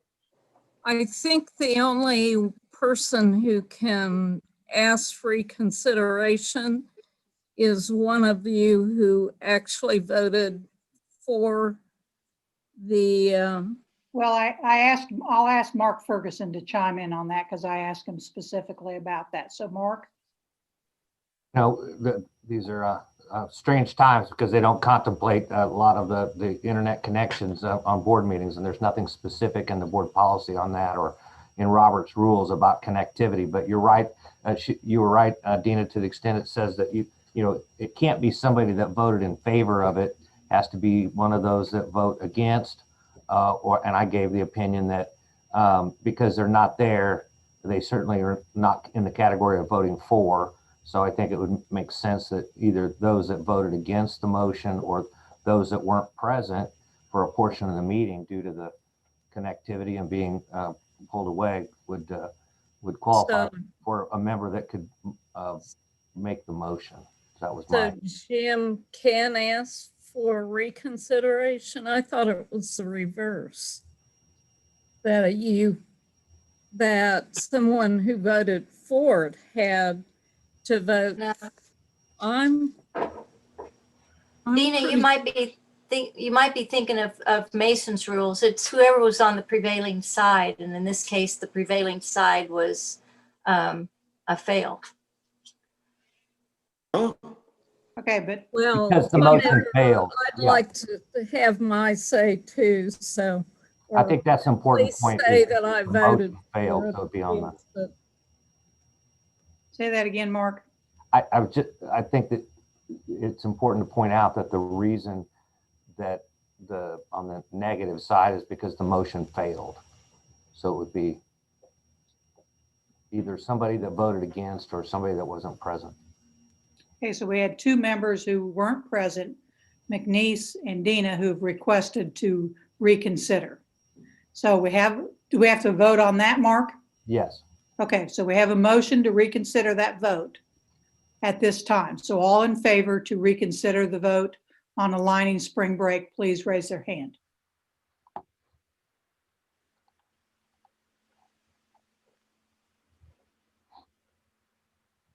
Okay, I see a 10-0 there. Am I right, Peggy?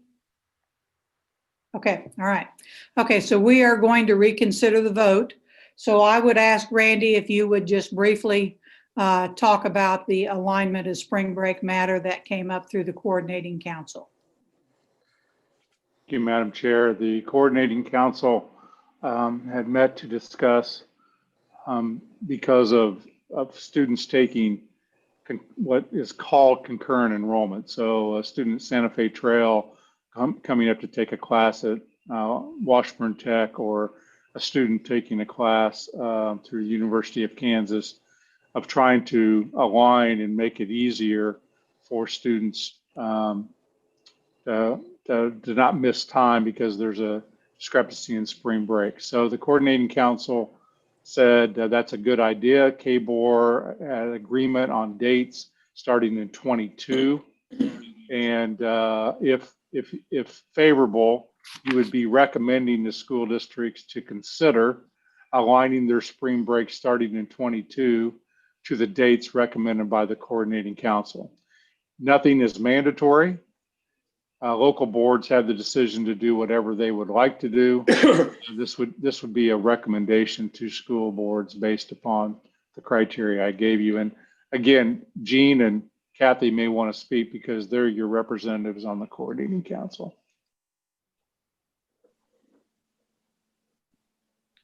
Yeah, Jean, go ahead. Well, I support this, and I do think that one of the things that we talked about was the fact that it was a recommendation and that districts or post-secondary institutions were not required to do this. It would just provide a better opportunity to allow students to be more aligned with the concurrent classes that they might be taking. There's also a benefit to families.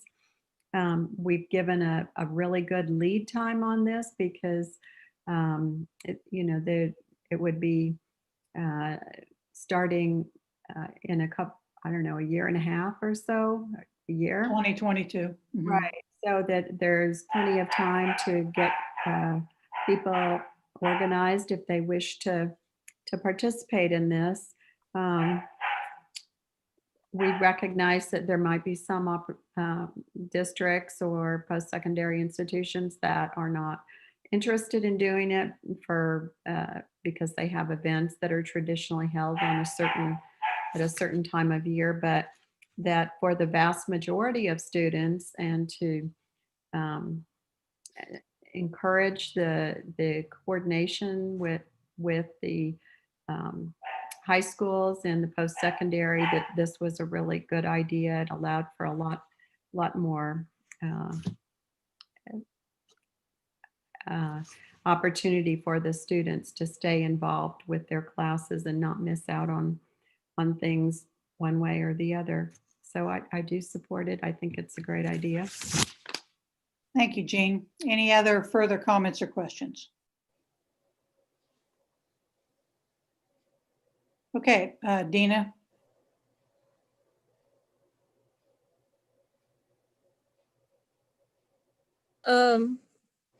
So this would be something that would be left up to schools or to the district themselves, but how would we promote the fact that it would be a good idea that comes from the regents saying that this would be helpful to students who are taking college level coursework? Or would we be responsible for making that suggestion? My understanding is the Board of Regents would solidify the dates starting in 22, Dina, and then a combination of the higher education and us through service center meetings and council of superintendents. We would talk about the rationale and why it would be a good idea to do it, and then local boards could decide whether to do it or not. So it'd be jointly done. I would also suggest, Randy, that we involve KASB as they can work with their local school board members. And how soon would we start that process? I know some school districts make their plans for, say, the 21-22 year. They'd be making those decisions in probably another month or two. Tina, that sounds like someone that may have some experience on a negotiation team locally. You're correct. Oh, So I gave it away. I think the timing was twofold by the coordinating council. Colleges also do the same. They set their calendars greatly in advance. Local school districts generally, after you turn after the first year, start the negotiation process, which includes calendar. So this information would start to be disseminated if the board passes it as soon as the state board meetings are over the next 2 days. Okay, thank you. Okay, the motion is, I have to go back and find the motion. Excuse me for just a second. Okay, the motion, and we will have to have a new motion. It's moved that the Kansas State Board of Education accept recommendations for aligning. Okay, I had to make sure I was unmuted, I'm sorry. For aligning spring break calendars across the education system as proposed by the work group representing the Kansas Board of Regents, the Kansas State Board of Education, and the Coordinating Council. So that is the motion we are reconsidering the vote of. Motion by Jim Porter, second by Jim McNeese. Okay, all in favor, please raise your hand.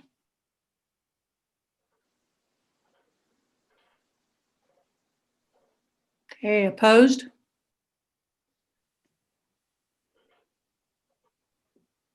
Okay, so it passes 7-3. Okay, thank you, and that it's good to be able to get the other two board members vote to allow them the opportunity to vote on that. Back to the coordinating council, because we did discuss spring break alignment, but what we spent the majority of our time discussing actually were things related to the individual plan of study. It was a very interesting conversation, and Jean can chime in here too.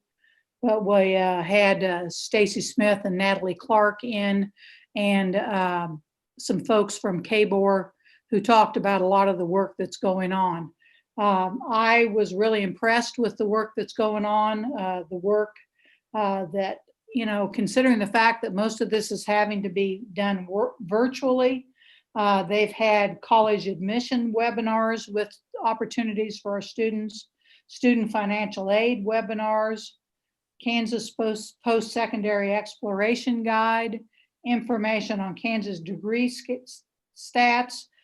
So there's really been a lot of things going on virtually that helps tie the individual plan of study with the post-secondary opportunities. I thought it was really, for me, an eye-opening conversation about some of the work that's kind of been going on behind the scenes, maybe that we don't know about. And they also talked about the FAFSA, which is the system that the high school students they apply as, and that goes towards scholarships, Pell Grants, a variety of opportunities that they have for financial support. There's an interesting conversation there. And then we had some conversation about how to transfer a student's individual plan of study to a post-secondary institution. I think this actually aligns very well, and we might want to consider it as a future agenda item when we get to that part of the agenda. I thought there was a lot of really good information that's been going on, and we've been busy, and I think it'd be real helpful for the board to get an idea of what the update is on individual plans of study. Jean, you want to add to that? Yes, I'm really excited about this. This takes our individual plan of study even further because it helps to show how these students can complete their education or their training at a post-secondary institution. We can do so much at our level, but this is the sort of the topping off or the capping off of their educational journey. And it's really good to have our post-secondary institutions aware of what the students are interested in and what their path has been, so that they can either reinforce it and augment it at their level. So having this coordination will be really wonderful. And you know, just the fact that we have this coordinating council between ourselves and KBOR and the chamber is really going to provide big benefits for our students and for the state of Kansas. I mean, really, we're training these kids and educating them for the future. And I think this is a really big step for Kansas to have this more streamlined system. We don't want to lose these kids when they make transitions. We know in lower grades when they transition, we like fewer transitions because it's easier for kids. But this is a huge transition for a lot of kids, and we're making that more seamless now. So I think this is a really great idea, and I'm really excited to continue with this. So. It also helps with post-secondary success too. So as you continue to get that data moving in that direction. I thought it was a very helpful presentation. Randy chimed in on some things too, kind of talked about a three-prong approach. And I think there's some good information that could be helpful to the board in a future agenda item. So when we get there, we might want to think about that. Janet, do you want to go over anything as far as the juvenile justice? Yes, in your packet, there's a yearly report that we make to the legislature regarding what's been going on with the committee. And it's rather lengthy, but I would certainly ask you to sort of review it, you know, and because I think they're doing some excellent work. So anyway, that's the most important part, you know. We're still trying. I want to add one other thing though. We're working on the crossover youth. I don't know if I've told you about that one or not. Did I bring that up before? Go ahead. What crossover youth is? Go ahead and mention. Okay, well, crossover youth are children who are in the foster system. And we have a majority or a huge percentage of children that end up in the justice system that are in the foster system. So we're really trying to work with them, and we have all kinds of programs going on. The Georgetown Institute, you heard about that the other day, Kathy, and they have a really good program going on, and we are utilizing it. But that's one of the big kind of relatively new areas we've addressed. So I'm kind of excited about that. So anyway. Hey, are there other committee reports? I think that's probably got them, at least for December anyway. Okay. Mark, board attorney report. Sure. I want to talk about in greater detail about a specific case that I've been handling. Obviously, I don't want to discuss the specific, all the nuances and strategy, but I want to talk about process and procedure and bring it up to date. But before I do, I wanted to address one thing that I just gave some legal advice on a rule interpretation. And I feel like I should disclose to the board that I did receive a text from a board member that said, that this board member was concerned with our rules and that allow those absent to reconsider votes. I'm open to having their voices heard and voted for it, but this opens up a box I am uncomfortable with. This is a unique situation and I get it.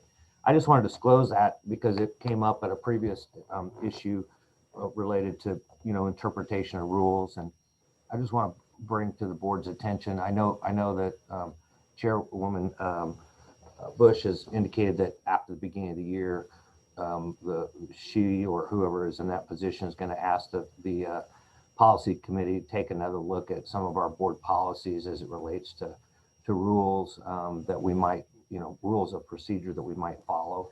I've advised the board in the past that we don't strictly follow Robert's Rules of Order. We don't have that in our policy, and we do the best that we can to take a look at those rules. I would just say that for those that have worked with me over the years, that if I err, it's always on the side of promoting discussion and debate and openness at the board. So, if I'm fine with accepting, differing views about how rules should be interpreted or applied. But if I have a situation that comes up and you ask for my input, and that's a coin toss, I'm always going to err on the side of what would a citizen expect in watching open government. What would a board member expect in terms of being able to have their voice and vote heard?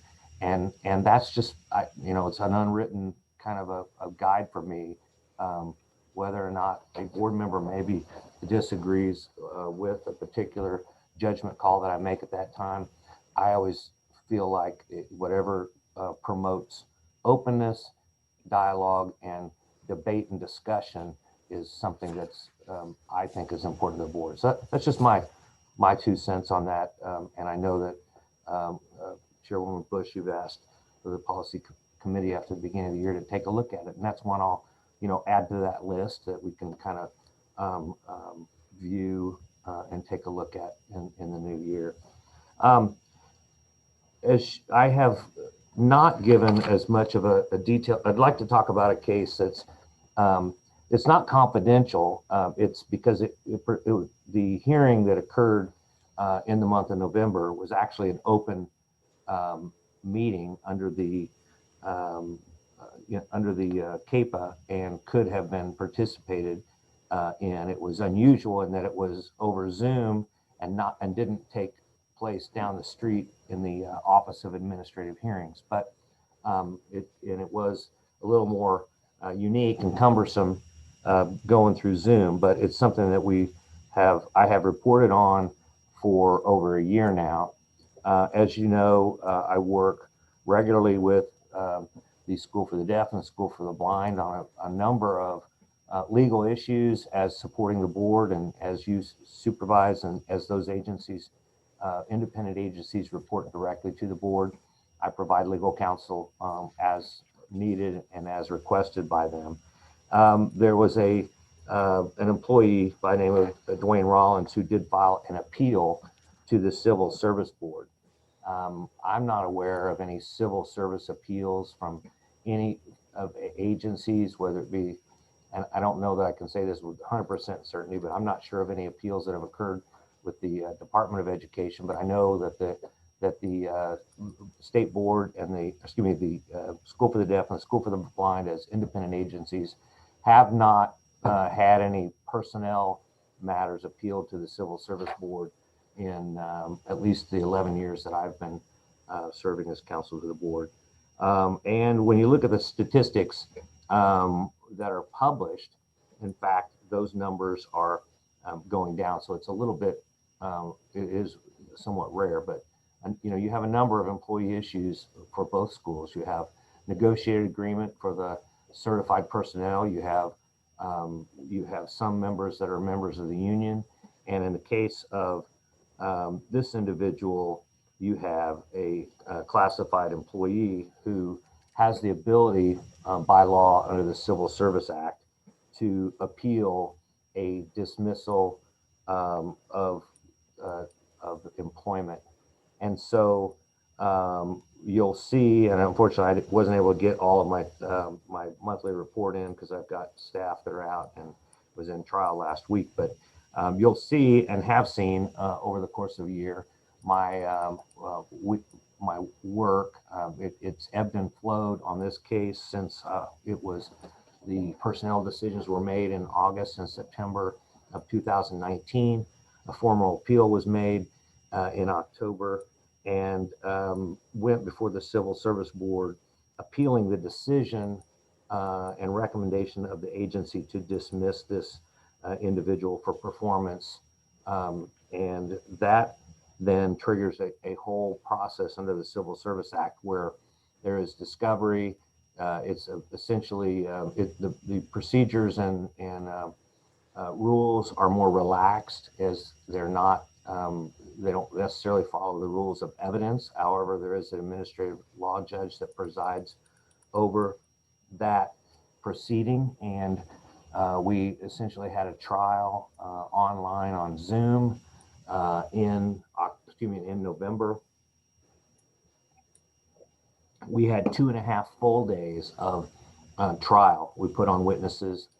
I represented the agency in that, and the employee was represented by separate counsel. And the decision that came back, the Civil Service Board came back and found that a violation of the Civil Service Act did occur, but concluded and disagreed with the evidence to justify a dismissal. And the Civil Service Act can ratify the decision of the agency, can disagree, or can impose its own penalties.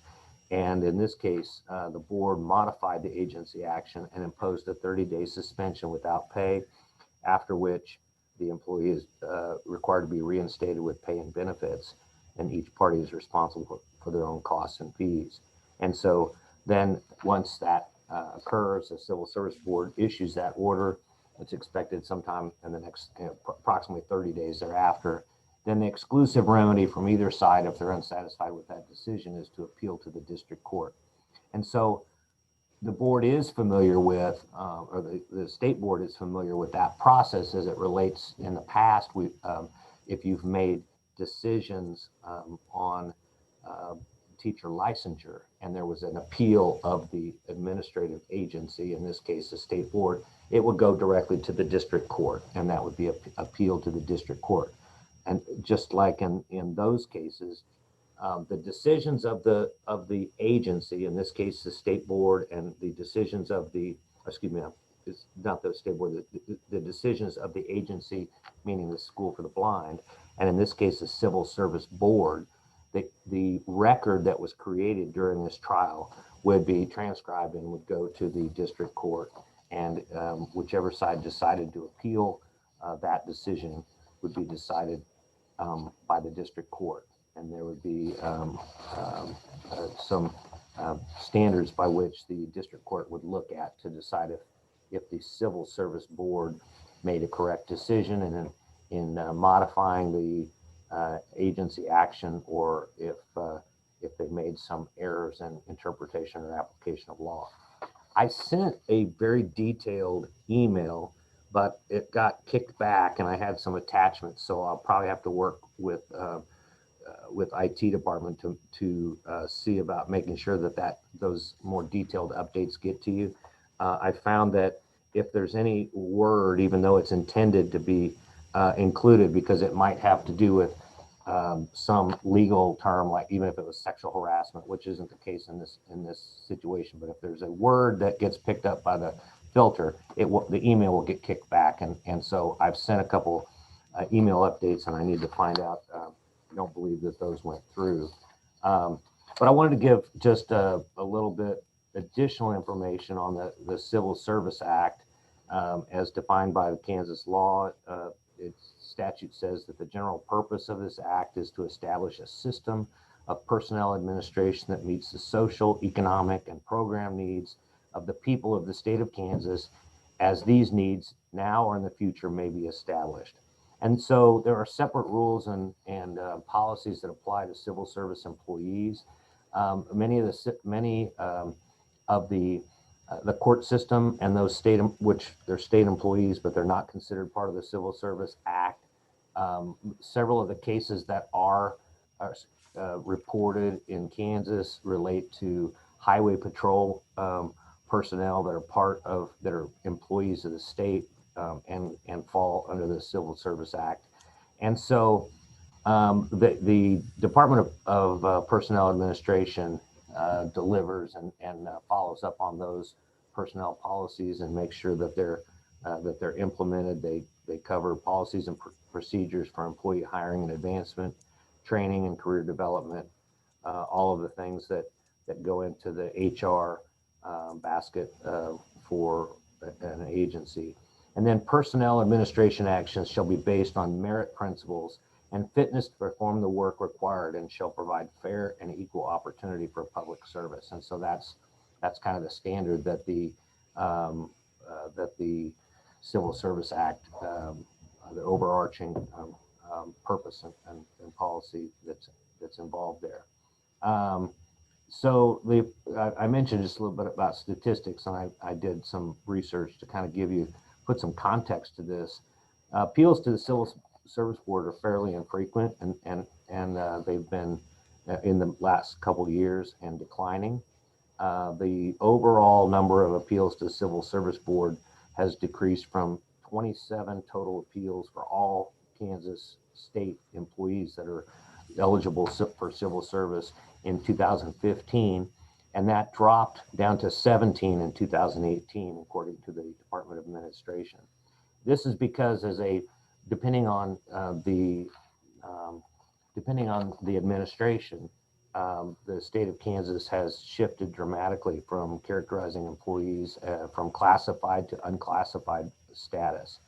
In the previous governor's administration, there were several articles and statutes which were introduced to accelerate the shift to unclassified employees, and where they don't have the same level of protection or due process that is provided under the Kansas Civil Service Act or to go to the Kansas Civil Service Board. In fact, I found one article that Governor Brownback included a 2015 law that allowed for many classified positions to be converted to unclassified status, and that has other implications as well. In that once they move to unclassified status, then they might be given pay raises and promotions as the unclassified employees are, as a group, given certain pay raises and promotions and moved out of the Civil Service Act.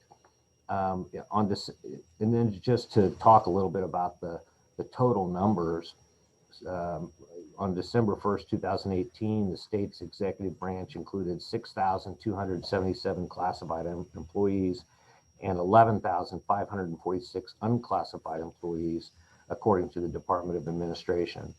Those numbers reflect a reversal of employment status from 3 years earlier, when there were 12,460 classified employees and 5,963 unclassified employees. So that number flip-flopped between the classified and unclassified. And then the total number of active employees decreased in 2015 from 18,423 to 17,823 in 2018. So there wasn't a very large drop in the number of state employees, but there was a shift in the focus between, or the allocation between classified and unclassified employees.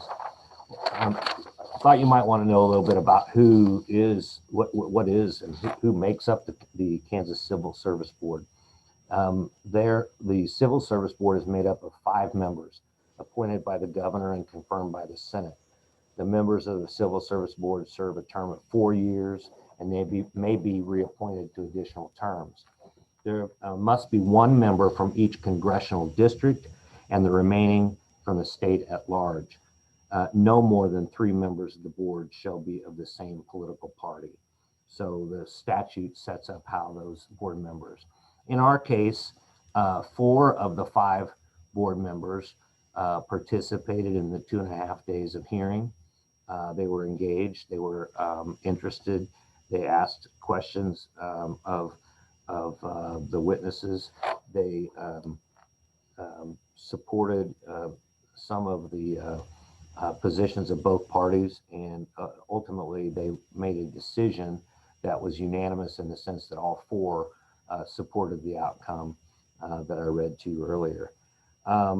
And what comes next is that after an order is issued, either party can decide to appeal to the district court, as I mentioned.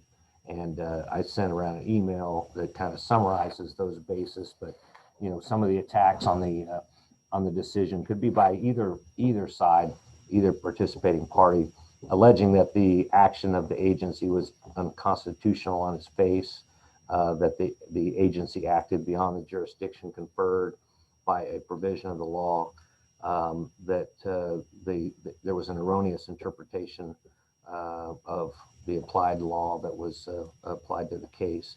And there are a number of other factors that I won't go into, but these are all enumerated in the statute. And these are the same kinds of basis for appeal that, for example, a licensed professional who had a discipline imposed that you all vote on when you have things coming out of the PPC, and if there's any change to their licensure status, then these teachers, certified personnel, can appeal to the district court as well. So I wanted to give you not just a summary of what had occurred in that kept me very busy, working with John Harding, working with several employees, the director of food service for the School for the Blind, HR, and a number of witnesses that we put on through affidavit and through live testimony. Obviously to focus, just to conclude this discussion, while there was a finding of a violation of the Civil Service Act by the employees, certainly the agency felt that it was justified in dismissing the individual. And so it's disappointing that the Civil Service Board, reinstated that employee back to their service in the kitchen. And I won't say any more about that in the public session, but that obviously disappointed with that outcome, because the agency felt that their performance was not justified a dismissal. And so from that standpoint, even though there was a finding of a violation of the Civil Service Act, the Civil Service Board disagreed with the outcome and ratcheted back the discipline that was delivered. So I will be happy to stand for any questions. There's quite a bit of information, but I wanted to give you a bigger picture as to this process, because it's pretty unique and something that I haven't reported on before. Any questions, board members of Mark? So the Civil Service Board found 4-0 in favor of the plaintiff, so to speak, but he still got 30 days without pay. Correct. Anybody else? Jean? I just had a question. Does this totally dispose of that issue? And so basically he starts anew with the school? Well, that's I think the challenge, because in the employment law you have you have the just a different system, but if you were reinstated to your employment and you filed a charge of discrimination, then you have certain protected status because you either filed a charge, and employers can't retaliate against the employee because of that. So he would be reinstated to that position, and it wouldn't be start anew. It wouldn't erase anything, but it would certainly erase the dismissal decision, but it won't erase the prior infractions. I know that the agency learned something about how the Civil Service Board views progressive discipline and following those specific steps. It was insightful because we actually called as a witness the Director of Personnel Services, Director Craig Knowlton, as a witness, and he confirmed for the board through his short but impactful testimony that the progressive discipline going through all 4 steps of the process is not required. It's discretionary. It's something that the agency can determine based on the facts and circumstances how they would go through that step process. And so heard some of that. And there's also other factors that I outlined for you in my memo, which include a charge of discrimination and retaliation that is pending before the Kansas Human Rights Commission. I just also wondered, are there any lessons learned here that we can maybe share with other districts so that they don't get themselves into a similar situation, or something to go forward with to try to make this better in the future? Sure. Because it's still an active legal matter, I don't want to go too deep into the maybe the strategy that might be involved, but I would say to the lessons learned are the same as in any employment situation, have to do with documenting, and any call I get from any client, it's always about the level of sufficient detail, contemporaneous documentation, the follow-up that's necessary to justify those decisions.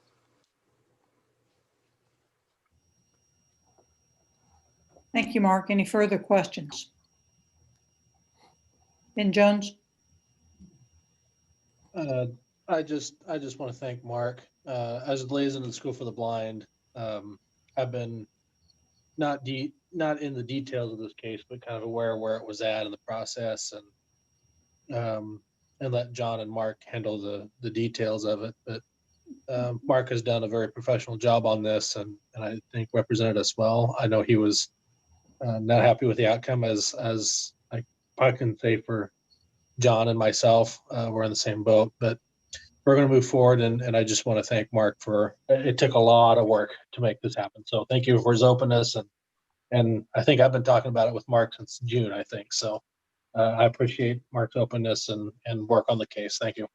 Thank you. I think Jean's comment about lessons learned, and maybe at some point in time, Mark, you can share with the board lessons learned, because this would specifically for us apply to the 2 schools, School for the Deaf and School for the Blind, to make sure that they understand procedures, but then maybe even working with KASB, because they work more directly with their local boards as far as any potential lessons learned there, I think might, and again, like I know that needs to be on down the line because we're not at that point yet.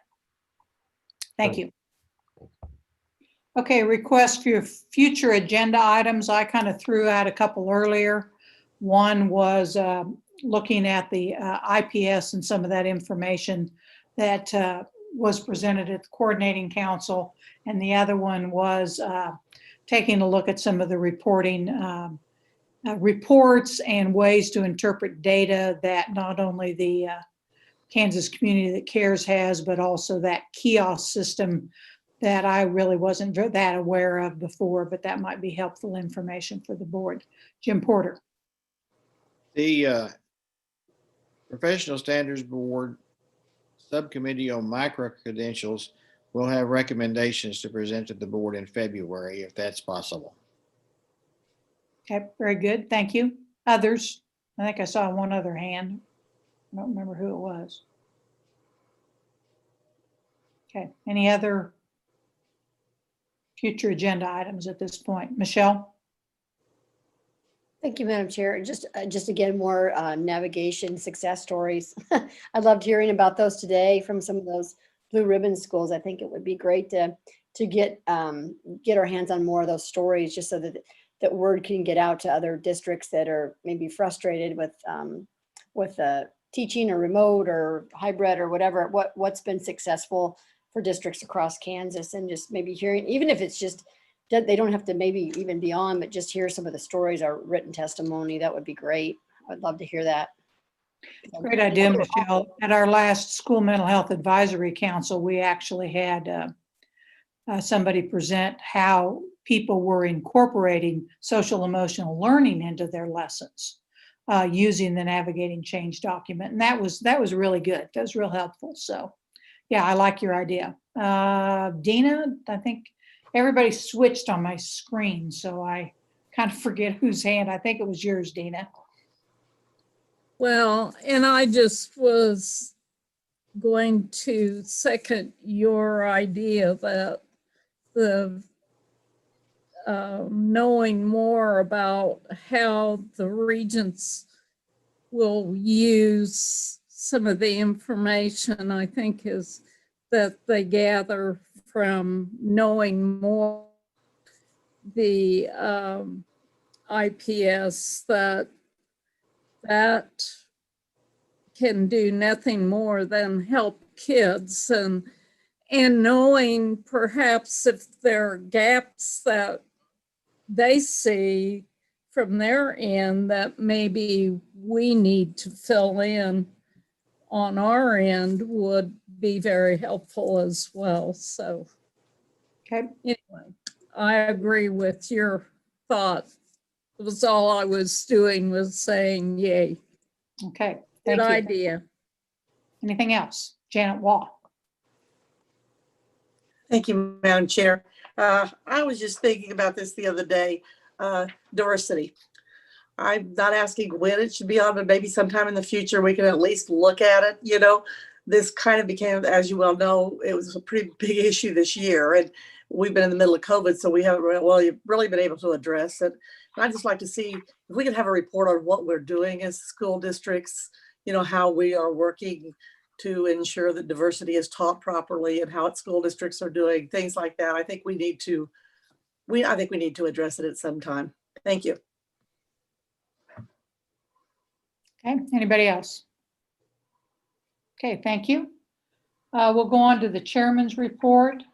I've been participating for the last several months. It's not every month, but the last several months in NASME's whole child study group. And it's been very interesting, some real good information. A lot of it is basically reaffirming what we are doing with our social emotional work and how we really are looking at the whole child and making certain that we integrate the social emotional into the instruction and what's going on. You know, I think matter of fact, Myron earlier mentioned it when we talked about the anti-bullying, anti-cyberbullying work and the wheel that the folks from KU have done, the Kansas CAN competencies. That's really a fabulous graphic and fabulous way to look at things. So some of the work that we're doing, like I say, has just been reaffirmed.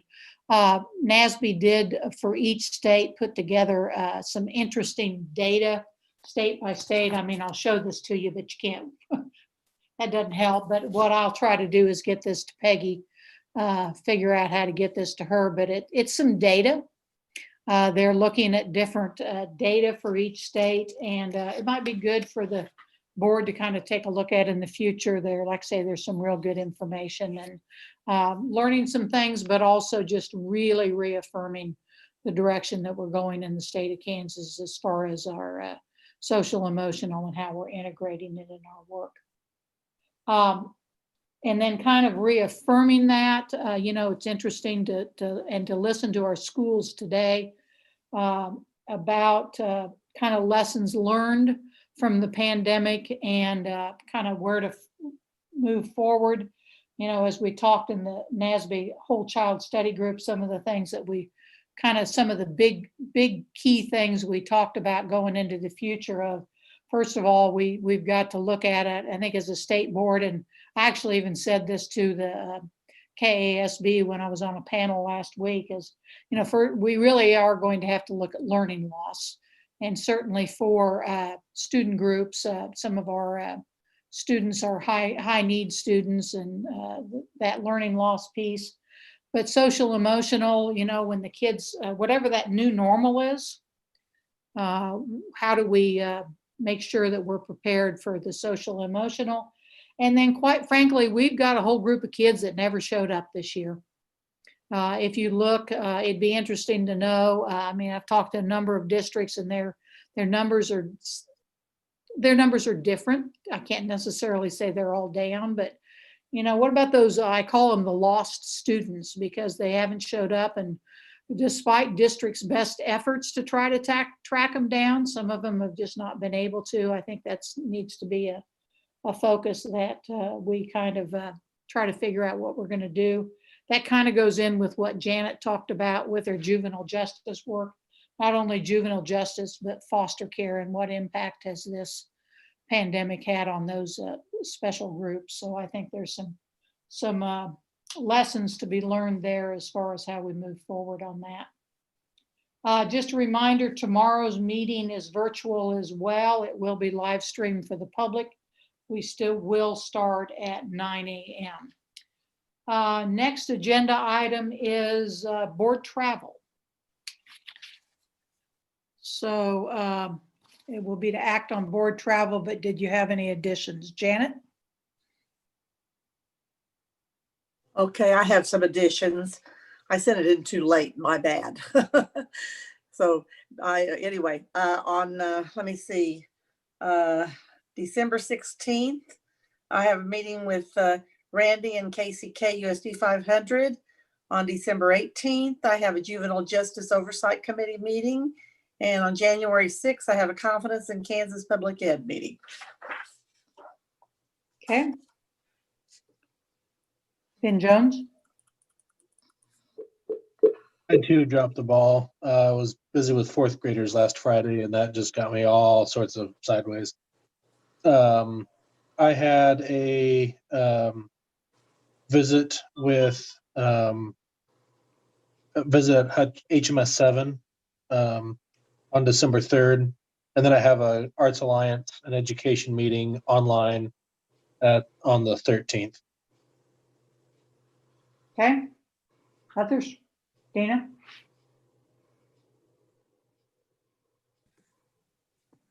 I have, let's see, about 3 things, I think it is. Maybe it's just adding 2, because you knew today. The Manhattan Ogden is having their legislative workshop on the 16th. And I don't know whether it's by Zoom or whether it's it's on site.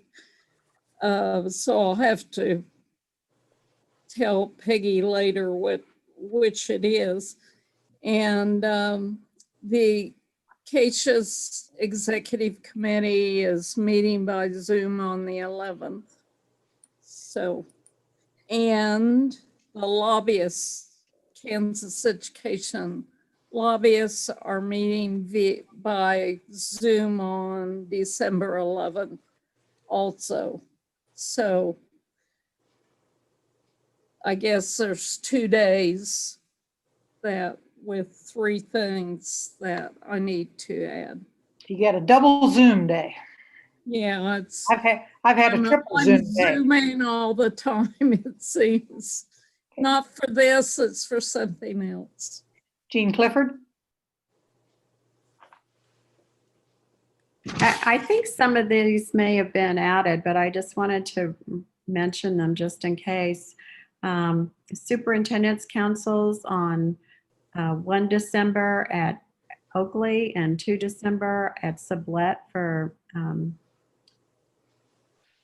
salary and mileage. And then on 2, 3, and 4 December, the KASB annual convention. And on 7 December, the coordinating council meeting, and 10 December for the teacher vacancy and supply committee meeting. And that's it. I think you've got the teacher vacancy and supply for me, Peggy, and then I'm going to have a follow-up school mental health leadership team meeting sometime this month. Anything else? Okay, I have a motion to approve travel. Dina Horst, second by Michelle Dombrowski. All in favor, please raise your hand.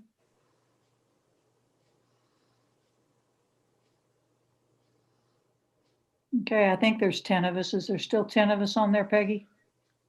I see your head nodding. Okay, all right. 10-0. Okay, all right. The meeting, as I mentioned, tomorrow we are at 9 o'clock. And so we'll be back here on Zoom tomorrow at 9 o'clock and have a number. Some of it is discussion item. One large discussion item will be the legislative agenda. So I know Dina and Jim will be looking forward to our conversation on that. So got a couple other good reports. The Literacy Network report will be a very interesting. So some good things that are going on tomorrow, and then we'll get to hear from the School for the Deaf and the School for the Blind tomorrow also. Randy? Madam Chair, this meeting's gone on so long that we no longer almost can see Jim Porter and Michelle because the sun's gone down and we're now entering into darkness. So appreciate everyone hanging in there today. It's been a long day. I look forward to seeing you tomorrow. It has been. Thank you very much. Okay, thanks everybody. We'll see you tomorrow. Bye-bye.